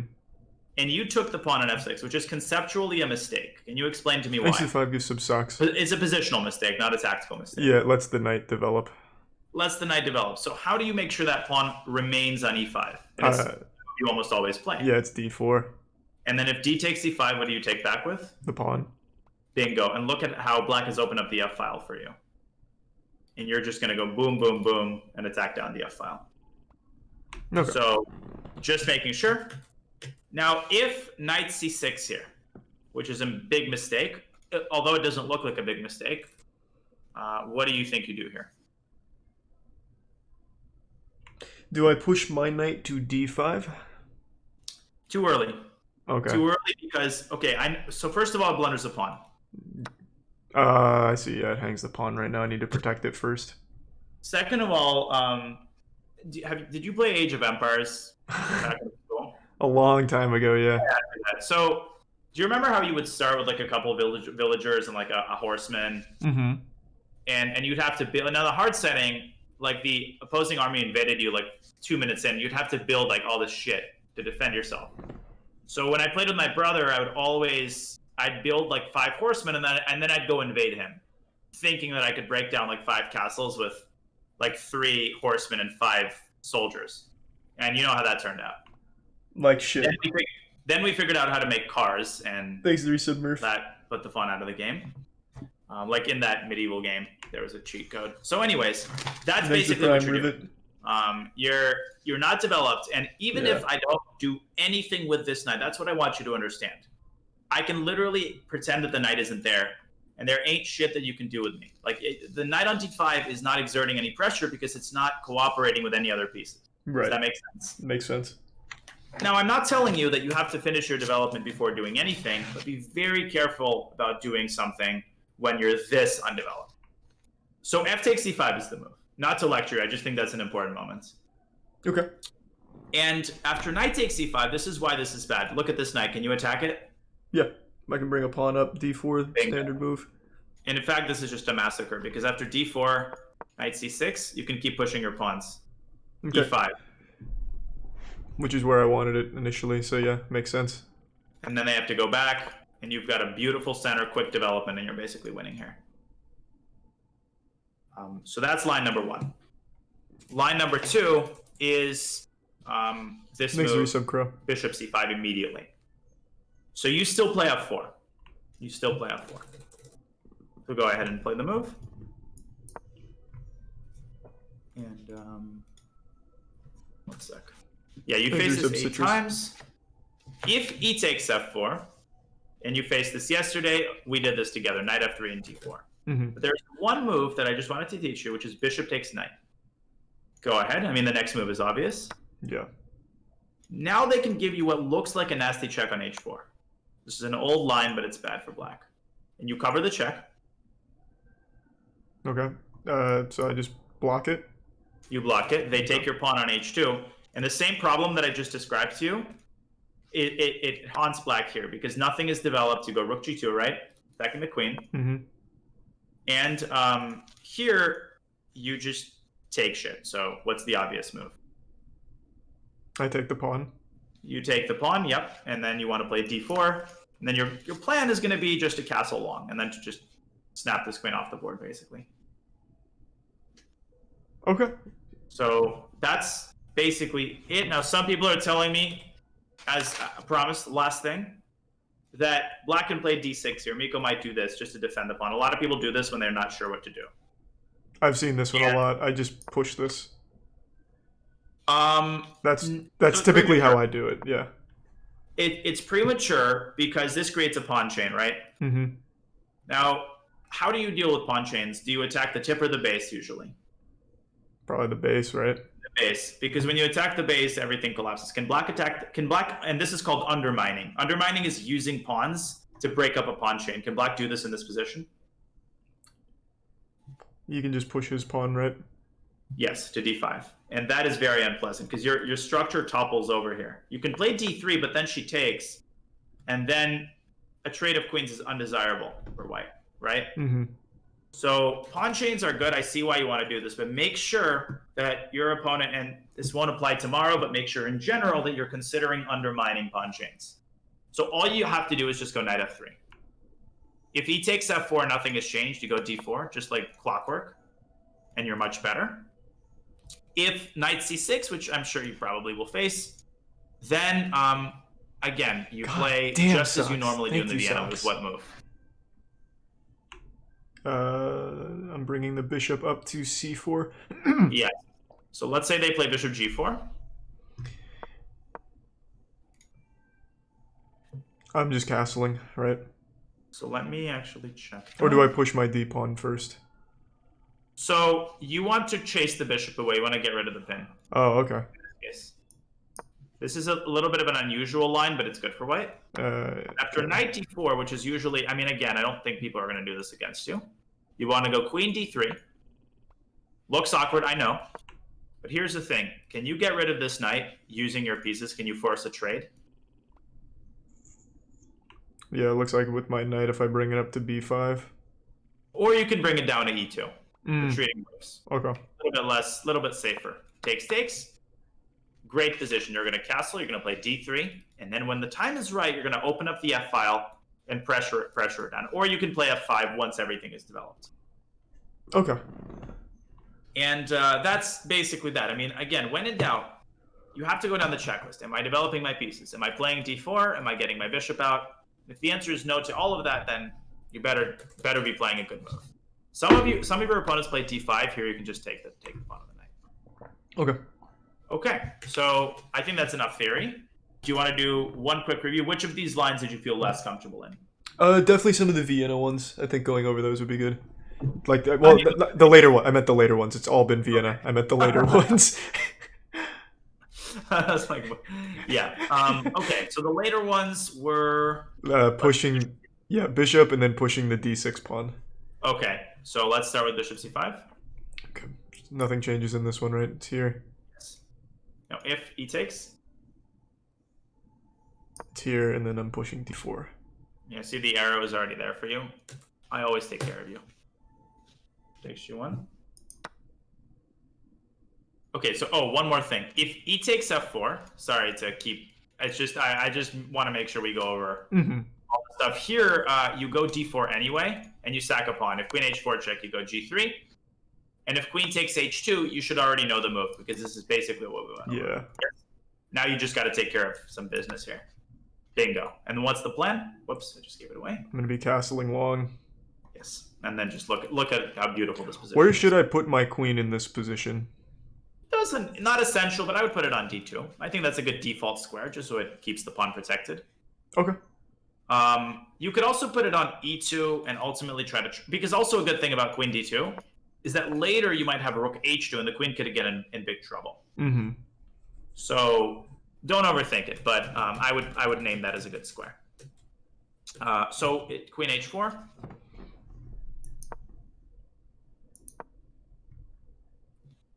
And then I'm... No, well, no, not yet. Yeah. Just saw that. It's just one up now, right? I'm just going d3. No, Look at the I'm position taking. as if you had, yeah. Taking, and then d4. You've got another 5 sub. Appreciate damn. it. Yeah, so that's that. And now let's talk about knight f6. Fuck.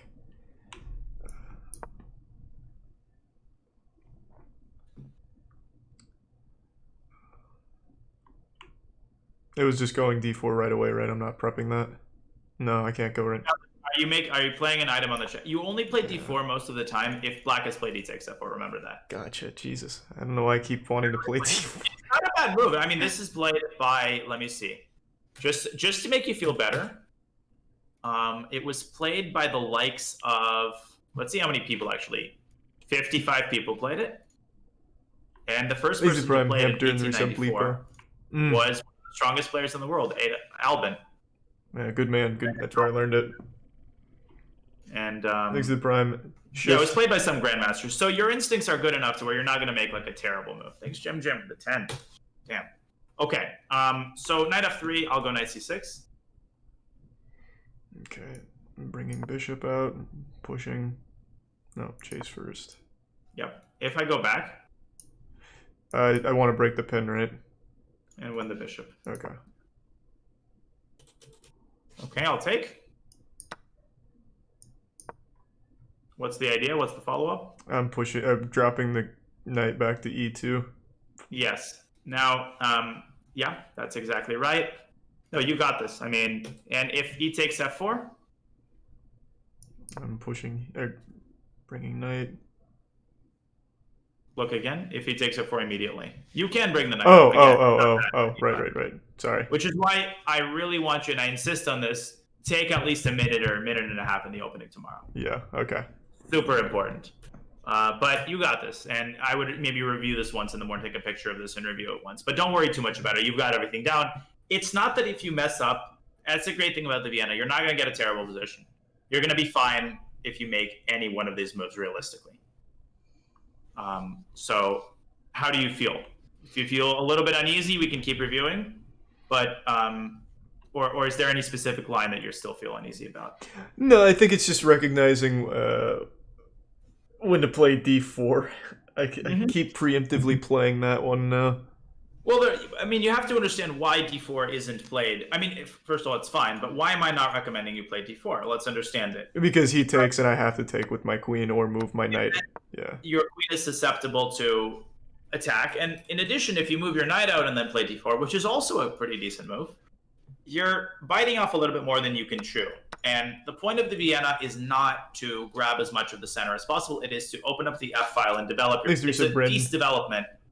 Openings can be divided into like central control openings where you try to grab the most part of the center, or piece development openings where you're trying to develop as quickly as possible and get files quickly. The Vienna falls into the second category. So your priority should always be on developing your pieces in a good way. And you're trying to control a measured part of the center that you can protect. So does that make sense? Yeah.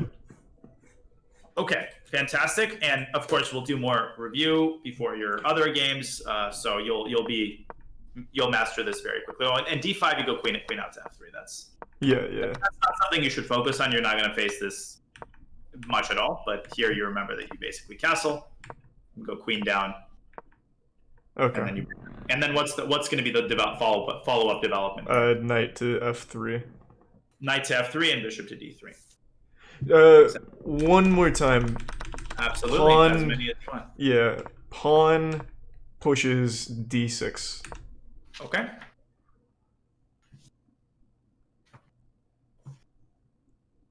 Okay. So from this position, it's knight first now, right? I'm going knight f3. I'm going to try to throw a little trick at you. Let me say, now normally I would go knight c6, but what if I bring the bishop out first? I chase it, right? Yes, very good. You can still chase it and take. So let me instead first play knight c6. Okay, and then it's normal here, so it's bishop, push, castle. Okay. I will not go bishop g4 yet. Let me go here. Good. Now I'm going to go here. Oh, we'll chase first before castling. Almost just castled. That would be fine, actually. Now here you can't go to d3. That's okay. So you have to modify your approach a little bit. That's fine. Yeah, so I just bring it to e3 instead, right? Whoa! Oh, wait, no. No. Sorry. Okay. Do I just... Didn't hear anything. It's okay. Do I just bring it to g3 here then? What's the... Well, he's threatening a fork, first of all. So you have an aversion to bringing pieces to their initial squares. Get rid of that. I just drop it back. Okay. Yes, that's like this. I know that's like a thing that I have to bring it back, but the reality is there's nothing inherently wrong with that. Okay. So remember, retreating moves and bringing pieces back, it's fine. And how are you going to follow up? Castle. Yes, you can castle, and then the plan is going to be the same as the previous plan. You identify your opponent's strongest piece, which is what? The knight right now in the outpost. And how do you remove it from that outpost? I have to force this trade, so I'm bringing the knight back to e2. That's exactly right. And you're much better in this position. And that's going to be the lay of the land. And do you feel comfortable playing this kind of position? From here? Yeah. Yeah. I didn't even notice that fork. Oh, yeah, you're fine. I mean, as long as you take some time, always identify all of the threats. And that's another thing. When you identify one threat, make sure you're looking around the board. Thanks for the and you're looking at all of the threats. Don't say, oh, that's the threat, so I got to stop looking. You got to look at everything. Particularly before you've castled. Before you've castled, that's the danger zone. Yeah. So other than that, I think you're good. Okay. Anything else you want to review in the Vienna? No, I think it's just going to come with playing games now. Recognizing. I agree. It's going to come with experience, and I'll help you out as well. But I think you've memorized more than perhaps you think. You're in good shape here. Now with black, my guess is that you're going to face e4. So we're not going to review the whole thing. Just one small line. Go ahead. Okay.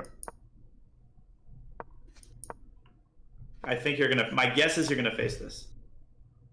And so let's say I go. Let's see. Plan's still the same. Very good.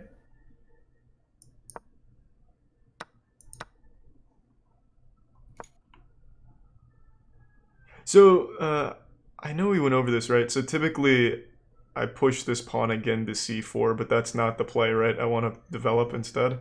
Not yet. And what part of the board do you want to develop first? What is the priority? The king side. Yes. Okay. And we said the e7? Yes. Okay. Because you want to cover the e file. If you go to d6, you blunder the pawn, or you allow rook e1. Mm-hmm. Now you castle. And then this bishop has two choices for development, depending on what you feel like. Where are they?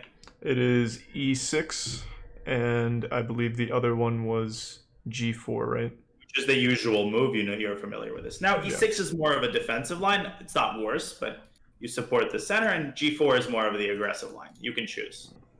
Okay. So that's the lay of the land. My guess is you're going to face d3. In terms of what I noticed in her very limited play, she has an affinity, a weird affinity. Well, she has an affinity for pushing the corner pawn. So you might see, and don't freak out, if you see something like this. Okay, that doesn't substantively modify your strategy. So what do you think you do? You actually might see this move. I'm still just going up here with the knight. Yeah, you can do that, or you can play d5. I like knight f6, and then d5. Oh, and then, let's see. And then after takes, bishop back, bishop up, or bishop develops. Do I want to develop? Oh, here. Yeah. Oh, priority. If she plays here, I would freeze the pawn. I wouldn't let her play h6. So how do you do that? Just here. Yeah. And then you can play bishop g4 and pick that pawn off. Okay. And also bishop g4, knight d4. So here you would definitely come to g4 after castling. Okay. So that is a move she might play. I also saw that she often plays b4, even if it blunders a pawn. You just take it with your pawn, and then you do the same thing you normally do. So just use your judgment. If she's giving you a pawn, make sure that there's no trip, trick, or trap. But other than that, you just go ahead and play naturally. Okay, that sounds good to me. That's going to be black. Yeah, sorry for the ton of openings, but I think this is going to help you just get off to a good start. Yeah, for sure. So those are openings. Now I don't want to keep you too long. So would you prefer to do some puzzles while I watch, or jump in for like a game or two? Let's just do a game or two. Let's do a game. Okay. Yeah. You want to do 10-minute this time, just to get a little bit of a hang of the time control for PogChamps? Yeah, that's a good idea. We'll do 10. Sure. Just to get the pacing better. Oh my god, that's the Fred. This is the what? It's called the Fred. I think it's called the Fred. I don't know after which Fred it was. I've never seen this. This looks like I just take though. You do. It's not a good move, in case you didn't know. Okay. So now does it matter what knight I do here? It doesn't seem like it since the pawn's no, kingside knight is better, but it doesn't. Now, they're going to win the pawn back. Usually black pushes the d-pawn. Mm-hmm. Now, you don't want to defend that f5. You want to let them take it. But look at that e5 square. It's just really weak, so you want to cement it with your pawns. Okay, so I'm just going to push d4 before my knight. And then develop normally, and you've just got control over the center. So black is not like in horrible shape here, but black is worse. So this is called the Fred? The Fred. Yep. Very interesting. As a chess history buff, I should know the etymology, but I actually don't. Okay. Horrible. So now, does it matter which bishop I do next? Nope. The one that pins the knight is good. Okay. Yeah, the Fred defense.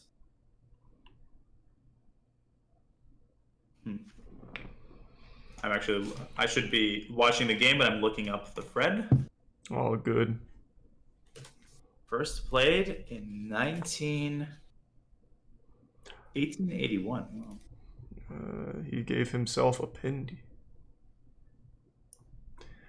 Yep, and you have a juicy move here, don't you?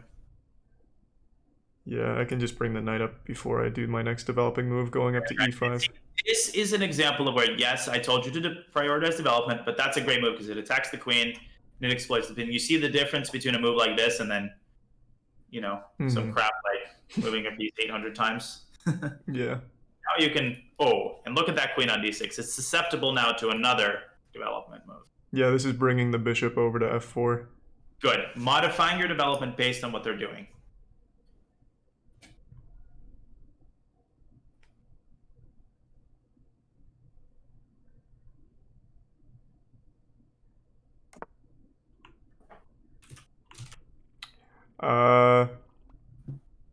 So what I'm looking at here is there's a fork on f7. It hangs that bishop, but he can't deliver a check or anything, so I'd win a rook.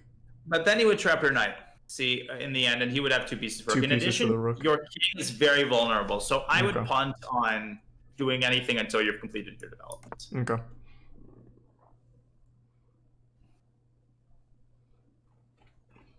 Yeah.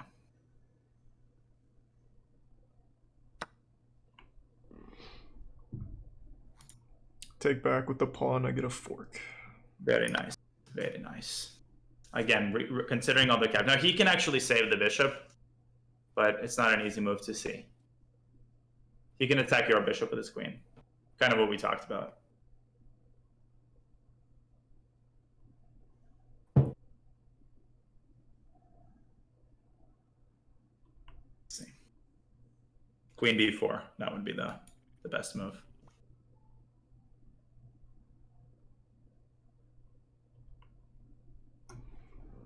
But I think he's freaking out.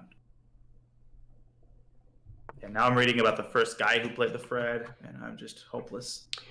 I was looking at bringing the rook to e1, but I have to take first.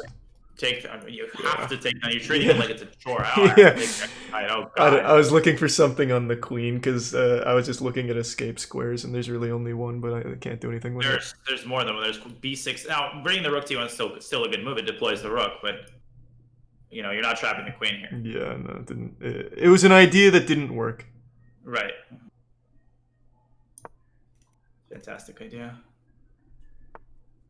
Yeah. See how you trap the queen? Yeah, well, when it works, it's gonna be nuts. I'll tell you what. I'll be watching. So, what is he threatening anything? No, he can't take that bishop. Yeah, but your bishop it's a type 2 undefended piece. It's only protected by the knight. Can he threaten your knight with anything?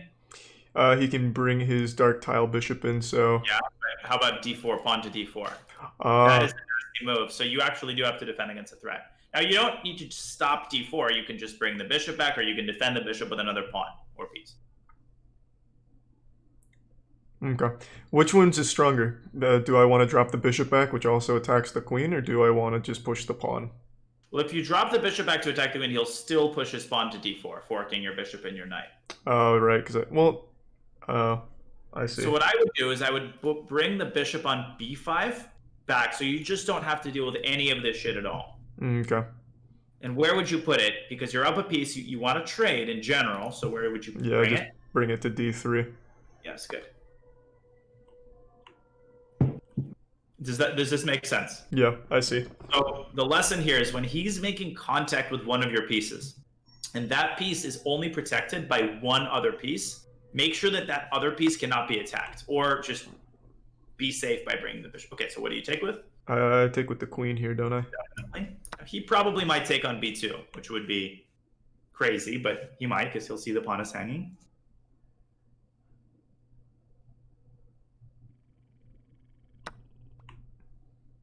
Okay. So now, what comes to mind? Well, I see a couple of options. I could just bring a rook over b1, chase the queen away. Queen has to move. I then get an attack on the b7, or a threat on b7. Solid move. Now the queen on b2, you could also try to trap it. It has got two escape routes. A3, and then you can move down the b file. You can put a piece on a certain square. It's bringing this pawn to a3 to stop that, right? You can try that, yeah, and you can see if he moves his queen back. That's not the best move, but go ahead and do it. I think he might take that pawn. He'd give his queen for the rook. I see. I see. He's the kind of guy who would see the stuff that is hanging and then take it. Yeah. I didn't notice that. Damn. So now what? No, he blundered. He blundered. I don't see the blunder here. If I take... Why did you put A3? It was to block the queen. So you blocked the queen. Now trap it. I see. Oh my god. Yeah, it's covered by the knight. I see. I didn't even notice that. The safe move is to bring the other rook to b1, so it would also be covered by the rook. I see. Oh, okay. I didn't even notice the knight was covering a2. I thought moving the rook would hang that area. Yeah. When I was saying to block the queen in, I just meant like I thought they'd have to take there. Yeah, now be very careful. He found a really nice move. Yeah, he's threatening a back rank here. So here's the thing. There's a couple of ways to deal with this kind of tension, right? Mm-hmm. You can do something down the file, or you can choose not to engage, and this is what's often missed. You can get out of a situation like this by just moving your rook. Like, you don't give a damn about his rook on e8 as long as your rook still covers the back rank. So what move comes to mind? d1. Yes, that's a very powerful move.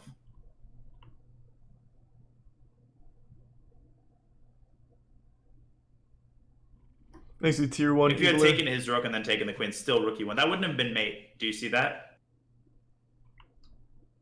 What covers that? Oh, I block with the queen. Yeah, it just gives up my queen. Yep. Yeah, rook d1 is a very nice move, but it should make perfect sense. Could I have also covered that with... Well, no, it wouldn't make any sense. With what? Bringing the king over to f1. That's not very strong. No, that's a brilliant move, actually. I'm not joking. That's a very strong move. Because rook takes rook, and then what do you take on e1 with? I just take with the king, right? Yes, and amazingly, you only need one rook to trap the queen. Now, that would be a little risky, but it works. Does it matter what I take here with? If I take with the knight, I also get an attack on the bishop. Is that better? big shit. Remember what I always tell you. It's not threatening a piece does not make a move good. I wouldn't deactivate the knight for the sole purpose of attacking a piece. Okay. That makes sense. Like, he will move his bishop back, and then you're playing for tricks, basically. And here you're keeping your knight active, and you can actually reap the rewards of it right now with one move. Pushing that knight, taking that pawn on d5. Very nice. Threatening his rook, threatening his bishop. Now, you also remember that in general, in such situations, it's a good idea to bring one of your kingside pawns up. I'm not saying do that here, but in general, to create some air for your king. But here you have better things to do. Yeah, so I'm just taking this bishop. Mm-hmm. He'll take the knight, but then you can take more stuff.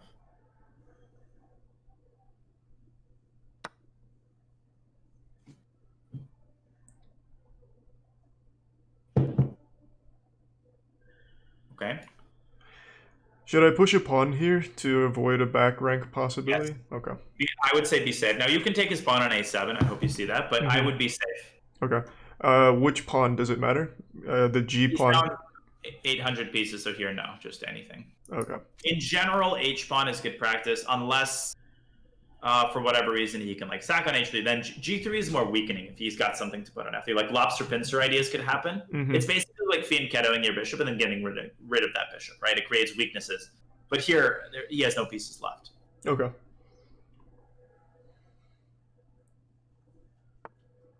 Okay.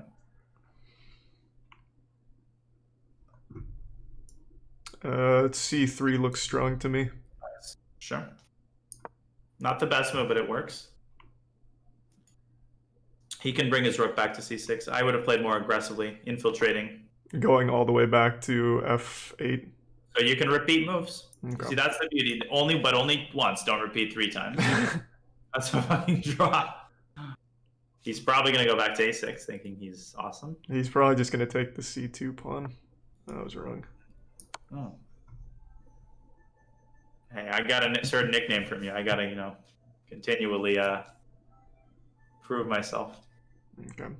Does it matter which square I inhabit next, if it's F7 or E7? Look at hanging stuff, though. Just because you're up a queen doesn't mean you don't want to take anything. So just take the pawn instead? Yeah. It's just going to make your task easier. Okay. He's going to probably go back to D7, and then you can do the staircase. Okay, no, he's not. He's going to blunder another rook. Now, always, what pieces are not active? Let me activate them. Right now, the rook and these pawns. Okay. So, go ahead. Just follow your instinct here. Okay. I was looking at going right away and bringing the rook into this, but I think maybe pawns first. No, I like bringing the rook into this where? I was going to bring it all the way to E1 here and push it up. Great move. Yeah, no, pieces first, because you're up a queen. Pawns can come This later is if you're such a having good trouble. Spencer in the resub Mang. Okay, so I deliver this check. Sure.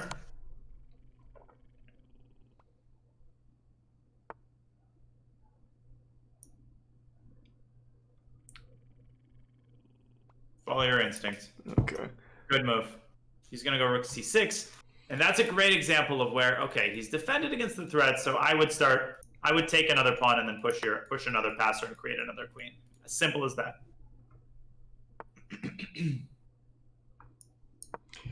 Okay, he's going to push his pawn up, and then you can bring your queen down and stop his pass. Okay, no, actually, he's pushing the wrong pawn. Yeah, so in a situation like this, I just keep pushing right until it's an actual threat. Until you promote, but okay. He might go a4 here. What you can also do, you see that his king and his rook are in what kind of relationship? They're in an X-ray position here. They're on the same diagonal. You can exploit that immediately. Okay. What move? Just bringing it to E4. Yes, and you're not attacking the rook, but you can then bring it. What move can you now make? He's going to go a3. I can go B4. No, but look at his rook. If you attack his rook, you win. I see. I just bring my rook down, yeah, just bring it down to E6. Why the hesitation? That's right. Yeah, E6. Yeah. Yes. Now he's going to bring his pawn to B2, but doesn't matter. You're going to checkmate him before he gets to promote. Okay, or take whatever. Yes. Now mate him in the fastest way.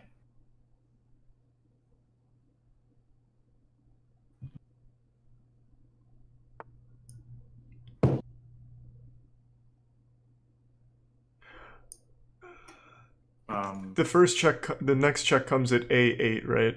Wait. No. Look at this position carefully. It's that you had a little bit of trouble with maiden ones for some reason. Yeah, I guess I don't see where this maiden. The king has no squares as it is. The queen is stopping the king. Oh, I just have to deliver this here. I see. Oh, I get it. I just bring the fucking rook down.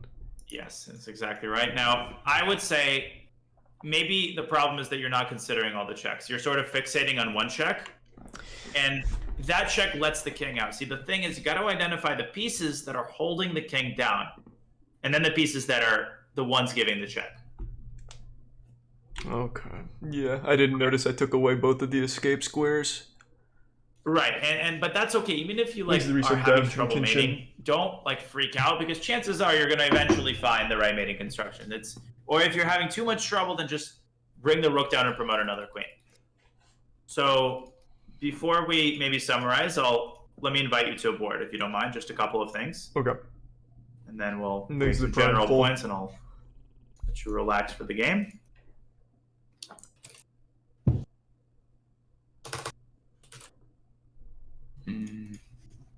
Right, invited. So, yeah, the Fred. Fred was first played in 1881 by a guy who almost won the Italian championship. His name was not Fred. So Unlucky. I actually have no idea where this comes from. Anyways, so this was all good. This all makes sense, right? Yeah. 85 for now. This is what concerns me a little bit. I made that analogy yesterday about the lottery ticket and the $100 bill.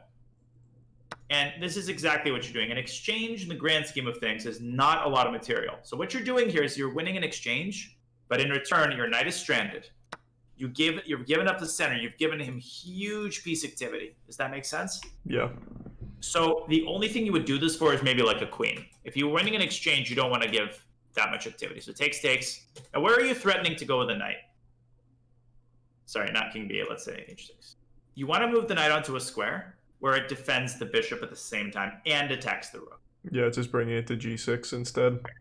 Very good. And that's all. That's that. So takes. Now, he should have gone queen b4 and attacked the bishop, right? So to summarize. Yeah. Had he done that, what do I block with, or what do I protect with, or do I just drop it back? I would maybe drop it to d2 to pin the queen, although you don't really have a discovery because the bishop hangs. Or maybe I would bring the queen up to defend the bishop. So if your piece is attacked, you can move the piece or you can defend it. And sometimes it's good to defend it by activating another piece. Yeah, this looks pretty good because then dropping the bishop back puts an attack on that hanging bishop anyway. Yes, exactly. So you create another x-ray. But takes rook e1. So this is what concerned me a little bit. You see that now, right? Queen making contact with the bishop. So he's threatening to get the knight out of the picture and then win your bishop. Yeah. Okay. So takes. Now the best move here would be knight to b5. And this threatens rook b1 because the knight covers the a3 square and it stops the queen from escaping backward. Okay, that makes sense. And it also does what? Why is this move good as a standalone move? We also have an attack up there, c7. Yes. So if he plays queen b4, on the subject we talked about yesterday, idea improvement. This is good. Find a preliminary move to make bishop takes c7 even better.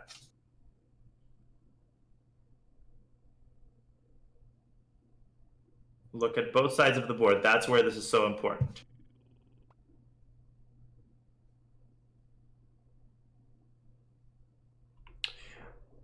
I don't see where the rook could join in the attack. Not the rook. Oh, I deliver a check first, so then it's forced. Yeah. Excellent. And then you fork him. Or if rook d7, then where's the mate? Oh, just bringing the rook down right now. Beautiful. Yeah. So you see an idea. How can I make it better? But here you Thanks drop to the tier queen. 1 Rook alt d1 pair. is great. Knight d5 is perfect. And here, find the most aggressive win. Well, actually, you already did this because you repeated moves. Yeah, it was coming down here. Yes. And don't overthink these positions. Take the rook, activate, check. This is all good. Take. Now, I would probably go over to e4 immediately. And if he gets out of the pin, what's the simplest way to win here? Remember, keep in the back of your mind two things. Checkmate is one, trading the rest of the pieces is the other. Both of those things make the win easier. Yeah, I just put the rook down right now. Forces that. Exactly. Forces the trade, then you take, make sure you're stopping the pawns, and then promote a second queen.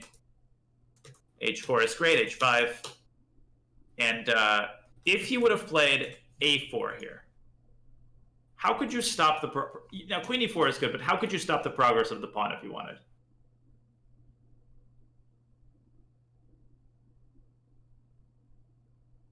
I just slide queen all the way back down to D3 right now.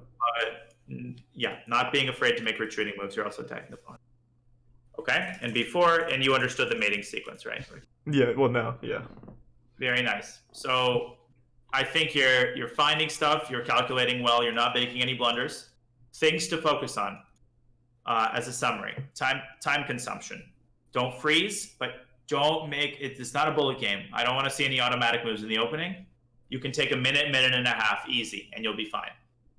At the same time, if you look at your clock, always look at your clock, and you see 5 minutes, tell yourself that you need to, treat it like a 5-minute game, right? Mm-hmm. Watch out for mate in 1 threats. She's going to make them back rank. Pawns around your king. Just every move. Take a couple seconds to look at that. Undefended pieces, stuff like that as well. Expect crazy moves from her, like B5 or H5 in the opening. And don't be afraid of them. Follow the principles. Check for blunders. She might blunder pieces in 1 move, okay? Every single goddamn move. Check whether she's put a piece on a square where you can take it. That's going to happen, and you've got to be looking for it. Okay. Right. And in terms of openings, you're probably going to get a Vienna.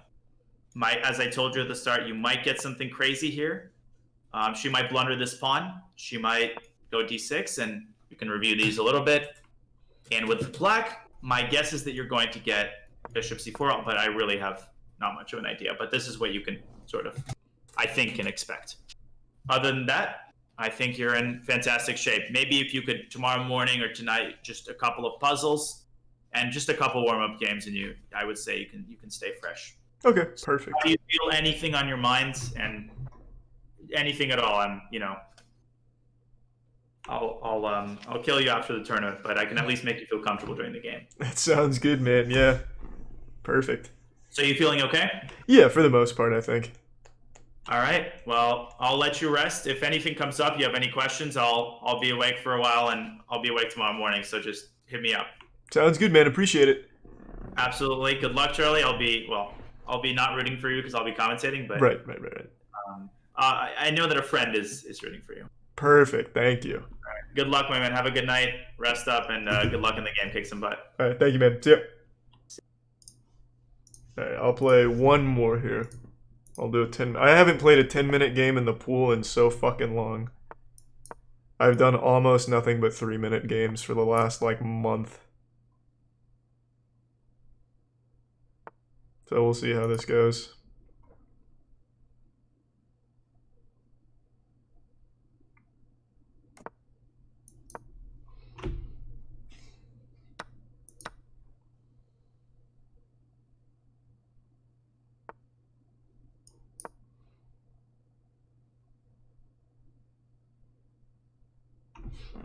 What time is the game tomorrow? 3 p.m. EST. Do I give up this pawn? This is different. I think the answer is no. If I had to guess, I'd say I push this.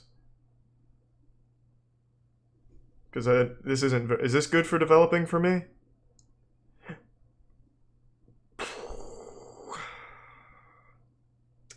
I have plenty of time to think about this. I think it's probably fine. If I develop here, he takes, I just take it back. It's not exactly the best, though. I need to cast... I'm just not going to overthink it.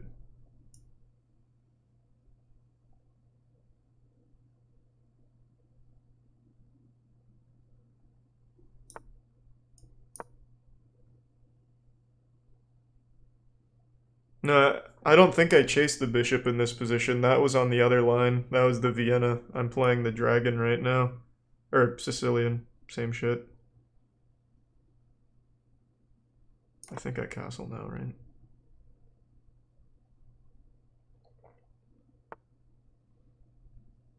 here. It's the aggressive knight pin.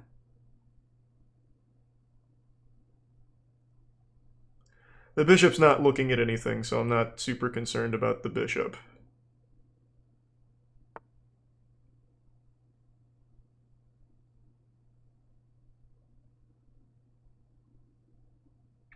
Do I hold this pin, or I'm just going to bring him back? This is something we looked at. I think this is fine.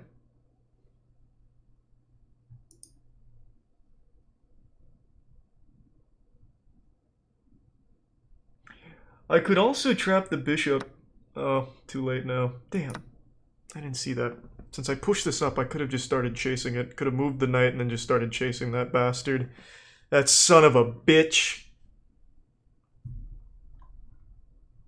This guy, I have to get away now, though.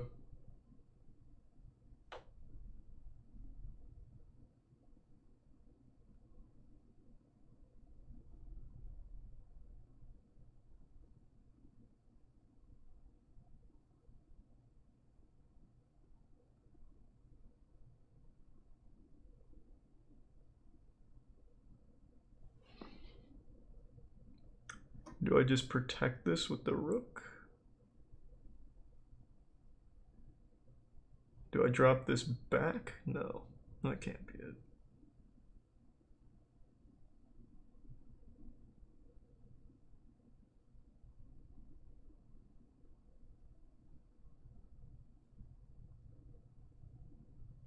I think that is it.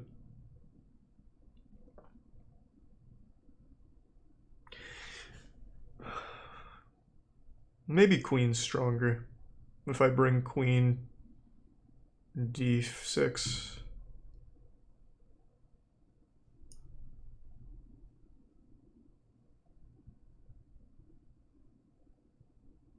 And actually, this looks pretty good. What about b6?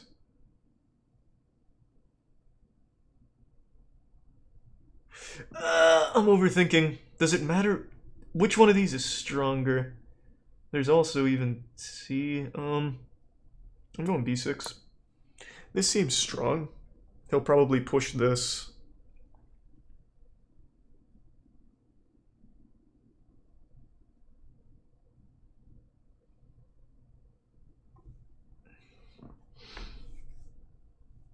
You hang the bishop? The fuck are you talking about? No, I don't. He can't attack that bishop right now. If this wasn't here, I would have. 100%.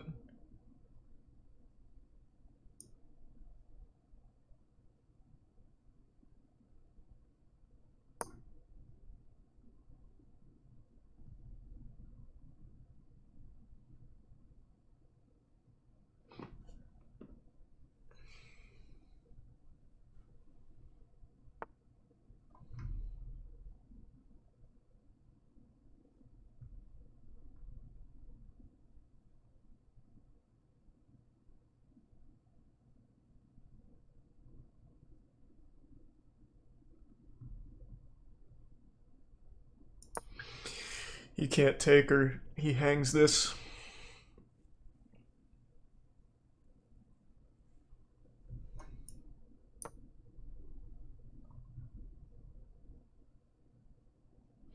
Thanks to the Prime Pundai.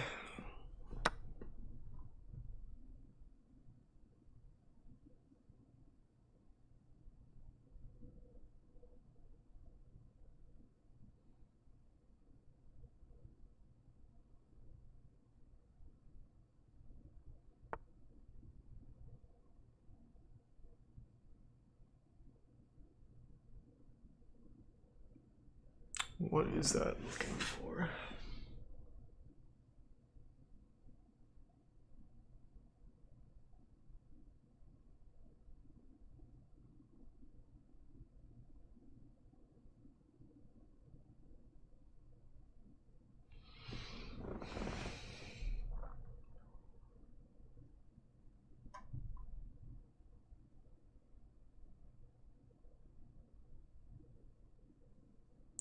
Can't tell. Maybe a pawn. No, pawn break's dumb here. Thanks to the resub, Phoenix.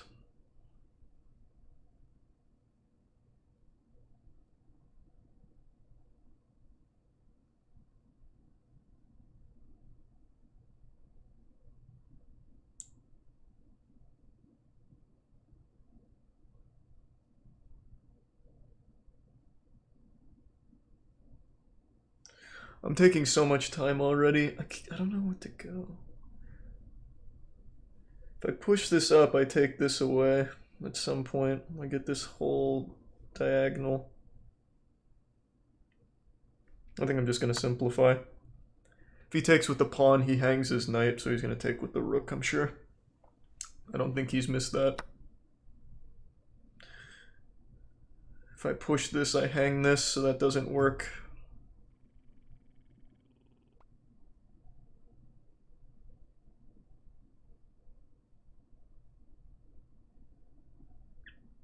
I think I bring both rooks in now. Let's see, I do that. Where's he go with his knight?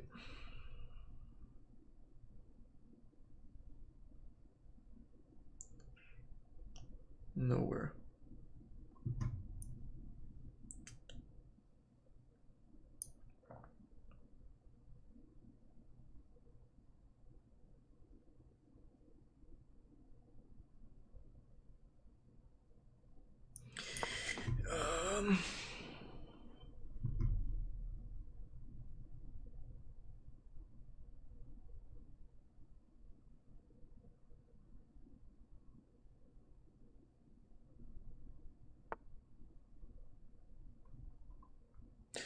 Do I want to retreat or push? Oh, let's see. If I push, where does he go?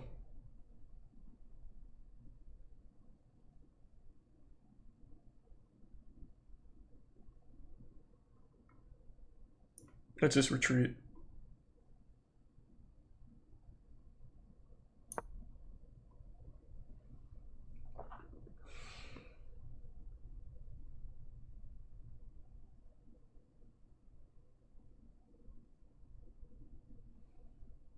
I don't think I should have taken the knight. I think that was a mistake from me.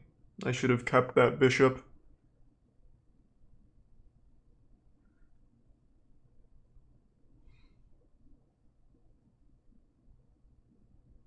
Let's see, what is that looking for?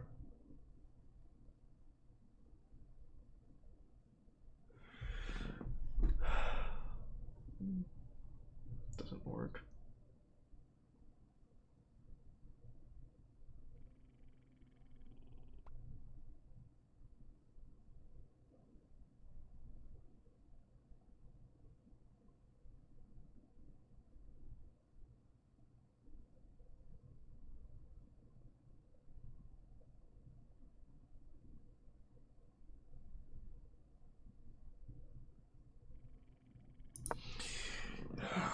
I think that's the one. Thanks for the thanks for the prime lit.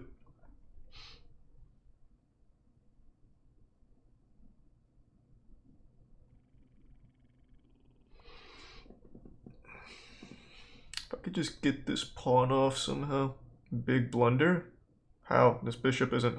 Oh my god, it is. I didn't even notice. Oh, I didn't even notice. He didn't notice either. That's lucky.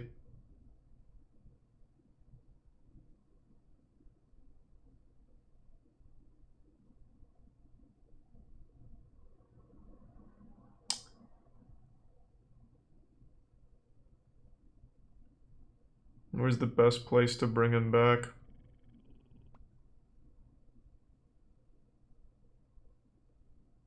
I'm just gonna bring him back in here. Thanks to the prime, App Doyle. I've taken so much time on this and found bad moves. What a fucking shame.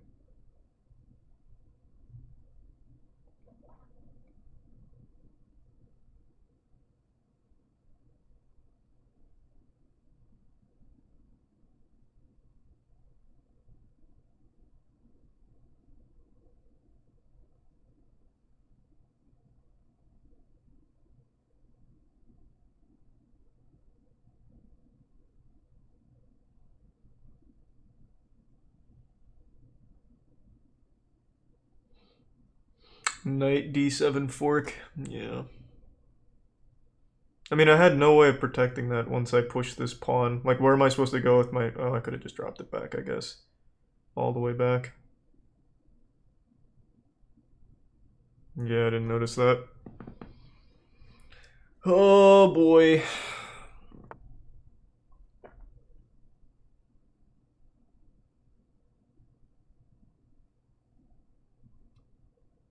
I don't really want to give 2 pieces away.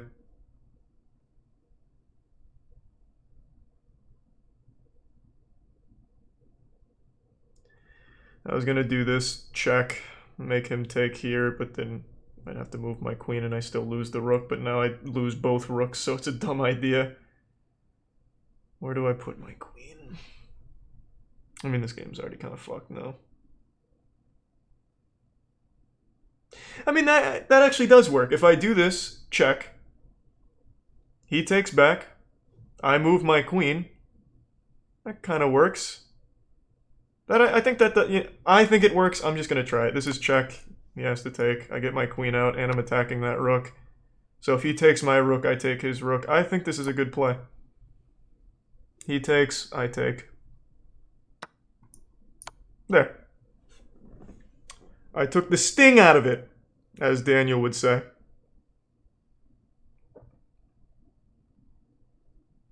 I took a lot of time on that, so I'll probably still lose on time, but that was a good find, I think.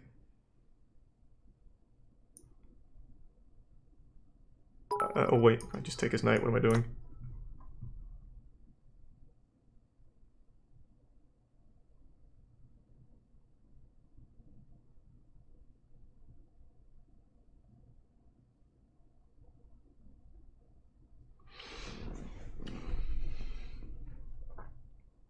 I want to push a pawn and make another queen. He's trying to...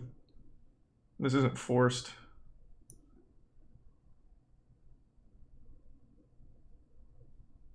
Do I do it? No. I'm not trading. I don't have enough time to trade. I need this queen. I need this queen. I'm not trading. He can't deliver any kind of checks.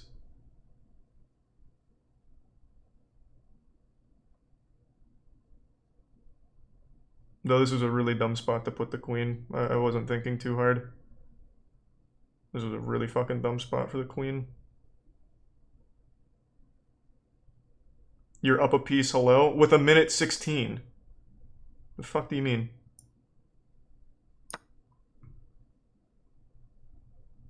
If I had more time, sure.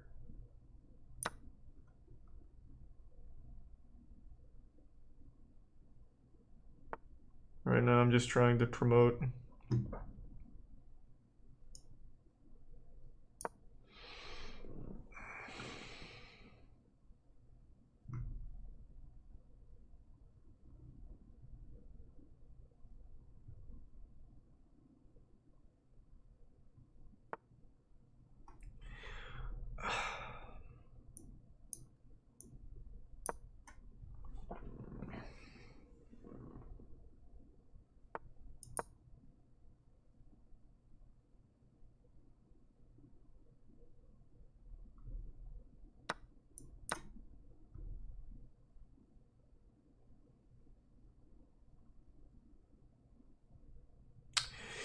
You know what?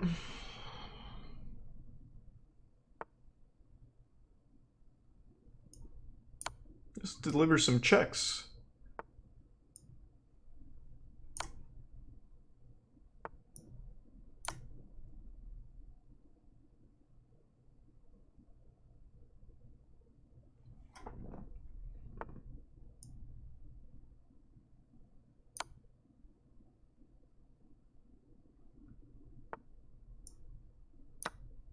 Oh, what did I just do that for?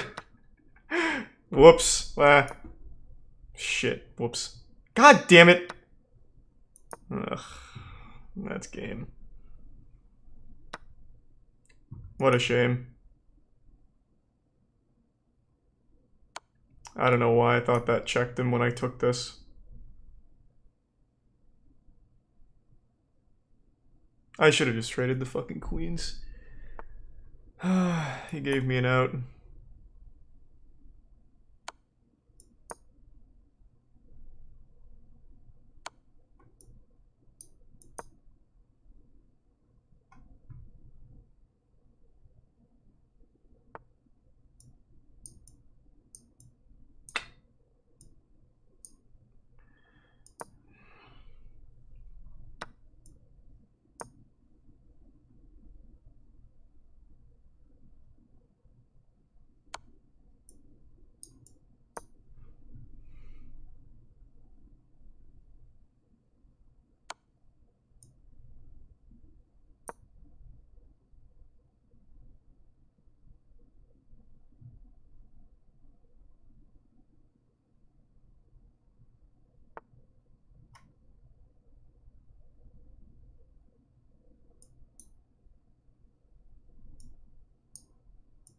I mean, I don't know what else to play. 8 seconds. I don't know how I can force a draw here. I guess I could, well, maybe I could have gone, no, that wouldn't be a draw.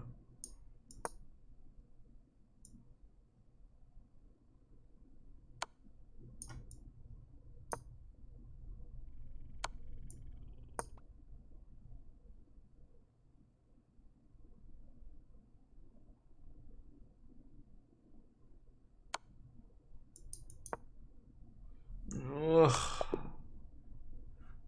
God damn it. Thanks to the resub, Krovo. Why are these plus 35 and minus 20? What the fuck?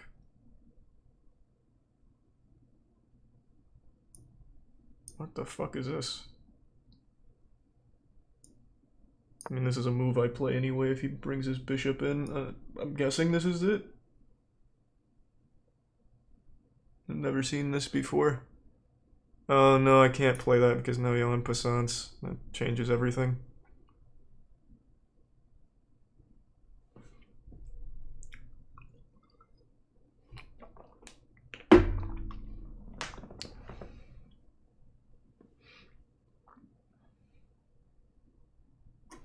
Man, son of a bitch. Even if I didn't blunder that queen, I don't know how I would have won that. I should have just traded when he offered it. I thought I was fucked on time if I did, but I was fucked on time regardless.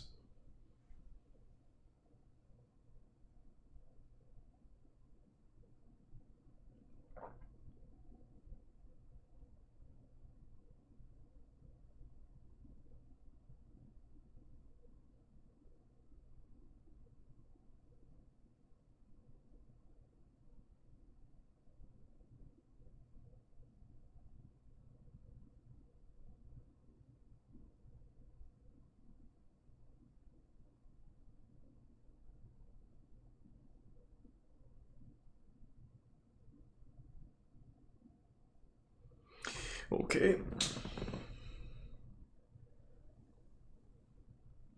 They give him a full fucking minute? Jesus Christ.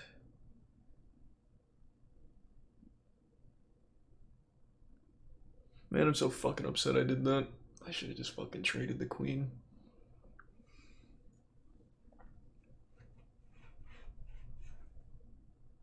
If I had more time, I would have absolutely traded the queen. I thought I was gonna need it.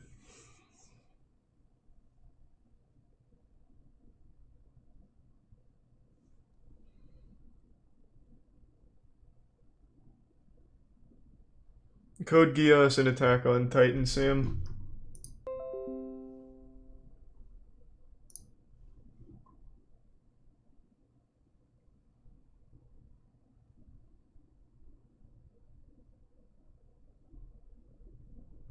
Okay, that was a wild game.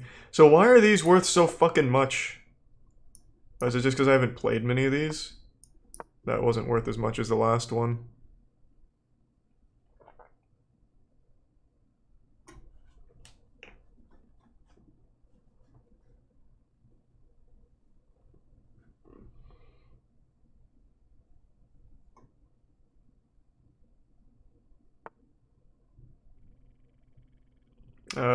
This is now bishop, right? Yes, this is bishop.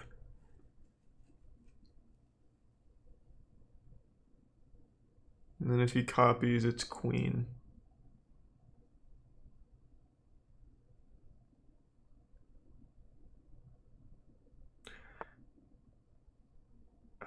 He did not copy, so it's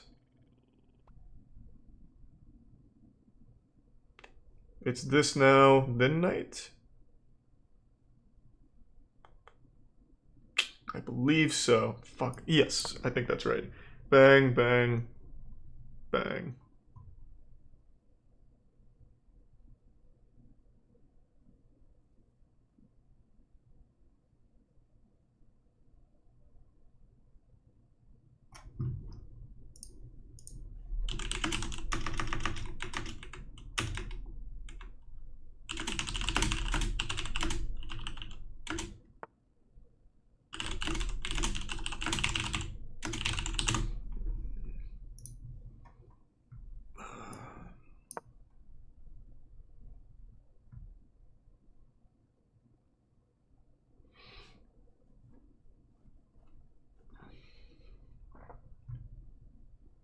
Can't castle because of the bishop.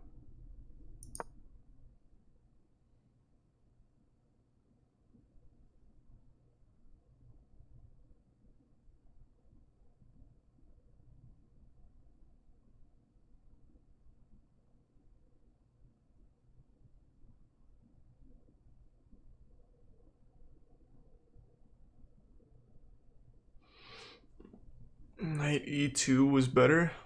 Knight e2 was better. Why would knight e2 have been better? What does that free up? My bishop would have still been locked in.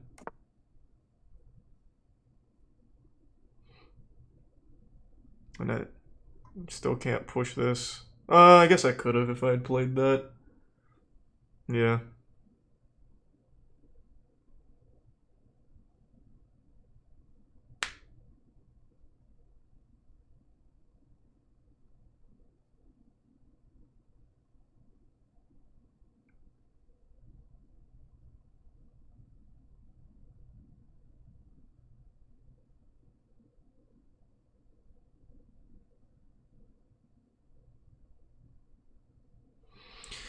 Can I just play it? No, let me see. Maybe I'm fucking up. Take. I can play it now, right? I'm not miscalculating. No, I am miscalculating 100%. I need one more attack.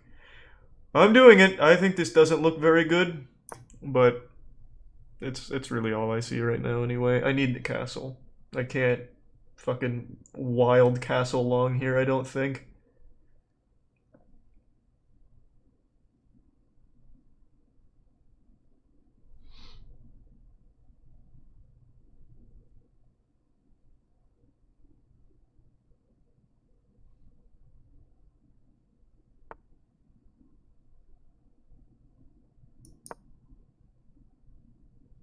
Oh my god, I didn't even notice how it changed. Because now I can't do this, I lose my queen.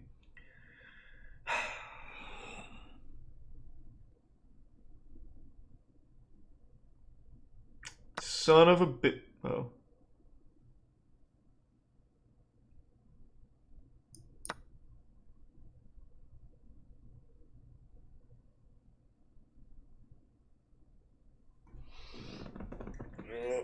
Thanks to the tier 1. Sorry, just thanks for the tier 1, Caillou.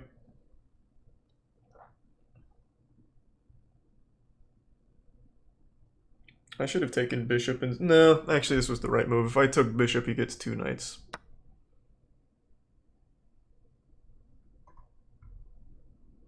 I think now the play is to push this pawn.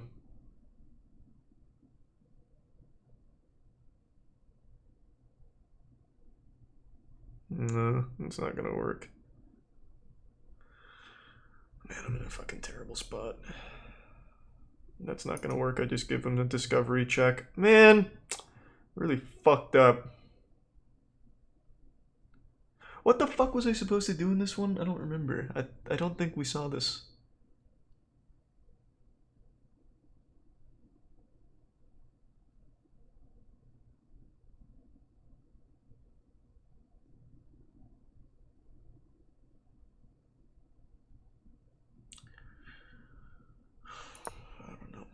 Oh, it's to challenge it.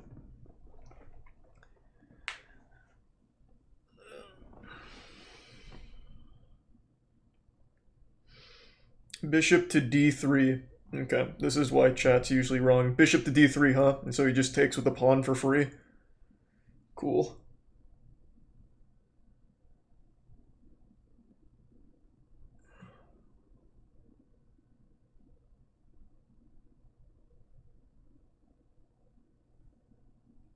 Bishop to d3. Dropping this bishop back makes even less sense. I need to get this fucking bishop out. Why would I drop this back? Just to freeze it here? Oh, I guess that lets me castle.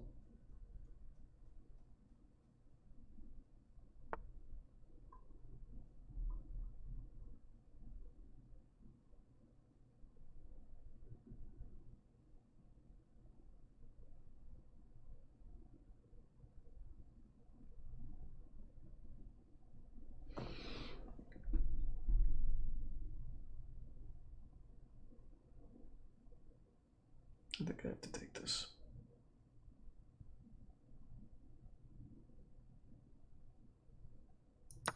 I don't really have a choice. I have to take that.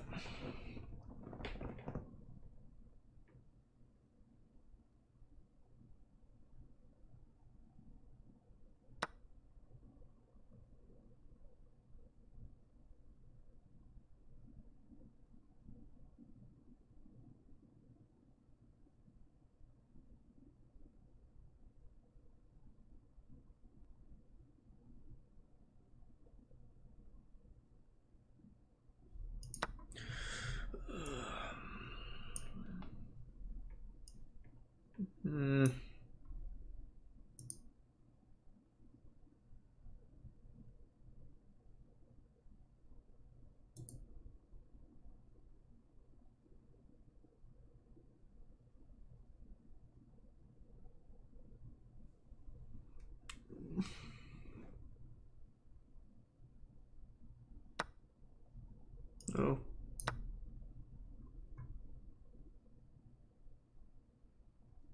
I should have taken the fucking bishop, but this was... God damn it. God damn it, I keep fucking forgetting to take this fucking bishop. I keep looking at other takes. Son of a bitch. It's the second time.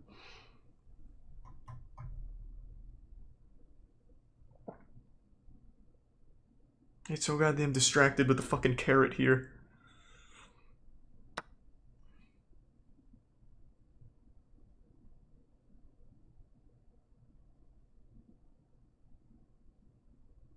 Is there any reason I don't just take this? He takes back with his knight. What's he attacking? Anything?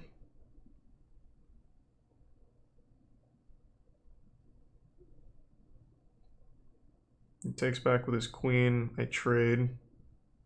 What am I missing? Take. Take. What am I missing?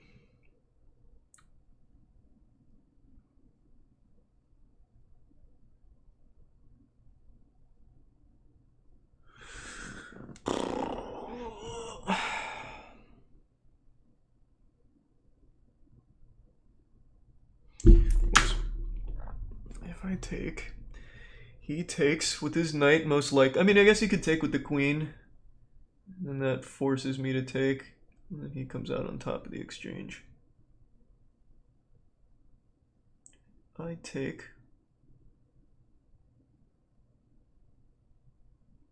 I don't know.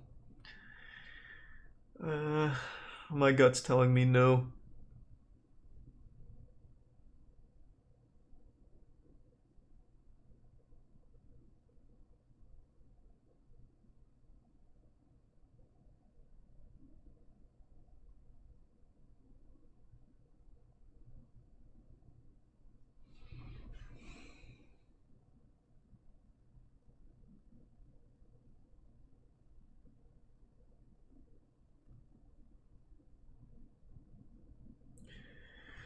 I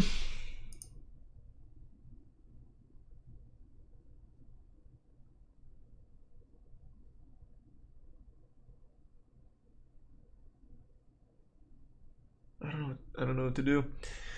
I really need to castle, but just fucking can't. We'll do a YOLO long castle, I think. I just need to get the fuck out of here.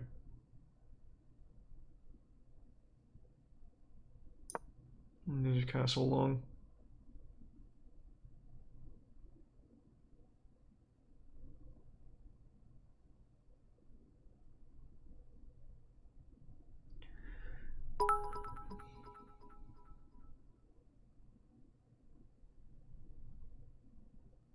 Jesus Christ, Werewolf. Thank you for the 5K bits, man. I appreciate it.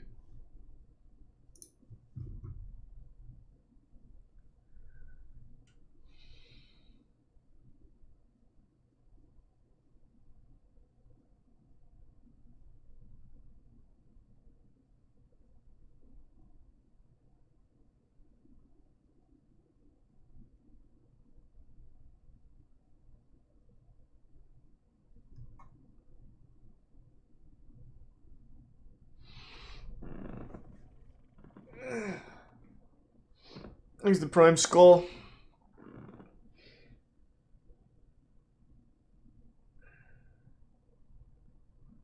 What does that do? You just come up here. Am I missing something?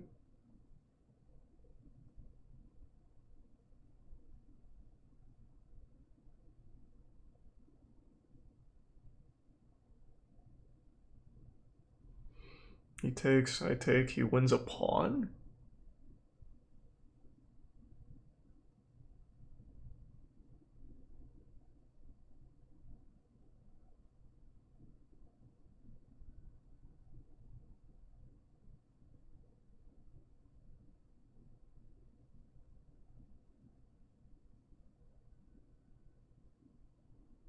I don't see if that, I don't think that's a strong move.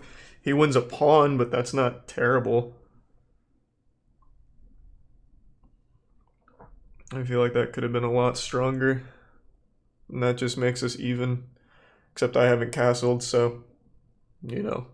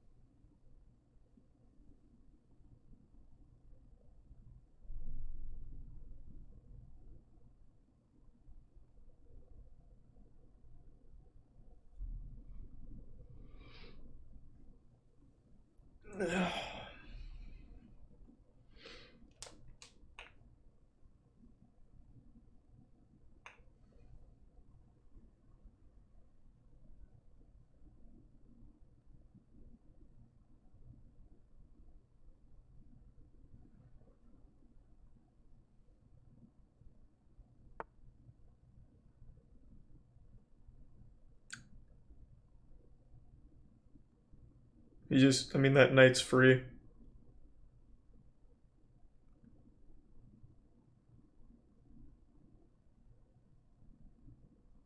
I'm just gonna take the knight. I don't see the play.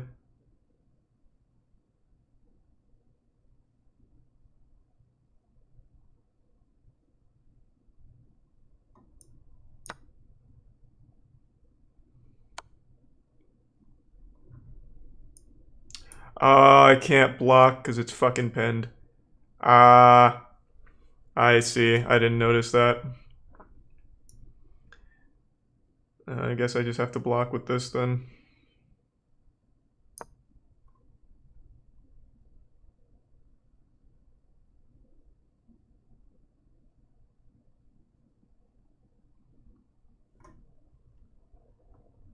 I would have liked to come in and attacked here. What I'd really like to fucking do is castle, but it's not that big a deal.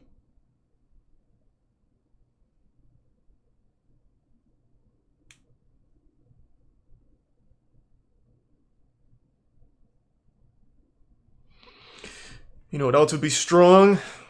Instead of just taking this pawn, taking this pawn. I can finally fucking castle, baby! Is anything under attack?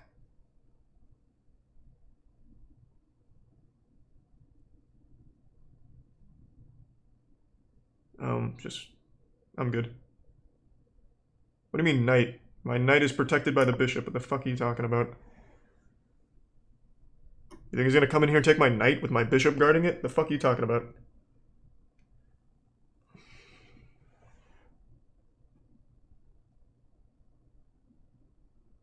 You had a free bishop. What the fuck are you talking about? I wasn't castled, meaning I can't move this knight. What the fuck are you talking about? Jesus Christ. Good lord.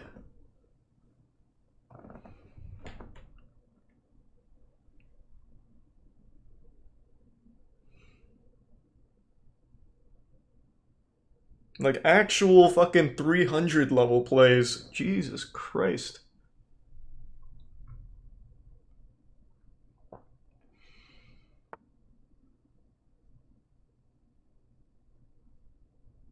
That's not a very good play, right? Because now I can just take. He can't take back.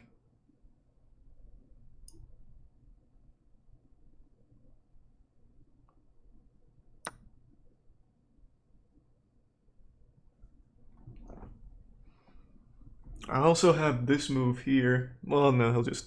Nah, he'll just bring the rook up.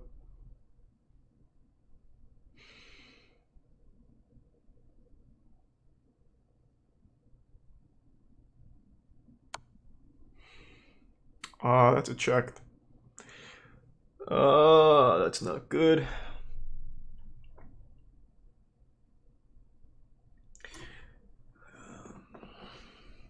If I bring queen down to block...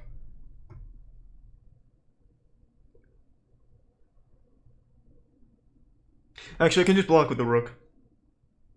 If I block with the rook, it's protected by the queen.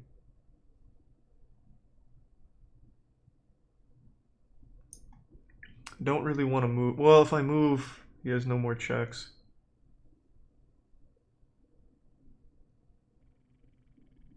I'm going with the queen. I'm just going to offer a trade. I can't think too hard right now. I'm down to 58 fucking seconds. This pawn's hanging, but that's not that big of a deal.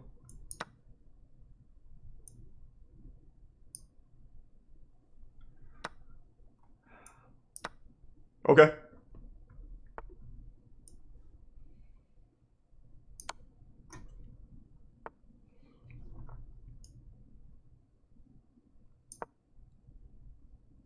This is about to be made if he gives me this. I've got a couple more moves and I can make that a mate.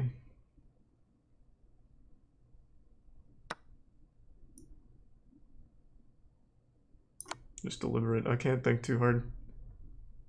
He has to block.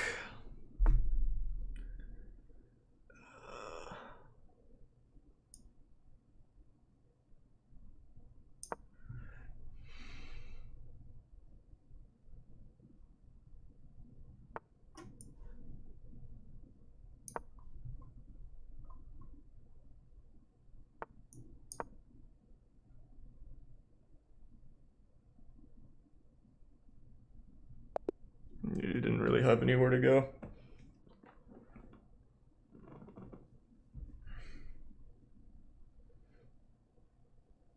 Him taking the knight with the rook instead of my queen was a real fuck up. He was fine up until then. I had no idea how to play that beginning. I had absolutely no fucking idea how to play that beginning. That was a disaster.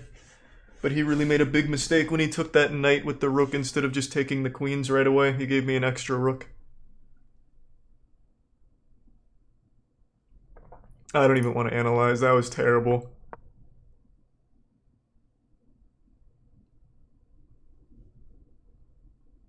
Was this me or him?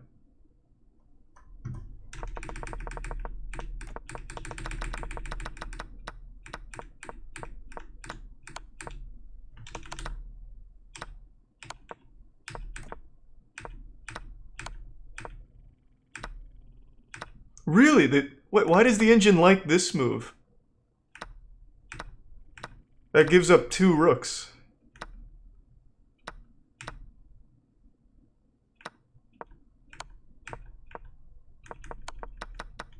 I thought this is where he really made the mistake.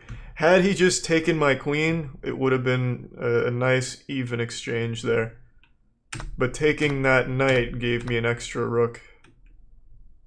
It avoids mate. I don't see how that'd be mate. We do this, I take. Where's mate? It's all losing, but I thought this was his biggest fuck up. We were both low on time.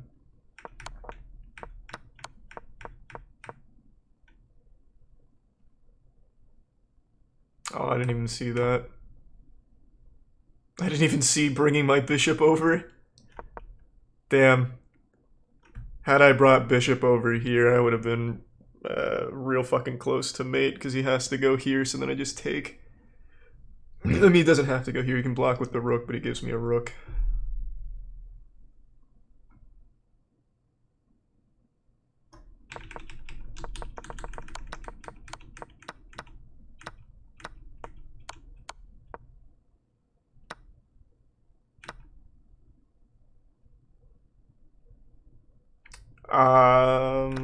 Yeah. The second he made that, he was fucked. Because he gave me this, which means he had to take here. Real shame. I was pretty high up anyway, but I thought for sure he was going to win that on time. If you took your queen in check. Yeah, that's what I'm saying. I feel like he should have taken here. That puts me in check, I take back, and then that's where it ends. He doesn't take this knight.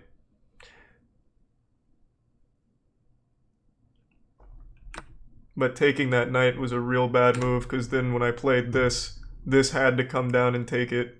Otherwise it's mate, plus I mean it's a fucking queen. So then I get a rook.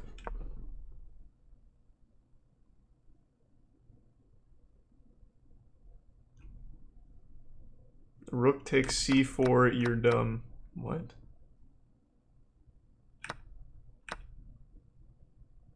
If rook takes c4, I win the game. Oh, no, it's check. I see what you're saying. I see what you're saying. Because this is check. I didn't notice that. I thought this just immediately blundered mate.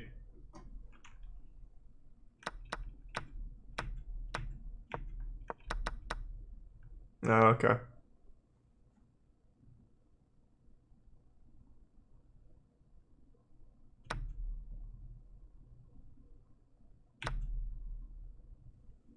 Yeah, I didn't notice that. That would have been entirely winning. Yeah, I was up a ton of material, but still, that would have made it a lot closer. Damn, didn't notice that. That would have been huge.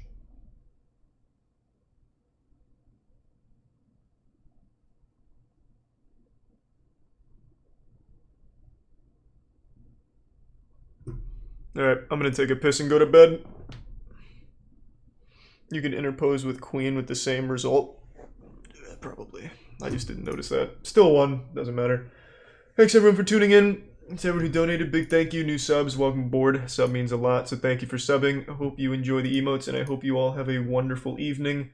I'll toss you over to...